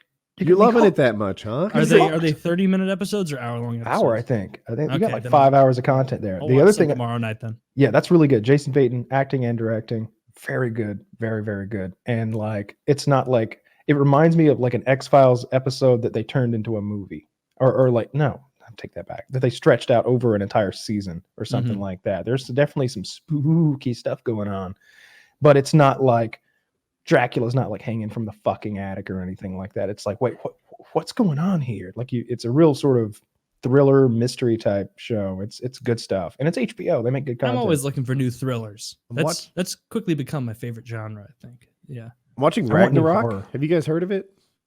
Is that the Thor movie? No. There's also a Thor movie called Thor Ragnarok, but it's a Netflix special. It's 6 episodes. And basically, this dude and his brother move to this town. His superpowers start developing. One guy's like just naturally good and wants to help people because that's his way. The other guy's kind of an asshole every opportunity he gets. Good guy kind of looks like Thor. Asshole kind of looks like Loki. Let's see where this goes. Okay. I've been watching an animated show on the what's that cartoon thing? The Adult Swim. And it's called Primal. And Primal is a caveman living in like a time of dinosaurs. There's no speaking in Primal. It's really cool animation. And just with like the caveman's like expressions and his eyes, you're able to tell the difference between mad, angry, furious, sad, like everything, like just gigantic range of emotions that you just get from his eyes and his whatsoever. None, because he's a fucking caveman. You described it as animated. Animated cartoon, yeah. So like cartoon, all right, that's where I was. Because animated can mean CGI, it can mean a lot. Yeah, so the style of animation is a bit old school. Like it's definitely drawn. It's not a Pixar type thing. It's really fun. Like there's 4 episodes I think, and I've seen 2 of them, and I really liked it. And I'm not going to spoil too much because it actually does have like a really cool story. It's gory as fuck. There's tons of blood, but he becomes friends with a dinosaur who's had like a similarly poor lot in life. Like the horrible things have happened to them both, and they like learn to team up. And like out of nowhere, he just like hops on the dinosaur's back with his spear, and the dinosaur just like roar, and he's like, yeah, and like that's the end of episode 1 with him on the dino, and you're like, fuck yeah, now they're the dynamic duo. And then like I remember this scene from Game of Thrones. It's really good. I really dig the animation style. It's definitely. How long is an episode? 30 minutes, 20 minutes or something like that. Like I didn't want to buy it. I watched a YouTube video where they were like praising the animation and how good the show was. So I downloaded the Adult Swim app, and you can watch each episode for free with like 90 seconds of ads, I think, like 2 30-second ads, maybe even. So it's pretty attainable. You don't have to purchase it or get some brand new service. Which app did you say it was? I think it's Adult Swim. Oh, which I didn't even know that existed. Yeah. Adult Swim used to be so fucking funny. I guess it might still be, but I've never. You didn't like shit like Aqua Teen Hunger Force? I felt like a lot of that stuff was like intentionally like raunchy and like over the top, and I never liked all that. I really just didn't like it. I don't know. And what podcast do you think you're a host of? But like there'd be like there'd be shows like Cunt Burger. Welcome back to Cunt Burger, where everybody's a burger made of cunts. No, the worst one was Squidbillies. Yeah, I could never watch an episode of Squidbillies without getting tremendously sad and depressed. Like it just made me sad to watch. Aqua Teen Hunger Force, I thought had a bunch of funny episodes. I never got into it. I'll tell you what I like that's old school animation, and that's MTV Celebrity Deathmatch. Remember that shit? That was fun. Where like it's like those clay figurines fighting and those 2 guys making good jokes. Yeah, that shit's great. Yeah, it's fucking claymation. We got Paris Hilton versus Nicole Richie. I remember that one. That was a funny one. And it's like the over the top. Talking about over the top, dude. They would rip each other's eyes out and disembowel them, and just limbs being ripped off and people getting eaten. Like Hannibal Lecter was one of them. I can't remember who he was fighting, but yeah, I liked that show on there. Like, what? Fuck, just lost. Oh, not Aqua Teen. Fucking Robot Chicken. Oh, I like that. When I was like a teenager, I thought that was hilarious, and in my head, I remembered it as hilarious. And I watched a couple clips on YouTube the other day. Very disappointing. Not I think it's still on. That'd be crazy if that shit. That's a Seth Green show, right? Yeah, because they like rip it on Family Guy. Yeah, that's really funny. Yeah, it is funny. Where he's like, "Yeah, I don't really watch that," and he's like, "Well, it's a pretty good show, Dad." And it's like, I don't want to watch people playing with action figures for half an hour. I'm sorry, 15 minutes. He's like, "Yeah, that shit's good." Yeah, I need fights are tomorrow night. Ooh, who's fighting? No, they're not. They're the night after tomorrow night. They're tonight as this show comes out. Yeah, if you're a non-Patreon loser. John Jones is fighting a guy named Dominic Reyes, perhaps Reyes, and Kyle's favorite female fighter, maybe Valentina Shevchenko is fighting a huge underdog. I don't know. Kashugan or something like that. Kahugan. Thank you. Yeah, I don't know. Yeah, that doesn't sound like the real- Actually, the You're guy welcome, fighting I guess. I don't know her name either. John Jones is also fighting. Dominic Reyes is a huge underdog as well. I'm wrong every time John Jones fights, and I predict him to lose. But Did you see how many times USADA see. tested him? no, He was the most. What's his name? Nowitzki or whatever said it was the most he'd ever seen any athlete tested ever. that's It was like interesting. 40 times a year or something like that. He's been Crazy, like random busted piss a tests. couple of times. They have That's to a now, big right? number. Because he has such a history of it. Yes, According to some people. according to USADA. He has not looked as good as he did back before, as he was getting caught for steroids. Undefeated, undisputed light heavyweight champion of the world. He lost, according to a lot of people, to a 185 pounder on one leg 1 or 2 fights ago. Not according to the judges. Kyle, did you consider that? Undefeated, undisputed. Matt Hamill beat him. That was not a beating. That was a disqualification. There's For lots a of silly, ways to stupid- lose a fight. Yeah, you could just not You know, it show would up. be- I wouldn't count it as a loss, though. It would be so funny if like Trump tweeted out, "And my favorite fighter of all time, John Jones, undisputed, absolutely champion," and then seeing both of you guys flip. He just tweeted. Trump just tweeted supporting McGregor the other night. Yeah, Did it McGregor also came out in support of Trump. That he was Yeah, a he called great him the man. American goat. Did he? The presidential goat or something like That's that. hilarious. I'm just trying to get as much attention as I have. Sales of my whiskey are going down. Yeah, John Jones is a great fighter. He just wins all his fights. What else do you want? And it's like, I want to be like, well, he's not really that good. Oh, yeah, who's better? Well, I mean, okay. Well, like nobody alive. He's the but- best on this planet, but that's it. Well, I bet he couldn't beat up the mountain. How do you feel about that? Right? He might be. Well, maybe if he had that spear, though. I would love to see Thor Bjornsson. First of all, coolest name for a strong man ever. So dope. His name is Thor, and he can deadlift 1,100 pounds. Life is rigged for you, dude. Hey, It's sick. Taylor, test. Don't look at anything but the camera. Spell Bjornsson. BJORNSSON. You Is it forgot the double S-E-N? dots Ah. over the O. Oh, I forgot the umlaut. Yeah. No, that was amazing. Did I get it right? Yes. Yeah. Yeah. Dude, Taylor's spelling it- so good.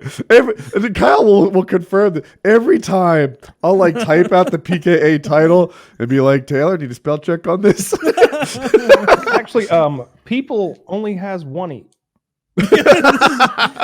It's usually last names. Like, And Woody will be like, "Oh, really? All right, I'm using these though, because I've been using 2 for my whole life." people has It 2 boosts E's. my ego because I'm like, man, I'm the grand poobah spelling over here. I just want to throw out people has 2 E's. I feel like that was a bad dig. No. It's him. The joke was that he would troll you into believing. that people only- I thought the joke was I put too many E's in. See, I should have tripled down and be like, "No, Woody, it's 1 E. Have you really been putting 2 E's on your whole life?" Dude, if I understood math the way I understand spelling, God, I would not be as dumb as I am. Yeah, spelling just always made sense. I was talking to someone when I was much, much younger, and I was like, yeah, you know how when like you think words, like you see them in your head written out? They're like, no, I don't think that way. And I was like, what? Then how do you think? You know, do you guys do it that way? Like when you think of a sentence, like you see it spelled out in your head. No, I don't have that like you do. I see pictures of the words. If I wanted to spell a word, I would pronounce it slowly and think of all the letters that are in it. But that is not reliable. No, not Hence not a my reliable spelling. technique. That's I would sound an it out interesting- poorly. That's an interesting thing to think about. Is like there was some study that came out that reported that like some people don't have an internal monologue. Oh, Like yeah. they don't think internally. They have more like feelings and impulses, and that's bizarre. crazy to me. How Yeah, do you, me too. I I saw talk that to on myself Reddit, in my I think. head all day. Yeah, me too. I think I saw that on Reddit where like the person told their mother that they didn't have an internal monologue, and the mother's now looking at him like he's a monster. And I'm thinking to myself, like, you might be. Like that's some animal shit. You don't have an internal Yeah. monologue? What That's the fuck is wrong with mind-blowing. you? You don't How that's do your you- soul. How do you But, think? like, Right? Do you think without I'm not language? for burning witches, but I'm for burning people without inner monologues. Apparently, there's a lot of them though, so it's going to take a couple of big fires. Is that Yeah. true? Is this like the wiping thing where half wipe one way, half wipe the other, and neither knows the other half exists? You know, half think in their native language in their head, half think in some sort of feeling, emotion, smoke signals, and they don't know each other exist? Is that I don't know. It's crazy, but like just like it's one of those things that you can't even empathize with it. Where it's like, try and imagine your functionality maintaining intact day to day and not having an internal monologue. It doesn't make any sense. I couldn't You're talking process to yourself all the thoughts time. without language. Yeah, like you need language to process that. It's mind blowing. That's shit's crazy. Or who knows? Maybe it's just one study that's not very Yeah, that'll be you know, disproven reliable. shortly. yeah, as many of them are. But yeah, How tall is Juji Mufu? The fuck is Juji Mufu? Oh, you don't know who Juji Mufu is? That guy's channel is awesome. I knew that Taylor would watch him. Yeah, Taylor really enjoys his videos, I think. Oh yeah, I love Juji Mufu's channel. I'd like to get him on the show. That would be awesome. If you guys are Juji Mufu fans, get that bitch on the show. I want to talk to him about his fitness routine. He does so much fun stuff. Like he makes fitness fun, and I know how lame I just said that. But So Juji but Mufu is a he's great. YouTuber. He is yoked out of his mind, which somehow is racist to me now. But yeah, he's super duper strong. Steroids, right? Openly admitted, maybe. I Oh, haven't seen him admit steroids. I saw him goof around about it for sure. You know, so like Um, all maybe- natural. Yeah, all natural. You know, like if he's all beyond natural, ripped. that is he's a 1%er somehow. Yeah, that's a genetic lottery winner if he's natural. But I wonder how tall he is. I don't know. Sometimes I really would guess strong like guys. 5'10". Okay. Yeah. I don't know. It's hard to tell because he's next to extraordinary people all the time. Right? That Mhm. he just came up with a picture next to Bjornsson, who is the mountain, right? Yeah. Everyone looks small next to the mountain. That's I mean, kind of his thing. he had a video. One of the ones I really enjoyed from him. It's like it was some challenge, I think, and forgive me if I'm wrong, but I think it was Scotland, where it's like you pick up this rock that weighs like 500 pounds, and you walk around this ancient like stone placement thing as long as you can. And Juji Mufu is ripped out of his gourd, absolutely enormously strong, and he was struggling to like get it up in place and then walking, and he was with the mountain, and then the mountain does it almost casually. He's like, yeah, I just grab it, pull it up, and then walk around. That is the secret. Dude, he's well, the with secret is to be 7 feet tall and enormous. who's the mountain climber he makes so many videos with?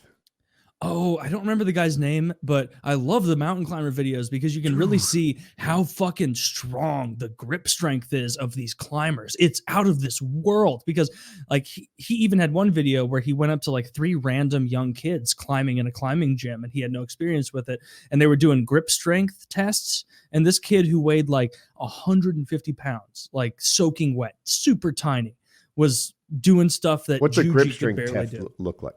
So basically what they do is they have these different grips. So some of them is like, it's like an iron box that you have to grab like that and lift up. And it's all grip strength. Like there's nothing to latch your hand on. Yeah. And another one is just like kind of a pipe, just like a dowel that you have to grab onto. And it's unbelievable. I tried. I was flirting with the idea of getting grip strength training stuff. And then I saw the total price and I was like, bitch, you're not going to commit yourself to this. Just lift weights. I enjoy Jujimufu's videos. Oftentimes he puts himself in a situation where he's humbled, right? This is a guy whose strength is better than 1%er, right? You know, he's 0.1%. He's very, very strong, very, very jacked. And then he'll be like, here's a guy who's been a professional mountain climber for the indoor rock climber for the last 20 years. He and I are going to see how we stack up. And obviously he gets wrecked by this guy. Yeah. He put the mountain climber, whose name I can't recall, wore weighted vest so that they had equal weights. And that was so cool because the mountain climber still did much better.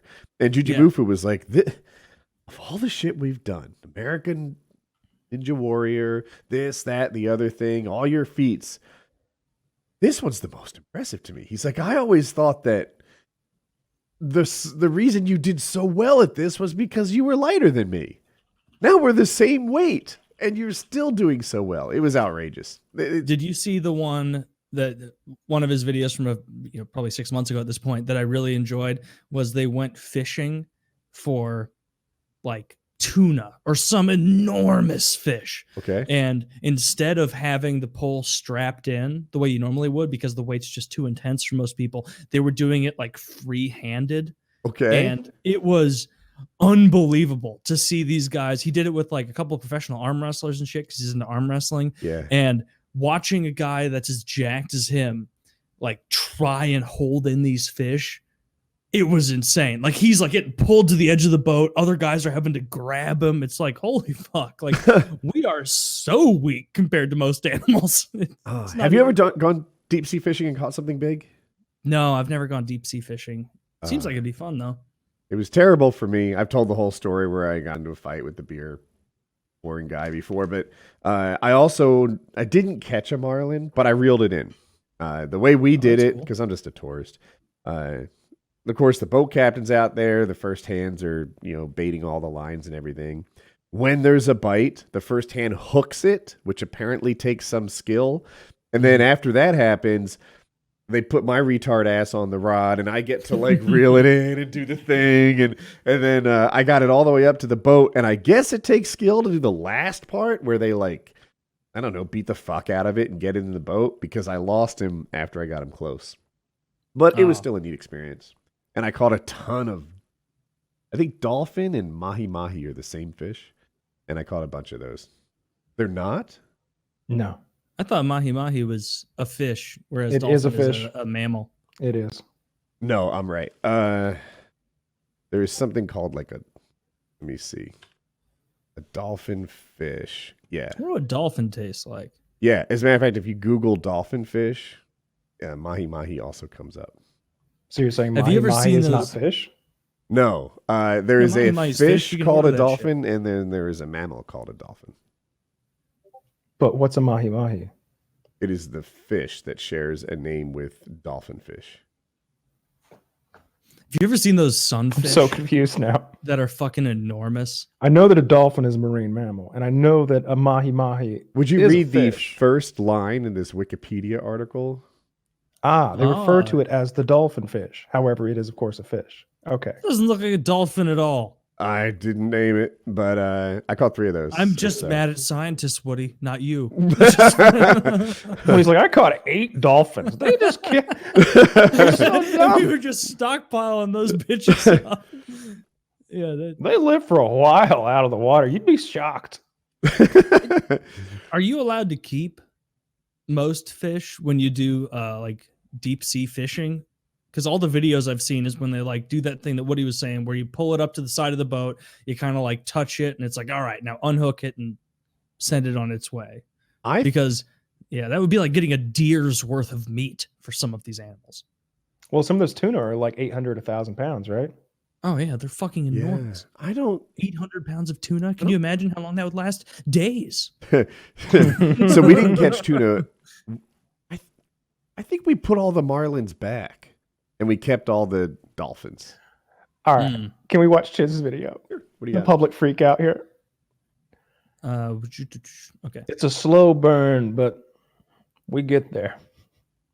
Is that a gun in the opening second? No. Okay. I'm at 0. Okay. Yeah, I'm ready. Making sure I'm framing it. What the fuck is this guy wearing? Okay. Okay. It looks like a canvas vest with a canvas skirt. A canvas vest on. I'm Yeah. ready. All right, let's watch it. Ready, set, play.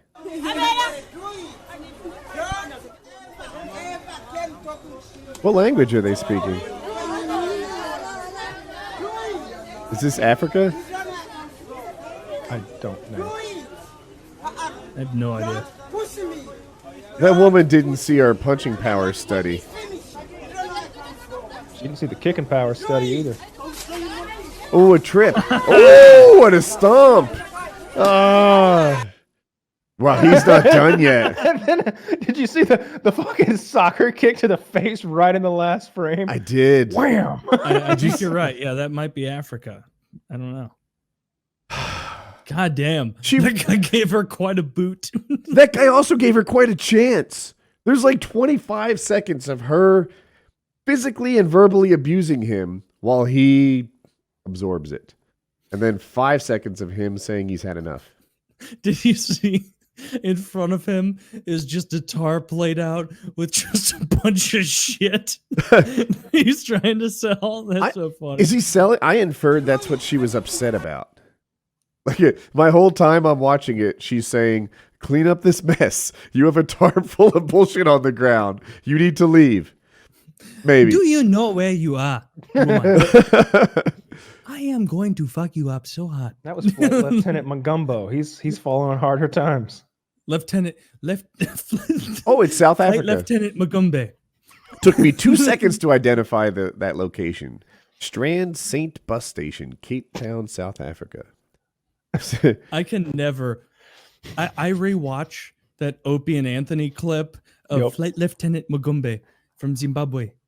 That helmet. Probably every 6 weeks, and I almost cry laughing every single time. I got to show my dad next time he comes over. That It's video is so ridiculous. Like he turns the helicopter on and it's turning at like 3 rotations a minute. It wouldn't even serve as a decent ceiling fan. Like he's taken it on several test flights. It's made out of iron welded together. It's heavier than a fucking Suburban. The helmet is the best part. Like he's made his full yellow flight suit, and the helmet has that blue dot he's hastily painted on, or red dot he's hastily painted on, and he's just like when lying. He sits in the cabin of it, none of the electrical works. It's just like a It's like a kid's LED. hangout clubhouse that they put together. Like it's nonsense. I wish I knew. I hope that he's got like a really good sense of humor, and like he knows it's all a big joke, and like I would hope he's, so, because he's laughing it's on the obviously- inside. I mean, the guy doing the reporting, He has to know. he has to know when he's like, Flight Lieutenant Magumbe has taken Zimbabwe into the air. As Maya Angelou, or whatever, said, for so long we have made do with nothing, that now we can do anything with nothing. And it's like, that's a terrible quote. That doesn't make any sense at all. Oh God, that video. Anybody out there who hasn't watched, I don't even know if there's the a part of video it. and a channel is still up. If it is though, goddamn, that Is the so O&A fucking subreddit's gone, I think I read. Does that sound right? Oh yeah, my Reddit use plummeted after that subreddit went away because it was hilarious. Dude. It was far and away the funniest subreddit. It so good. There's a new one that do you know the Fighter and the Kid podcast? Kyle probably. I've will. heard of it. I've never listened though. Okay, the Fighter and Kid podcast. The UFC fighter, Brendan Schwab. He was one time a top 10 heavyweight. How do you pronounce that name? Schwab? Shab. Schwab, thank you. And then a comedian who is the kid for some reason. He's older than me. And they have a podcast together, and their subreddit hates them. Oh my, they hate them. I'm like, all right, how much can they hate them? This is an area that I'm familiar with. And no, they hate them so much. Every post was a hate post on another level. That is unflattering pictures, some of this hitting kind of close to home.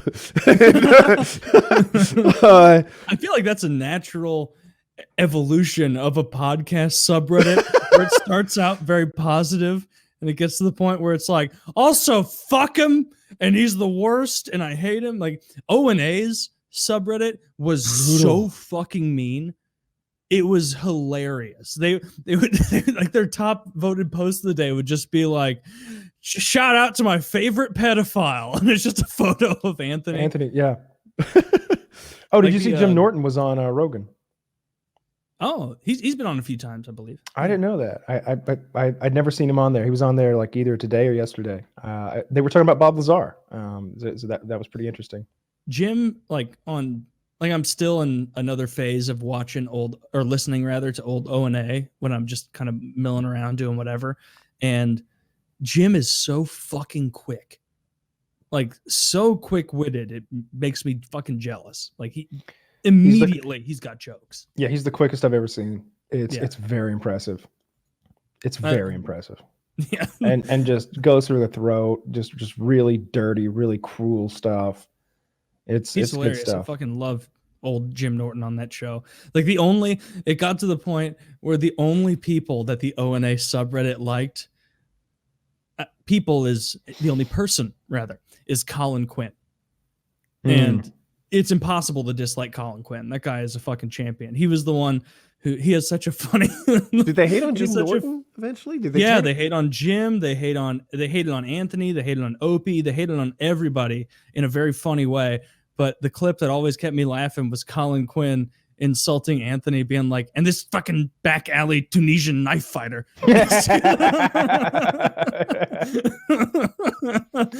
Because like calling him Tunisian's funny because Anthony's like actually racist. Like not like joking ironic shit, but yeah, oh man. Bring back r/Opie and Anthony, because that was, other than that in hockey, I use Reddit not at all.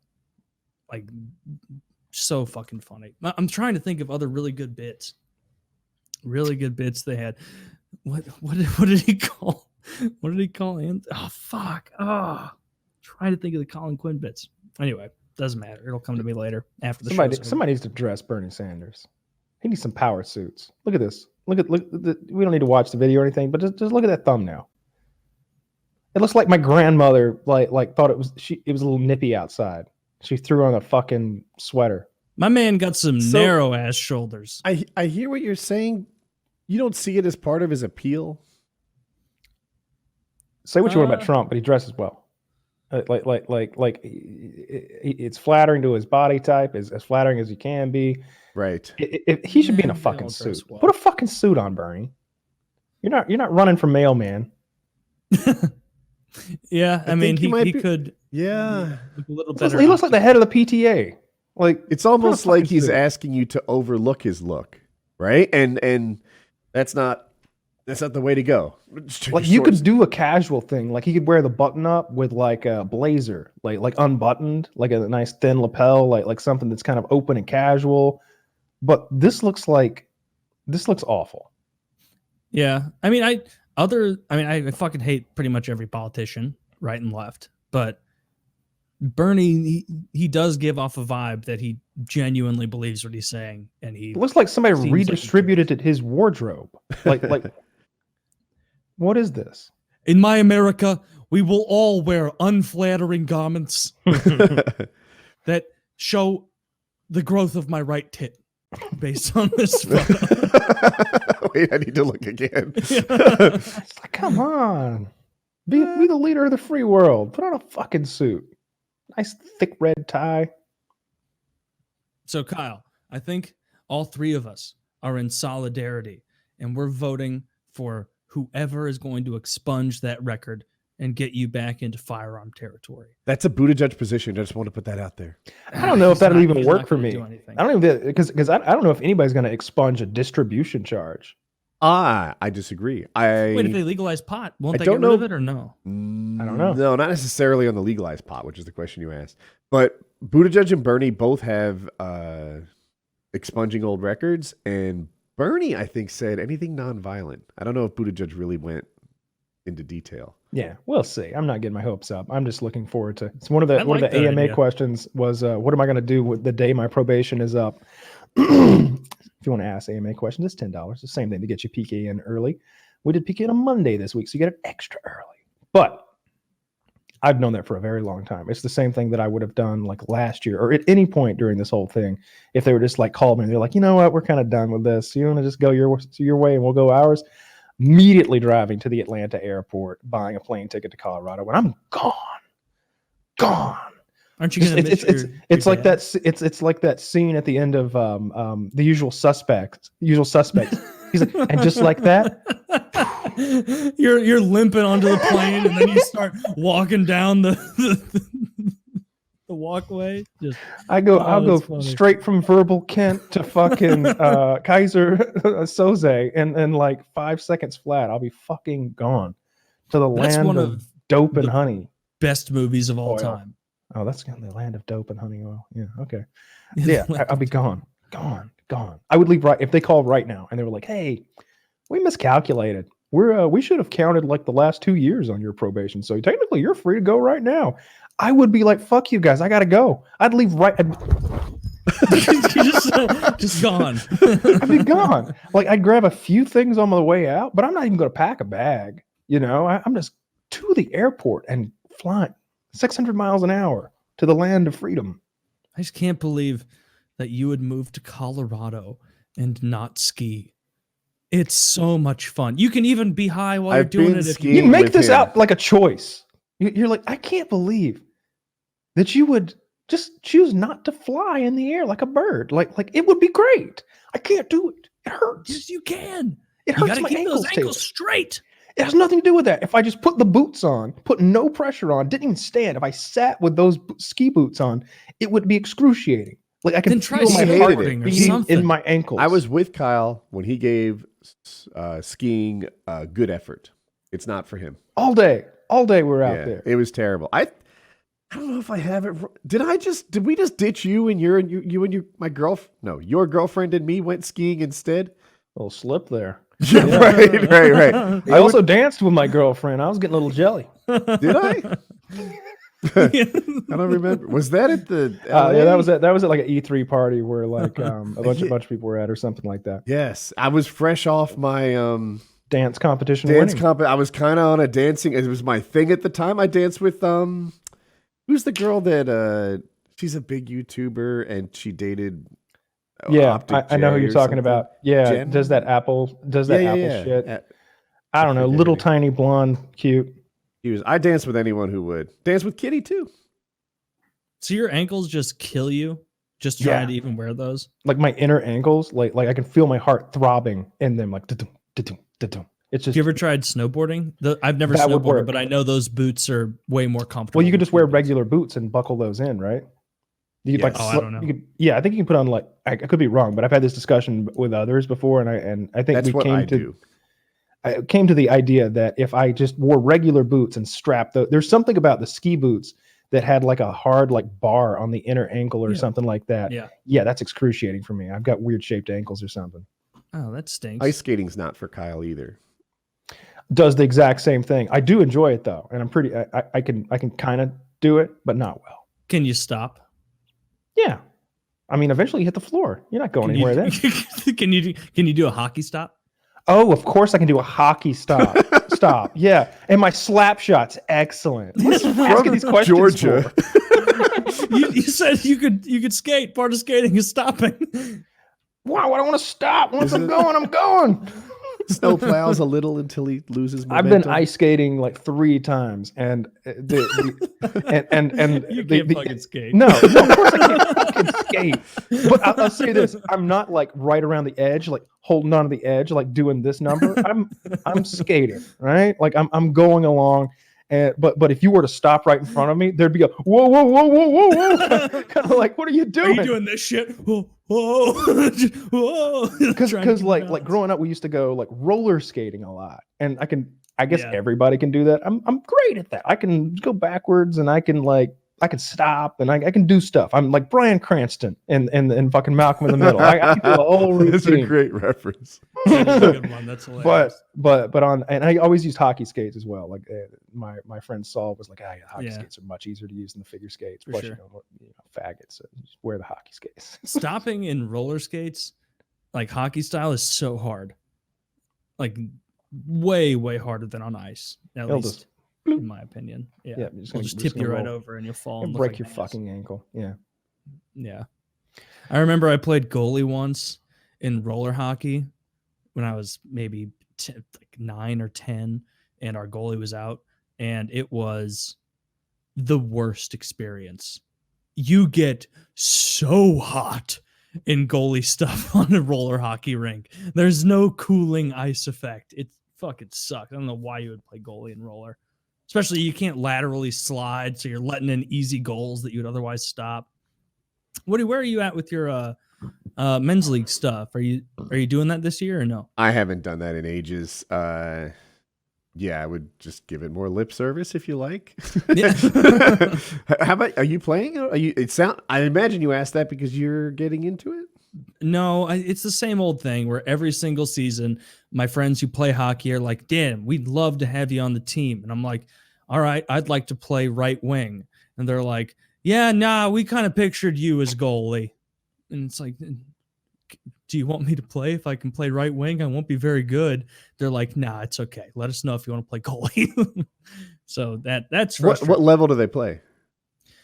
Oh, I don't even know. It's just some men's league that's it's mostly guys that played in high school, maybe a little college. Like it wouldn't be that So high of a level. They don't have A, B, and C. I'm sure they do. I'm not familiar with which one they're in. I would assume A, because one of the guys who asked me is actually pretty good. At my peak, I played A, but I was a below average player, and I also played B, and I think in my best year I got like MVP of that league. Mm-hmm. I think if I played C now, I wouldn't hurt the team. You know, like I'd be okay there. Wouldn't. Yeah. Because I remember playing with guys my age in the B League, and it was like, I don't know, just being polite by not saying anything. It's like, just leave, stop it. Like they're good players in this B League, you know. It can't be good for your elbow to be shooting a hockey puck. Did you see that that memo that Pete Buttigieg sent out to all of his the people who are working in his campaign about microaggressions? I did not. Is it funny? If you identified as a person of color, then you were allowed to take this survey. And then it was like, you. So I snagged one right away. And it was just all sorts of like, are you ever left out of pertinent email chains without an explanation? Have you ever been interrupted or spoken over by a white coworker or colleague? Have you ever? There's lots of that. Have you ever had a white colleague explain something to you? I'm like, what if you wanted to know? Yeah, I didn't want to know from a whitey. It was on a scale of 9 to 10, how much do you dislike white? Was it a react? So I feel like there's background here. There's content. Maybe because of the gay thing. Black people hate Pete. Okay, cool. Black people working in Mayor Pete's campaign said they weren't being treated as well. And now I hear there's a survey towards the black people working in his campaign asking if they're not being treated well. That's the context, right? I have no idea.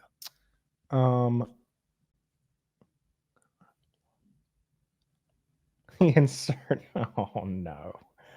This is just pumping the Mayor Pete propaganda into the chat. Look at these facts he's propagandizing. They insert artificial audience applause into Pete on CNN videos. Did you see Pete's? This doesn't look like anything to me. Please clap moment. That was so funny. I think that he's got his own.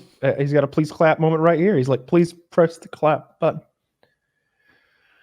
I like the one where he like said what was supposed to be like a banger and was like, "Come on," and then people give like a reserved clap. That's funny. I mean, that ruined Howard Dean and Jeb Bush. You know, but I guess Howard Dean's wasn't really a please clap. Yeah. It We're going to North Dakota and South Dakota, and we're going to go Wisconsin. Yeah. That clip is so And funny. immediately his kid. That's all it took back then. That's all it took. You can grab him by the pussy now with that man. Yeah. only Trump. There's a certain Trump could go, yeah, and grab a pussy right on the stage. to Trump's credit, he's like he doesn't let it stick to him. It's like he chooses not to be bothered by it, so that Teflon everyone Don. else doesn't get bothered by Teflon it. Don. He's the Yeah. best. But I don't think it's not just luck, right? There's something there. He just moves on like he doesn't notice everyone's fussing Bullshit. about this, and then there's nothing to say. Yeah. He refuses very- to apologize. He's very, very good. A normal politician would be like, you're right. I shouldn't have. He's like, fuck you. I'll say it again. Yeah. It's locker room talk. She was you weren't bleeding laughing from about her that? nose or her whatever. And, like that would have sank anyone else. And he's just like, it's a viable theory. Remember that? Nika Brzezinski showed up at a house party and she had blood coming out of her nose and all over her face. And it's like, that lady did not show up to a party bleeding everywhere. This was, Nobody shows up to a party. Megyn Kelly. Megyn Kelly, the pretty Fox News lady, yeah. asked him about his nasty thing he said. And then he said, well, to be fair, that was about Rosie O'Donnell. It was actually about a bunch of people, but that's not important. What's important is that afterwards, he basically said Megyn Kelly probably asked that nasty question because she was on her She's on period. Yeah. And, And that is true king shit. That's hilarious. that's I all think true, we should, Taylor. I think we should vote on based on who's the funniest. That's how we got Trump. How much worse do we think the coronavirus is going to get? I like Chiz's suggestion here to pick an over under. How many die between this week and next week? How many have died so far? 85 million. So wait, Wow, that's higher than I was thinking. is this That's actually like that's not true at 0.2% all? of There's no China. way 85 million have No, died. no, of course not. I think about 850 have died. The question is, how many died this week? I did see that some Indian scientists were trying to decipher the virus strain, and they found that there are some HIV-1 like strains in it. And so apparently if you get it, you can still get it later. Like it's not going to work with, your body's natural antibodies the way it Ooh. normally would. Yeah, because And that's so normally like interesting. might be tougher to vaccinate. Yeah. Like if it's like including shit that's in an autoimmune disease. So I don't know. I think, and maybe I'm a retard, but maybe I think it's probably bigger than they're letting on. I do not trust China's self-reported data. Yeah, Why not? Yeah, I mean, come they on. they told us, hey, Tiananmen Square, 240 protesters died. All right, it wasn't 10,000. Where are you coming up with 10,000? It was closer to 10,000. Yeah, I didn't don't know doubt that. that. Well, the reports vary greatly because you're dealing with Bigly. the Chinese bigly. So the reports are somewhere between 240 and 10,000. Good God. Jesus Christ. Yeah, no, I I'm mean, they use uneducated. tanks. I literally thought it was like dozens. I mean, they crushed people with the government's position is like 240, the Chinese government's position, but they fired live rounds into crowds, like machine gun fire, and they ran people over with armored personnel carriers and crushed them in the streets. Did that guy who was standing in running front of the over, I tank knew. get got? I don't know what happened to Tank Man. I was thinking it'd be pretty alpha of China to I know just some of the students that fire were caught. around right into his face. A lot of them got like 5 or 7 years in prison. I know, who were like the instigators or whatever. The whole thing was like a politician died, and he was more of a reform guy, more democratic China, and things started going the other way after he died, and the protesters were in the street, and then the newspapers started mischaracterizing the protesters as violent, and so that made them protest even harder. Like, hey, you're lying about us in the paper. Now they're protesting about what China said about their protesting, and it just kept getting bigger and bigger until they called in the fucking people's whatever they call their army. They call them the fucking army with machine guns and armored personnel carriers. So the protesters started setting them on fire with Molotov cocktails, and they started shooting protesters and crushing them in the streets, and then they brought in the tanks, and that was about it. Our protests are lame as shit compared to most Right? other countries. It's like, hey, we're holding up signs and we're wearing special hats. How do you like that? And China's like, thousands of people are dying. Hong They Kong don't protests have pretty police. legit. I think there's a lot 500 of people them. died this week. 500 more. Did you see 500 that in a clip? week? I'll take the under on that. I'll take the over. I'll take the over on, In a week. on- Okay. Yeah. I'm just trying to add a little bit of diversity into Well, betting. I don't fucking know. Make Did it you see the 5,000. shit where because you know like there's so much protesting going on in France with those like yellow jackets Still? those people. I remember that from Yeah. a year ago. Oh dude, that's still going. There was a clip that went pretty big online of firefighters taking the side of the protesters and clashing with the police. That's insane. Absolutely mind. That is insane. Yeah, I had no idea that shit was still as big as it is, but apparently it is. So Do you know what they're protesting over? I do not. I don't know. I don't care. I know they really don't care for their president or whatever, but Yeah, I don't know. Macron or something. Yeah, Yeah, he lost all his popularity. I forget what triggered that switch. yeah. I have no idea. I know that he married his fucking like kindergarten teacher or some weird shit.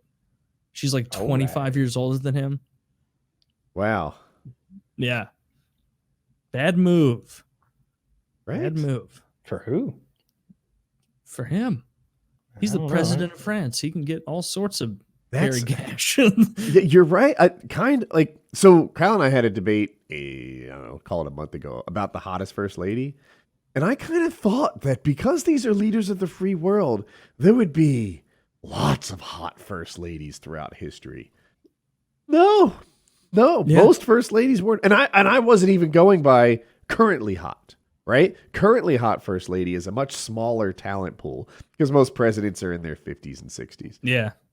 I was going by first lady's peak hotness and not as good as you'd think. What's Xi Jinping's wife look like?